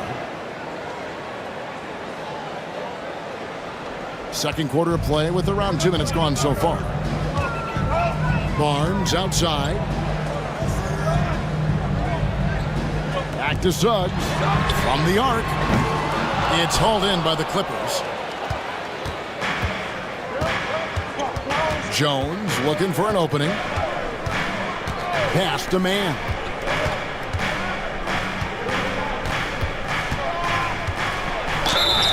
And foul on the shot. He'll shoot 2 at the free throw line.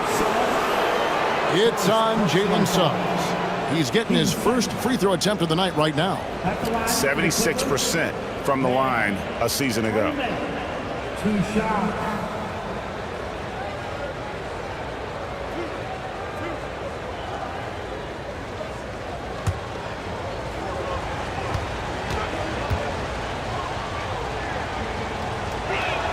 The first one falls.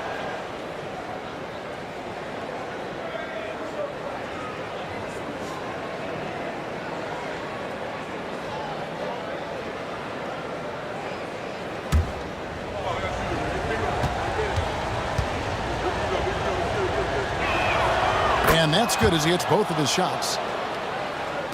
And here in the second quarter of action with a hair under 2.5 minutes played so far. And timeout called by J.B. Bickerstaff. He's ready to talk things through with the team.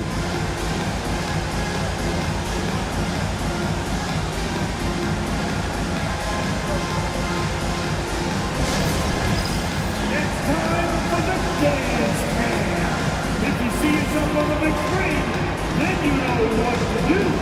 Come on, join your move.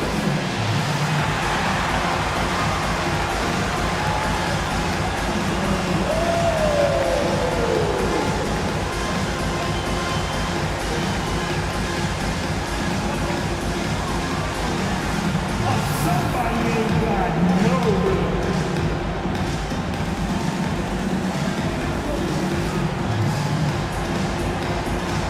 Let's see what you got.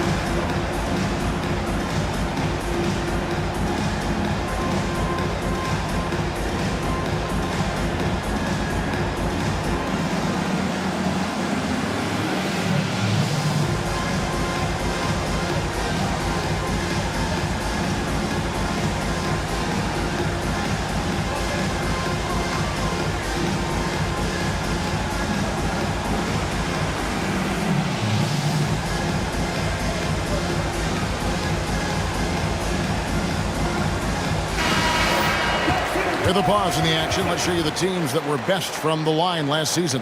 The Clippers third. Well, it was a big focal point for them last season, making good on their trips from the free throw line.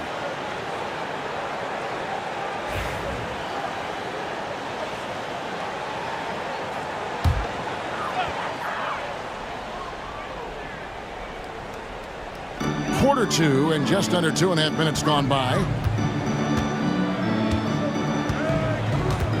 Suggs with the ball. And the whistle blows. It's going to be on Paolo Banchero. That's foul number 2 for him. This is one where the second foul is probably going to cost you some minutes in this game. A 3 from Barnes.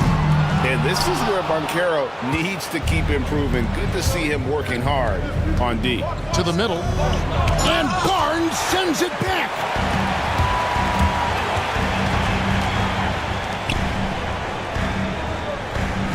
Trying to find Suggs and gets it to him. Smith for 3. Kept alive. Controls the rebound and puts it back up and in. And the Pistons lead by 3. The game has been very close in a lot of areas, but rebounding has been the one differentiator thus far. Banchero outside. And it's in. Basket number 6 for him thus far. He has only missed 2 shots from the floor. And Banchero is putting it all together, capable of scoring from all 3 levels. Barnes outside. Smith for 3. Basket is good. The assist from Barnes. Smith's got his second bucket of the night. That's just a lapse right there. No matter what, somebody has to be there and get a hand up in the shooter's face. Here's Barnes. Out to Smith from outside the arc. Again, the miss by Smith. Not his best night from the field, but looking for other ways and finding them so he can chip in. Pass to Drummond. And here's Miller, covered by Smith. Kicks it out to Banchero. Just 3 to shoot over Barnes. And it's Banchero missing. Well, that mid-range, Jay, usually pretty much on the money. Maybe the timing just a little bit off on that one. Here's Suggs. It's 3-pointers off the mark. Clippers trail by 4. Pass to Jones. Fouled in the act of shooting. Gets the bucket anyway, so a 3-point play chance for him. Now, you can't be reckless in how you guard Jones because he's so skilled at getting to the free throw line. First trip to the free throw line for him tonight. And he was dialed in at the line a season ago, 87% from the line. Barnes, he's checked in for the Clippers.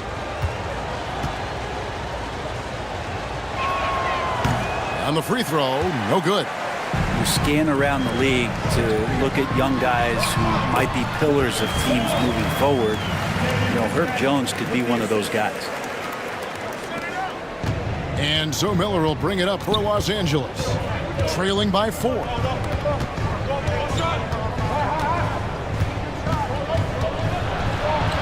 Camby with the block. McDaniels gets a wide open look. Yes, and it's Smith with the assist that time. McDaniels got 6. And a look at how the hustle game has been going for Detroit. They're contesting shots and have also come up with some significant blocks, putting a little doubt into the minds of the opposing shooter. I wonder if pace and playing fast is something that they're being encouraged to do, because right now they feel like the faster team. Now here's Barnes. He's got 5. Pass to Camby. Smith for 3. Andre Drummond grabs the miss. Drummond's got 6 rebounds now in the game. Maybe a time to rest him right now. Just give him a bit of a breather. Try to help him get back on track. Back to Suggs. And there's the call. It's going to be an illegal screen. Yeah, a moment here to take a look at the numbers for Barnes. Coming off a terrific season. Averaged about 20 points a game. 8 rebounds and 6 assists. And it says a lot that when we see numbers like this from him, we aren't even shocked. He's that good. Yeah, we really have just grown to get used to his greatness, and that's the level for him that he's on right now. Looking at who's out there now for the Pistons. Bagley, he's checked in for Camby. And it's Grant in for McDaniel. Paint, that's where Jones likes to live, and that's where he's comfortable. And he can use that length to his advantage. The Clippers have gone 7 of 9 from the free throw line tonight. And one of the highlights last year for this group was the fact that they were so efficient from the charity stripe. That's a huge factor. Here's what Detroit's going with right now. Rollins checked in for Scotty Barnes. Jones comes in for Smith. Christie subbed in for Suggs.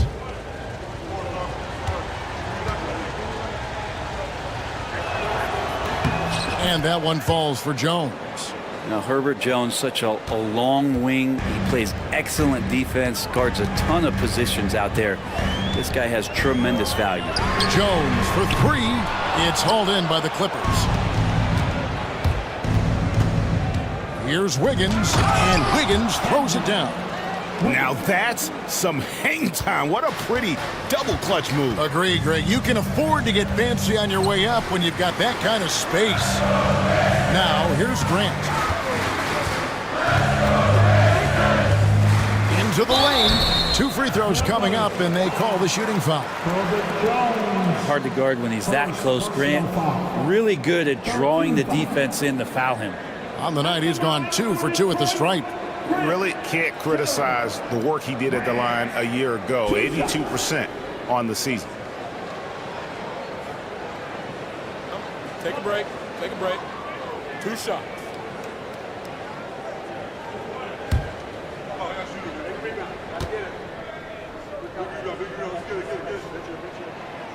And that one misses. And guys, you have to be able to knock down your free throws. Struggling with that this quarter. Good way to let your opponent back in the game. Okogie's checked in for Jones.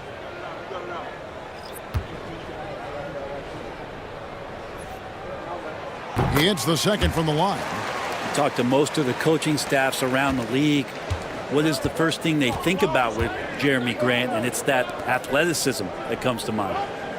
Here's Coulibaly. Still yet to score.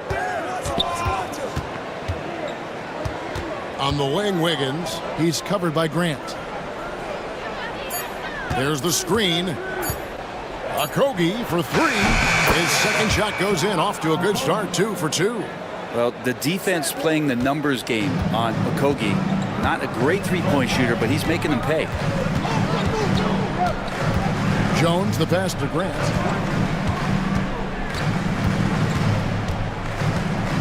Back to Jones. Nice ball movement by Detroit.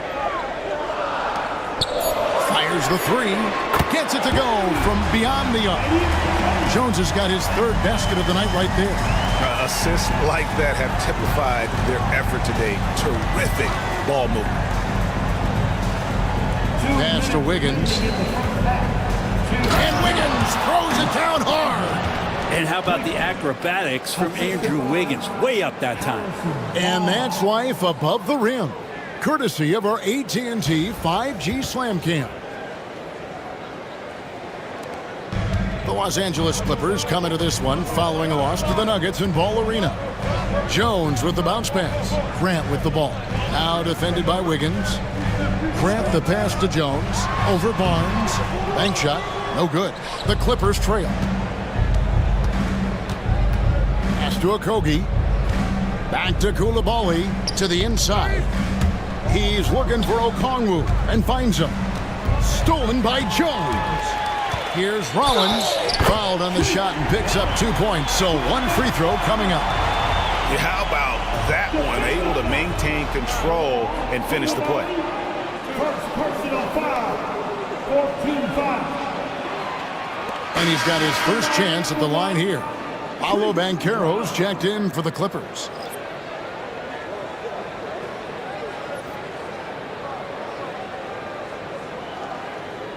One shot.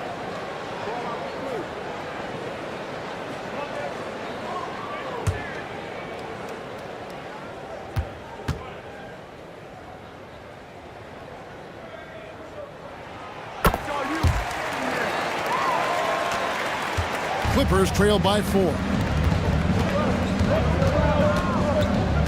Here's Coulibaly. Hasn't made one yet. Banchero against Bagley. Back to Coulibaly. Just 5 on the clock. Los Angeles needs to get off a shot here.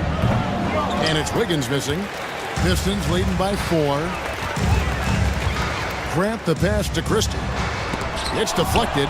Big time swat from Okogie. Really gets after it on the defensive end. I love the anticipation defensively there to get into the perfect spot. Here's Koulibaly, defended by Christie. Jones against Wiggins. Back to Koulibaly. He lobs up the alley-oop pass, and Okongwu slams it in. And you could see him give a little nod and then just burst to the rim for the alley-oop slam. A pair of teammates, Greg, with a terrific feel for each other. Here's Grant. Whistle blows. Basket is good. So a chance here for a three-point play. Took a substantial hit there, and Grant able to finish. Wow, that was a bump. Second personal foul. He's made 3 of his 4 free throw attempts in the game. At the line for Detroit, Grant. Jeremy Grant. One shot. One shot.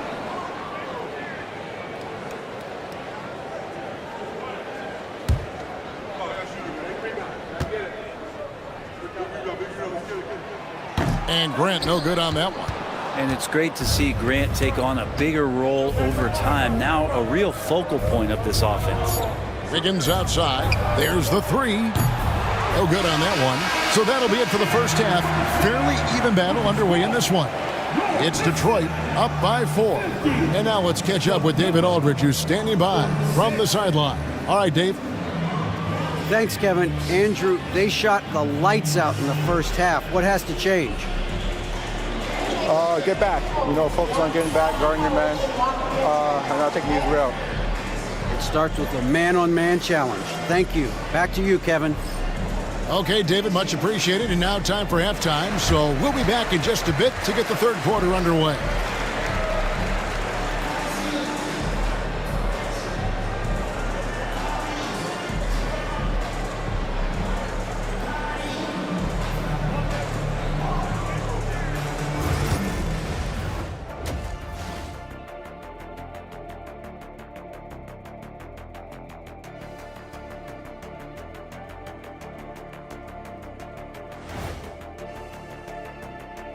Welcome to the 2K Sports Halftime Show. The Detroit Pistons finding themselves in a closely contested game.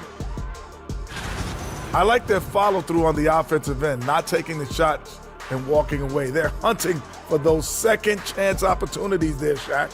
And turning those opportunities into points that they need. All right, let's switch it over. See what the fans are posting on social media. Low-key Christoph wants to know, Shaq, what's the best nickname that you've ever created for somebody else? I gotta go with one of my more recent creations for Domantas Sabonis. Lithuania Lasagna, a.k.a. Sacramento Specialty. Ooh.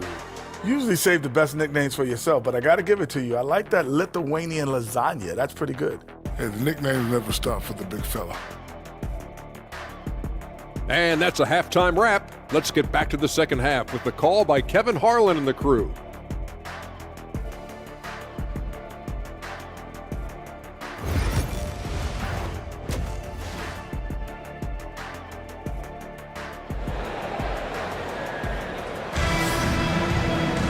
We've got second half action for you, and if the next couple quarters are similar to the first, this one could go down to the last possession. You know, Paolo Banchero, guys, has been exceptional. Well, we'll find out if they were able to find an answer for him over the break. He was scoring with ease in that first half. Yeah, just way too easy out there, and I'm sure Coach is going to make that a priority at halftime.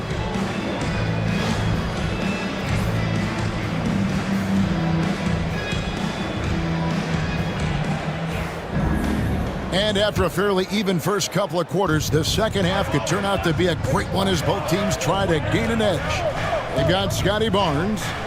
Suggs out there with Smith. Then there's McDaniels, and it's Bagley in at the 5. That's the group for Detroit right now. It's stolen by Jones. Pass to Mann. Banchero with the ball. Miller finds Drummond. And it's Drummond with the jam. Another game and another dunk from Andre Drummond. That's where he likes to live. The Pistons lead it. Suggs passes to Bagley. Smith for three. And with the rebound. Talk about hurting your team. I mean, he just can't get anything to go out there. Really strong rebounding on the interior, and he gets the easy putback. Back to man. It's a nice passing here by Los Angeles. And the whistle blows as the basket counts, and a three-point play chance right here. One free throw coming up. Yeah, the chemistry has been terrific. Really impressed with their offensive execution. The Clippers have made their free throws at a pretty good clip. They've hit 8 of 10. Marcus Camby, he's checked in for Detroit. One shot.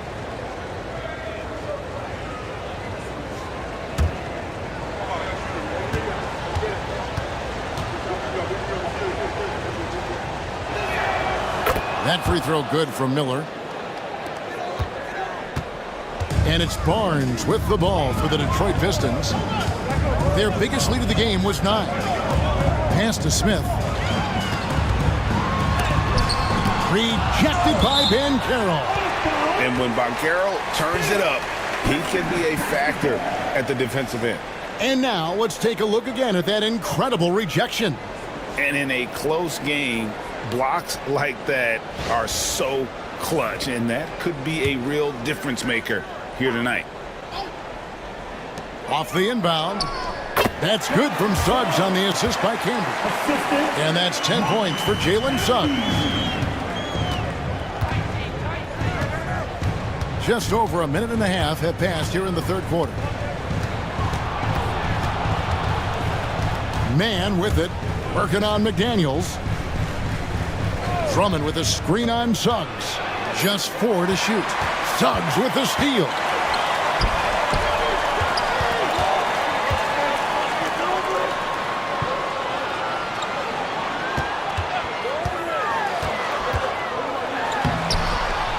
It's hauled in by Los Angeles. Banchero's got his 5th rebound in this one. Here's Jones.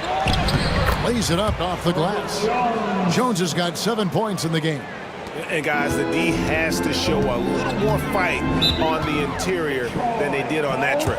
And while we've got a moment, let's send it over to our terrific reporter, David Aldridge. David? Kevin, thank you. Paolo Banchero is not skipping steps. As the superstar says, it's not anything in life, it's a process. Having that perspective just makes you want to work every day, because this is the best league in the world. If you become impatient, you're going to drive yourself crazy. It's a cliche, Kevin, but just keep pounding away. Back to you. Well said, David. Dedication to the craft. DA, thanks.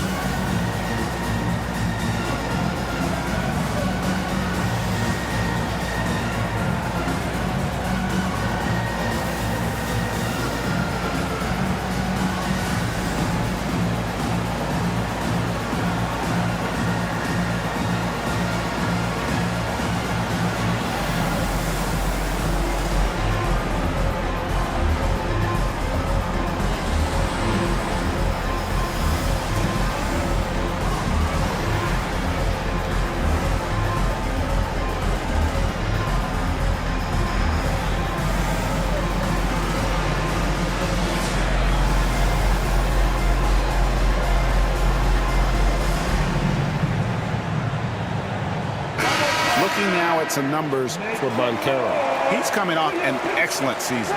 He put up about 22 points a game last season, 7 rebounds and 5 assists. And so much of what they do on offense depends on how he plays. Well, he attracts serious attention from the defense, and that really does open up the backside for a lot of his teammates to take full advantage. Second half of play with just under 2.5 minutes gone. Now, here's Suggs. He's got 10. Shooting foul as the whistle blows. He'll shoot 2 free throws. Yeah, way to play in attack mode and get to the line. And this is his 2nd trip to the line tonight. Yeah, 76% from the line a season ago, and most would consider that to be a success.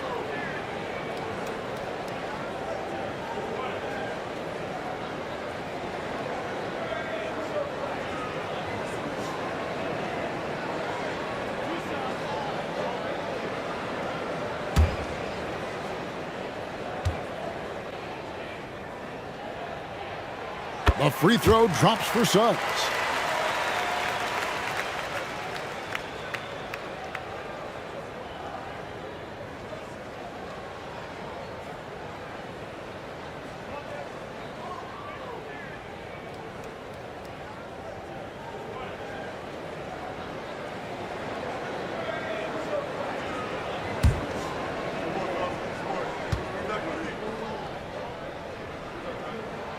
Both free throws good from Suggs. Clippers trail by 3. Banchero outside. Back to man. Kicks it out to Jones. Inside. Here's Banchero. And no good. Trying to use the glass. He usually knocks those shots down with ease. Defense got very fortunate there as they gave him way too much room to get that one off. Now, here's Suggs. 12 points for him. Barnes passes to McDaniels. That 3 off the mark. The Clippers have gone 3 of 5 to start the second half, developing a nice rhythm out there. Man finds Jones.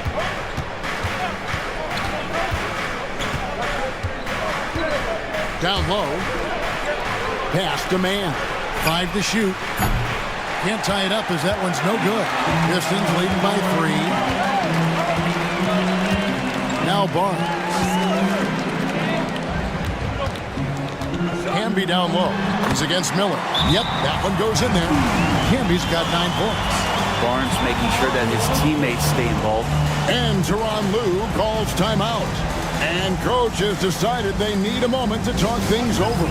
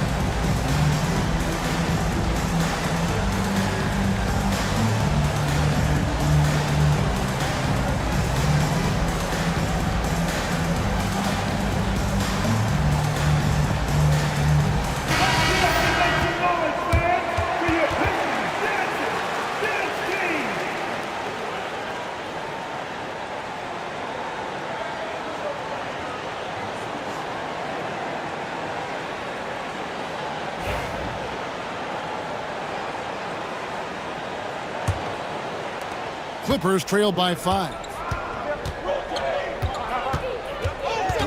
Now, man. Banchero outside.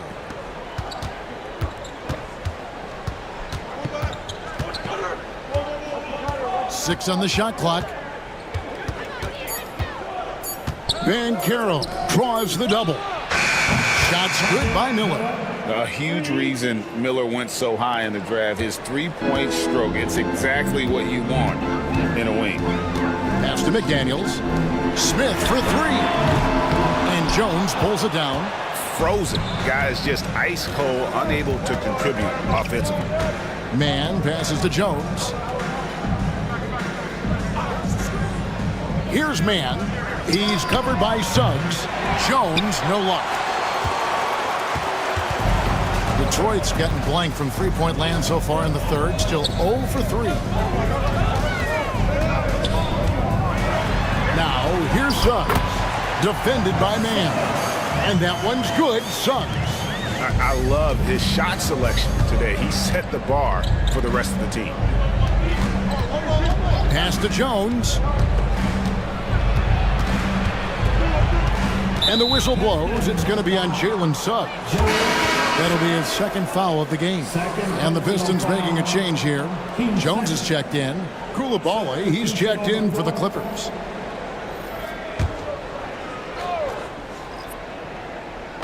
Detroit on D. Their biggest lead of the game was 9.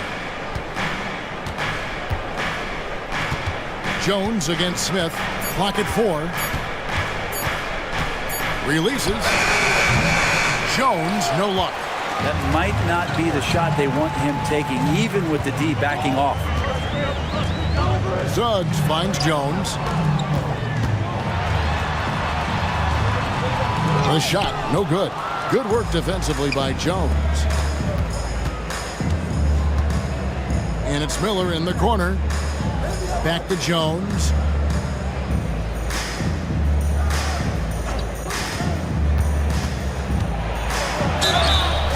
And that'll be 2 free throws coming up. Officials on the call with the foul. J.R. Smith picks one up. Pretty physical move there by Jones, looking to get that contact and a little whistle low. Take a break. Take a break. 2 shots.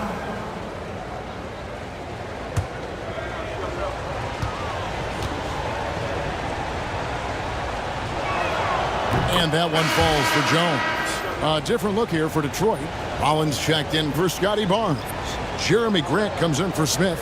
Christie subbed in for Suggs. And then for the Clippers, Okongwu's checked in for Andre Drummond. Wiggins comes in for Brandon Miller. And Okogie subbed in for Trey Mann. And so Jones nails both of them. For Detroit, they've gone a somewhat subpar 4 of 10 on their shots in the second half so far. Here's Grant, and a lot of contact on that one, so he'll shoot 2 here. And Grant, a great job there of going into contact, not shying away. And a closer look here at the scoring breakdown for Detroit. And guys, how about the unselfishness and all about working that ball around, shifting the defense, and just seeking out the best shot? Well, if we add another thing to it, it's about the urgency they've played with. I mean, you look at the eyes of these guys. They're focused, wanting to get up tempo, and that's helped them score on the fast break. The free throw drops for Grant. Bagley, he's checked in for Detroit.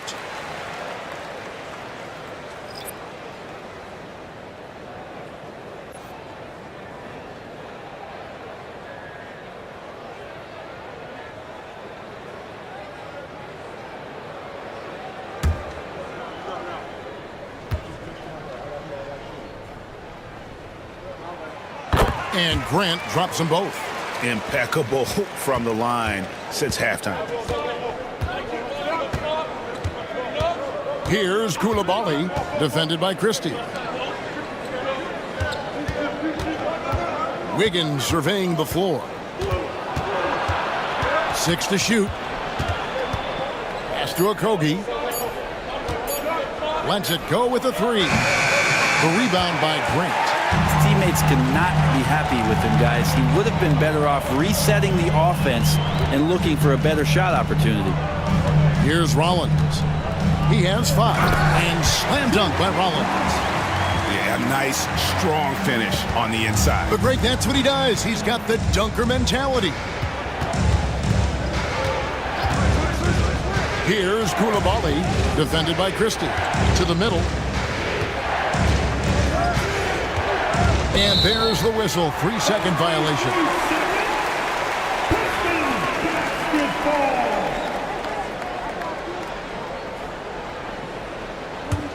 Pistons leading by 6. And here's Jones. 8 points for him. On the wing, Jones to the inside. And it's Bagley that time on the assist by Jones. Bagley's got his second basket of the night. And defensively, they're on their heels every time the ball comes inside. Here's Wiggins. It's tipped, and they recover it.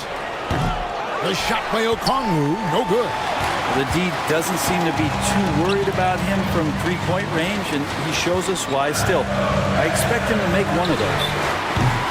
Jones, no luck. Well, he's got a great stroke. That one almost dropped. Jones dishes to Okongwu. Here's Okogie. He has 6. To the paint. Stolen by Grant. And now the fast break. Grant with the ball. Here's Rollins. And there's 2 points. Working on the glass, paying off that time. Rollins got 9 points. And that's a lesson for the D. Fight harder on the glass. Yeah, you just can't afford to give up second chance opportunities again and again. Wiggins, and he could not get that one to go. Out of contact, and he'll go to the line for 2. Marvin Bagley picks one up. That's the aggressive part of Andrew Wiggins coming out of him, forcing the defender that time to get his hand in there.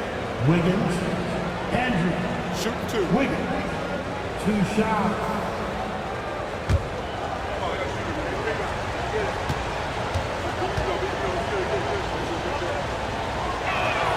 Free throw good, Wiggins. And even though they're down, they are putting on a show at the free throw line. Brandon Miller, he's checked in for Josh Okogie.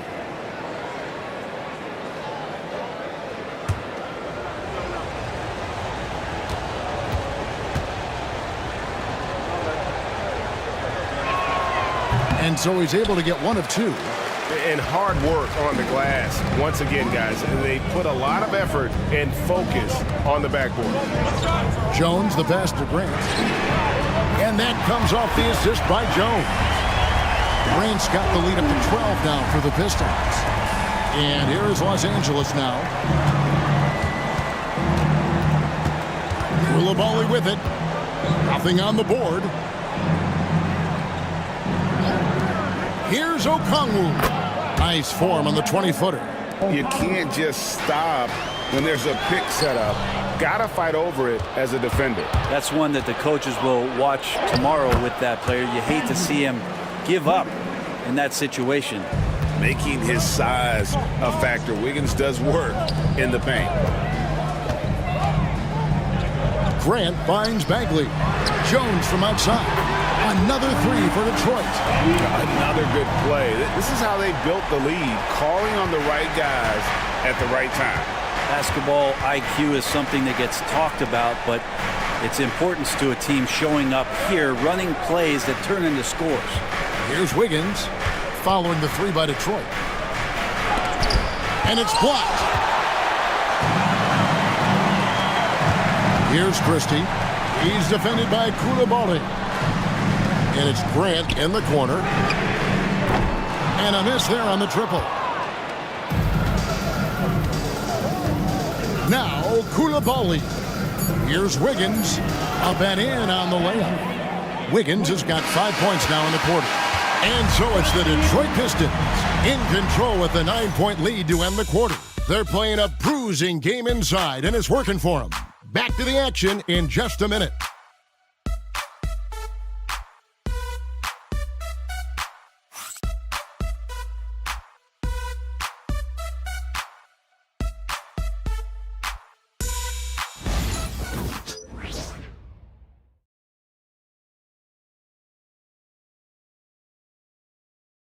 How about a look at today's State Farm assist of the game?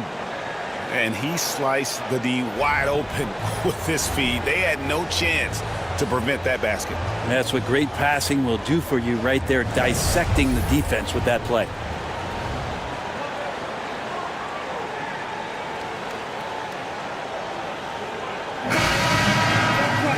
And this is it. Glad to have you along for this 4th and final quarter. And the Clippers, looking at who they've got. Coulibaly is out there with Banchero. Then there's Andre Drummond. Then there's Brandon Miller. And it's man in at the point. Now, here's Suggs. Nobody near Barnes. Off target with his 3. Not great numbers, but great effort in this one. Sounds funny, but I think he's been a positive for them. Inside, here's Miller. Excellent D that time from Jones. Detroit leading by 9. Christie the pass to Barnes.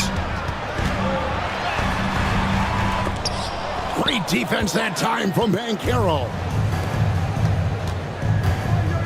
To the inside. Drummond sinks that one from the post. Yeah, Drummond's going to go right back up into that physical play, and he's still going to finish strong.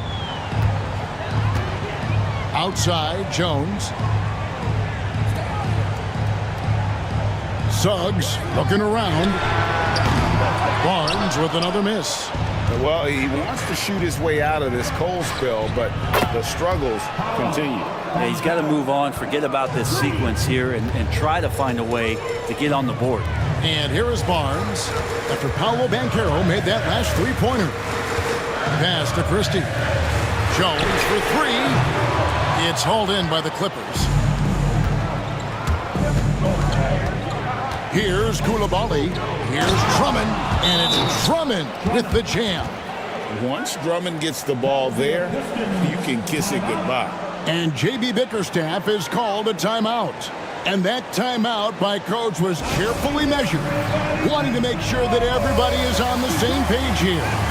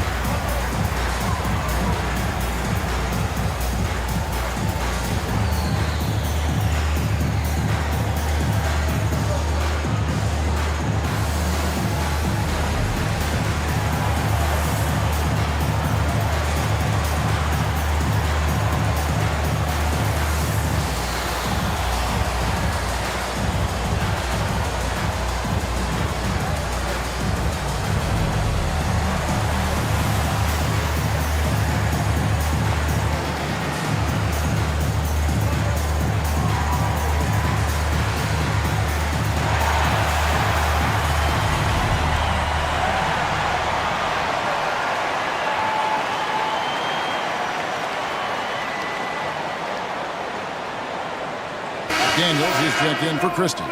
Let's check in with our reporter, David Aldridge. Well, during the break, I listened in on J.B. Bickerstaff's huddle. He asked his team to dig deep. He said, I know you're tired, but they're tired too. It's about who can give more than the other guy at this point. Show me what you can give. Back to you. Thank you, David. Pass to Barnes. We're about 2 minutes into the fourth quarter in this one. There's McDaniels. And foul on the shot, so he'll get a chance at the line. Third personal foul. First team foul. At the line for your Pistons, McDaniels. Jaden McDaniels. 2 shots.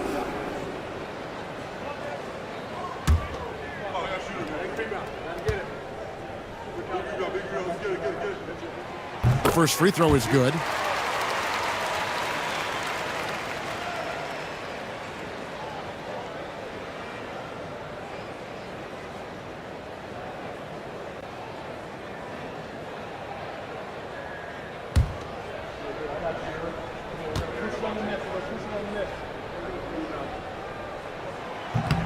And McDaniels drops them both. Second minute off the clock now in the fourth. Banchero outside. Coulibaly with it. Working on McDaniels. Brent Coulibaly got a lot of minutes last season, and it's paid off. Well, Kevin, I think this guy is hungry. I think he's hungry to prove that he can be an elite wing player in the league. His work ethic is top-notch, and this guy, if he goes at it defensively, can be on those all-defensive teams by the time his career is done. Take a break. Take a break. 2 shots.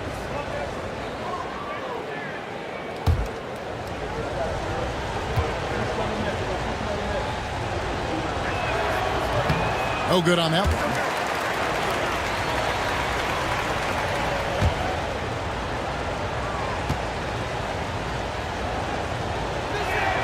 And he sinks the second. Detroit leading by 3. Just under 2.5 minutes gone here in the final quarter. To the middle. And Marcus Camby, the bucket on the assist from Suggs. Yeah, nothing too fancy.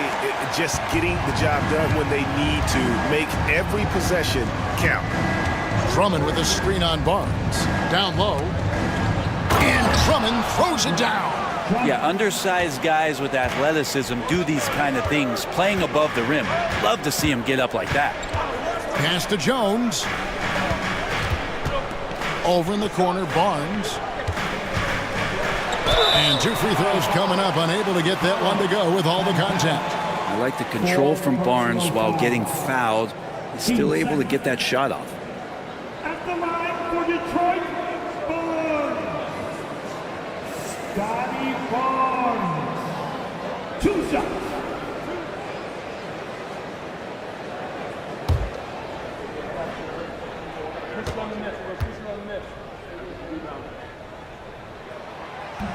That's good from Barnes.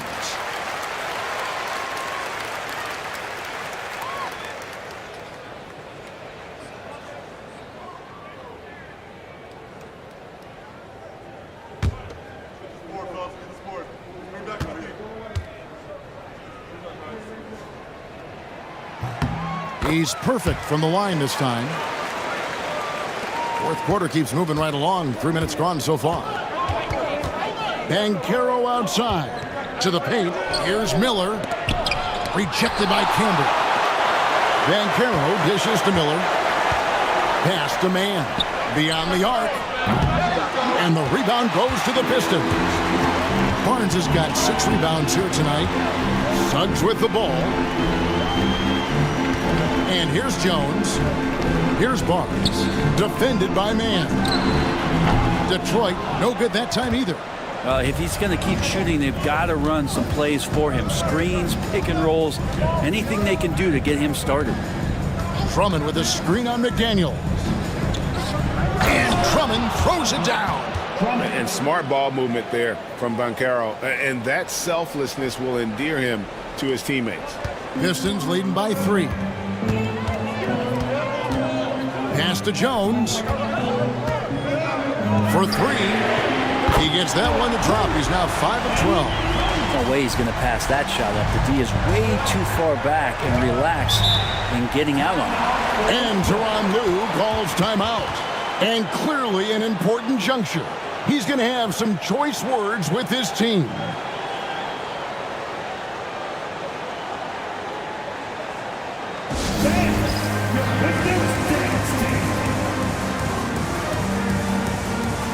And the Pistons making a change here.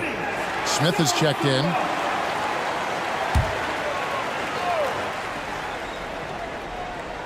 Here's Banchero. Mann finds Banchero. Over Suggs. And off the front iron, and in it goes. And I know Coach loves to see Banchero get rolling out there. He is capable of some serious production. Back to Suggs. From past the arc. It's Drummond with the rebound. Clippers trail by 4. Mann with it. Banchero outside. Now Coulibaly. Shot clock at 6. And the defense didn't have position. They whistle a blocking foul, and he'll go to the line. Third personal foul. Team second. Detroit foul. Jalen Suggs. Third personal foul. Team second. Take a break. At the line for the Clippers. Coulibaly. 2 shots. And the first one at the line is good.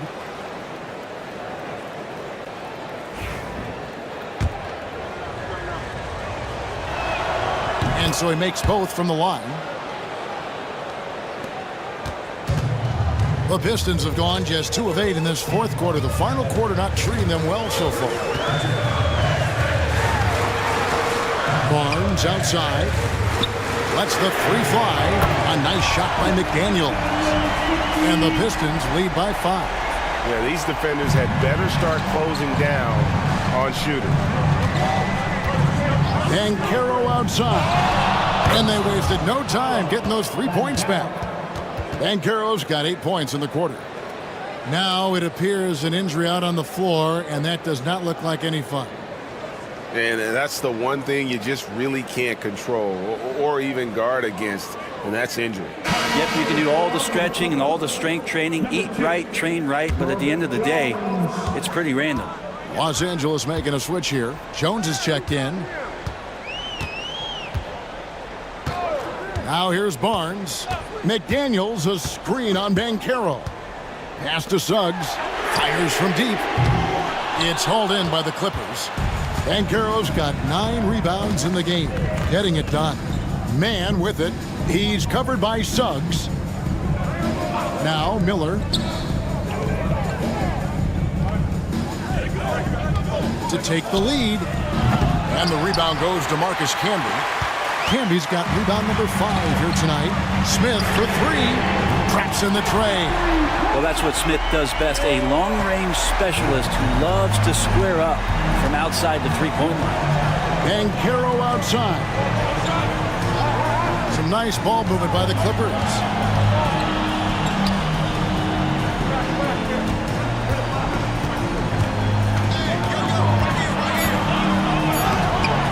It's rebounded by Camby. Camby's got 6 rebounds now in the game. And here is Suggs.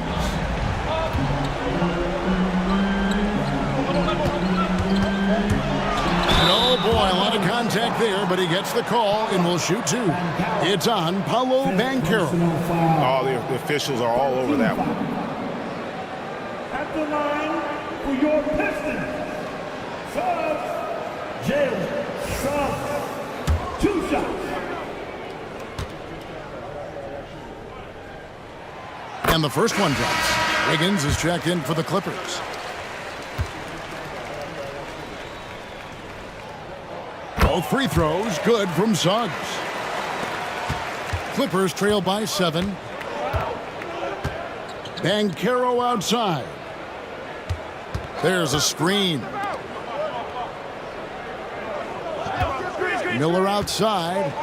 3-pointer. Rebound by the Pistons. They've held a 12-point lead earlier.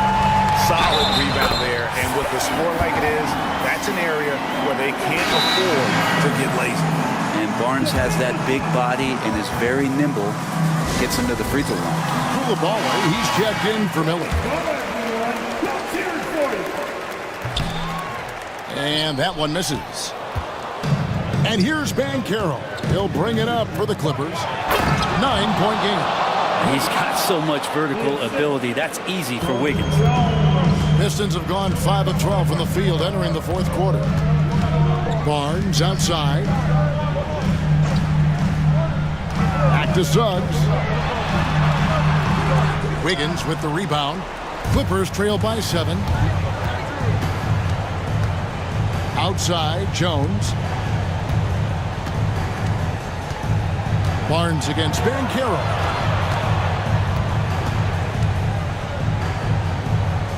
In the corner, it's Wiggins. Outside, Jones. Off target from 3-point range. Pistons leading by 7. Here's Smith. Basket is good. The assist from Barnes. Barnes has got 5 assists tonight. They are maybe leaking out just a little bit, but has a strong sense of where to run to get the score. Now, here's Banchero. Pass to Coulibaly. Jones against Smith. Jones, the pass to man. Rebound, Detroit. Camby's got his 7th rebound here tonight. McDaniels with the ball. 1:10 left to play in the final quarter. Suggs. And with the rebound. Clippers trail by 9. Wiggins kicks to Banchero. And the whistle blows. It's going to be on Paolo Banchero. That's it for him. He's fouled out of the game. And he has to take that long, slow walk back to the bench here. He'll watch the rest of this one from the sideline. Catching up on the changes for the Clippers. Okongwu's checked in for Banchero. And Miller's subbed in for Coulibaly. Here's Wiggins. And that one clearly a foul. Gets the whistle, and 2 shots coming up. Scotty Barnes. First personal foul. 13 foul. At the line for the Clippers, Wiggins. Andrew Wiggins. 2 shots. Shooting 2.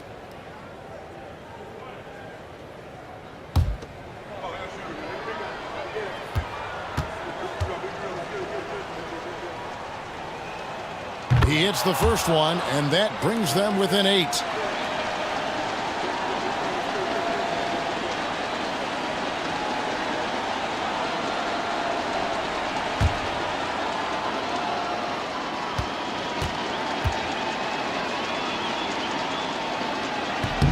That's also good, so he hits both free throws. 40 seconds left to play here in the 4th. Guys, you've got to think a basket here would seal it. No question. That would be all she wrote. Barnes finds Suggs. The kick out to Barnes. Lock at 6. Drills the three-pointer. And the Pistons lead by 10. Impressive job by the players, coaches, and don't discount the impact of these fans. Awesome to see their output tonight, trying to urge their team on, and that can always help. That home advantage of home fans getting you going, fully on display here.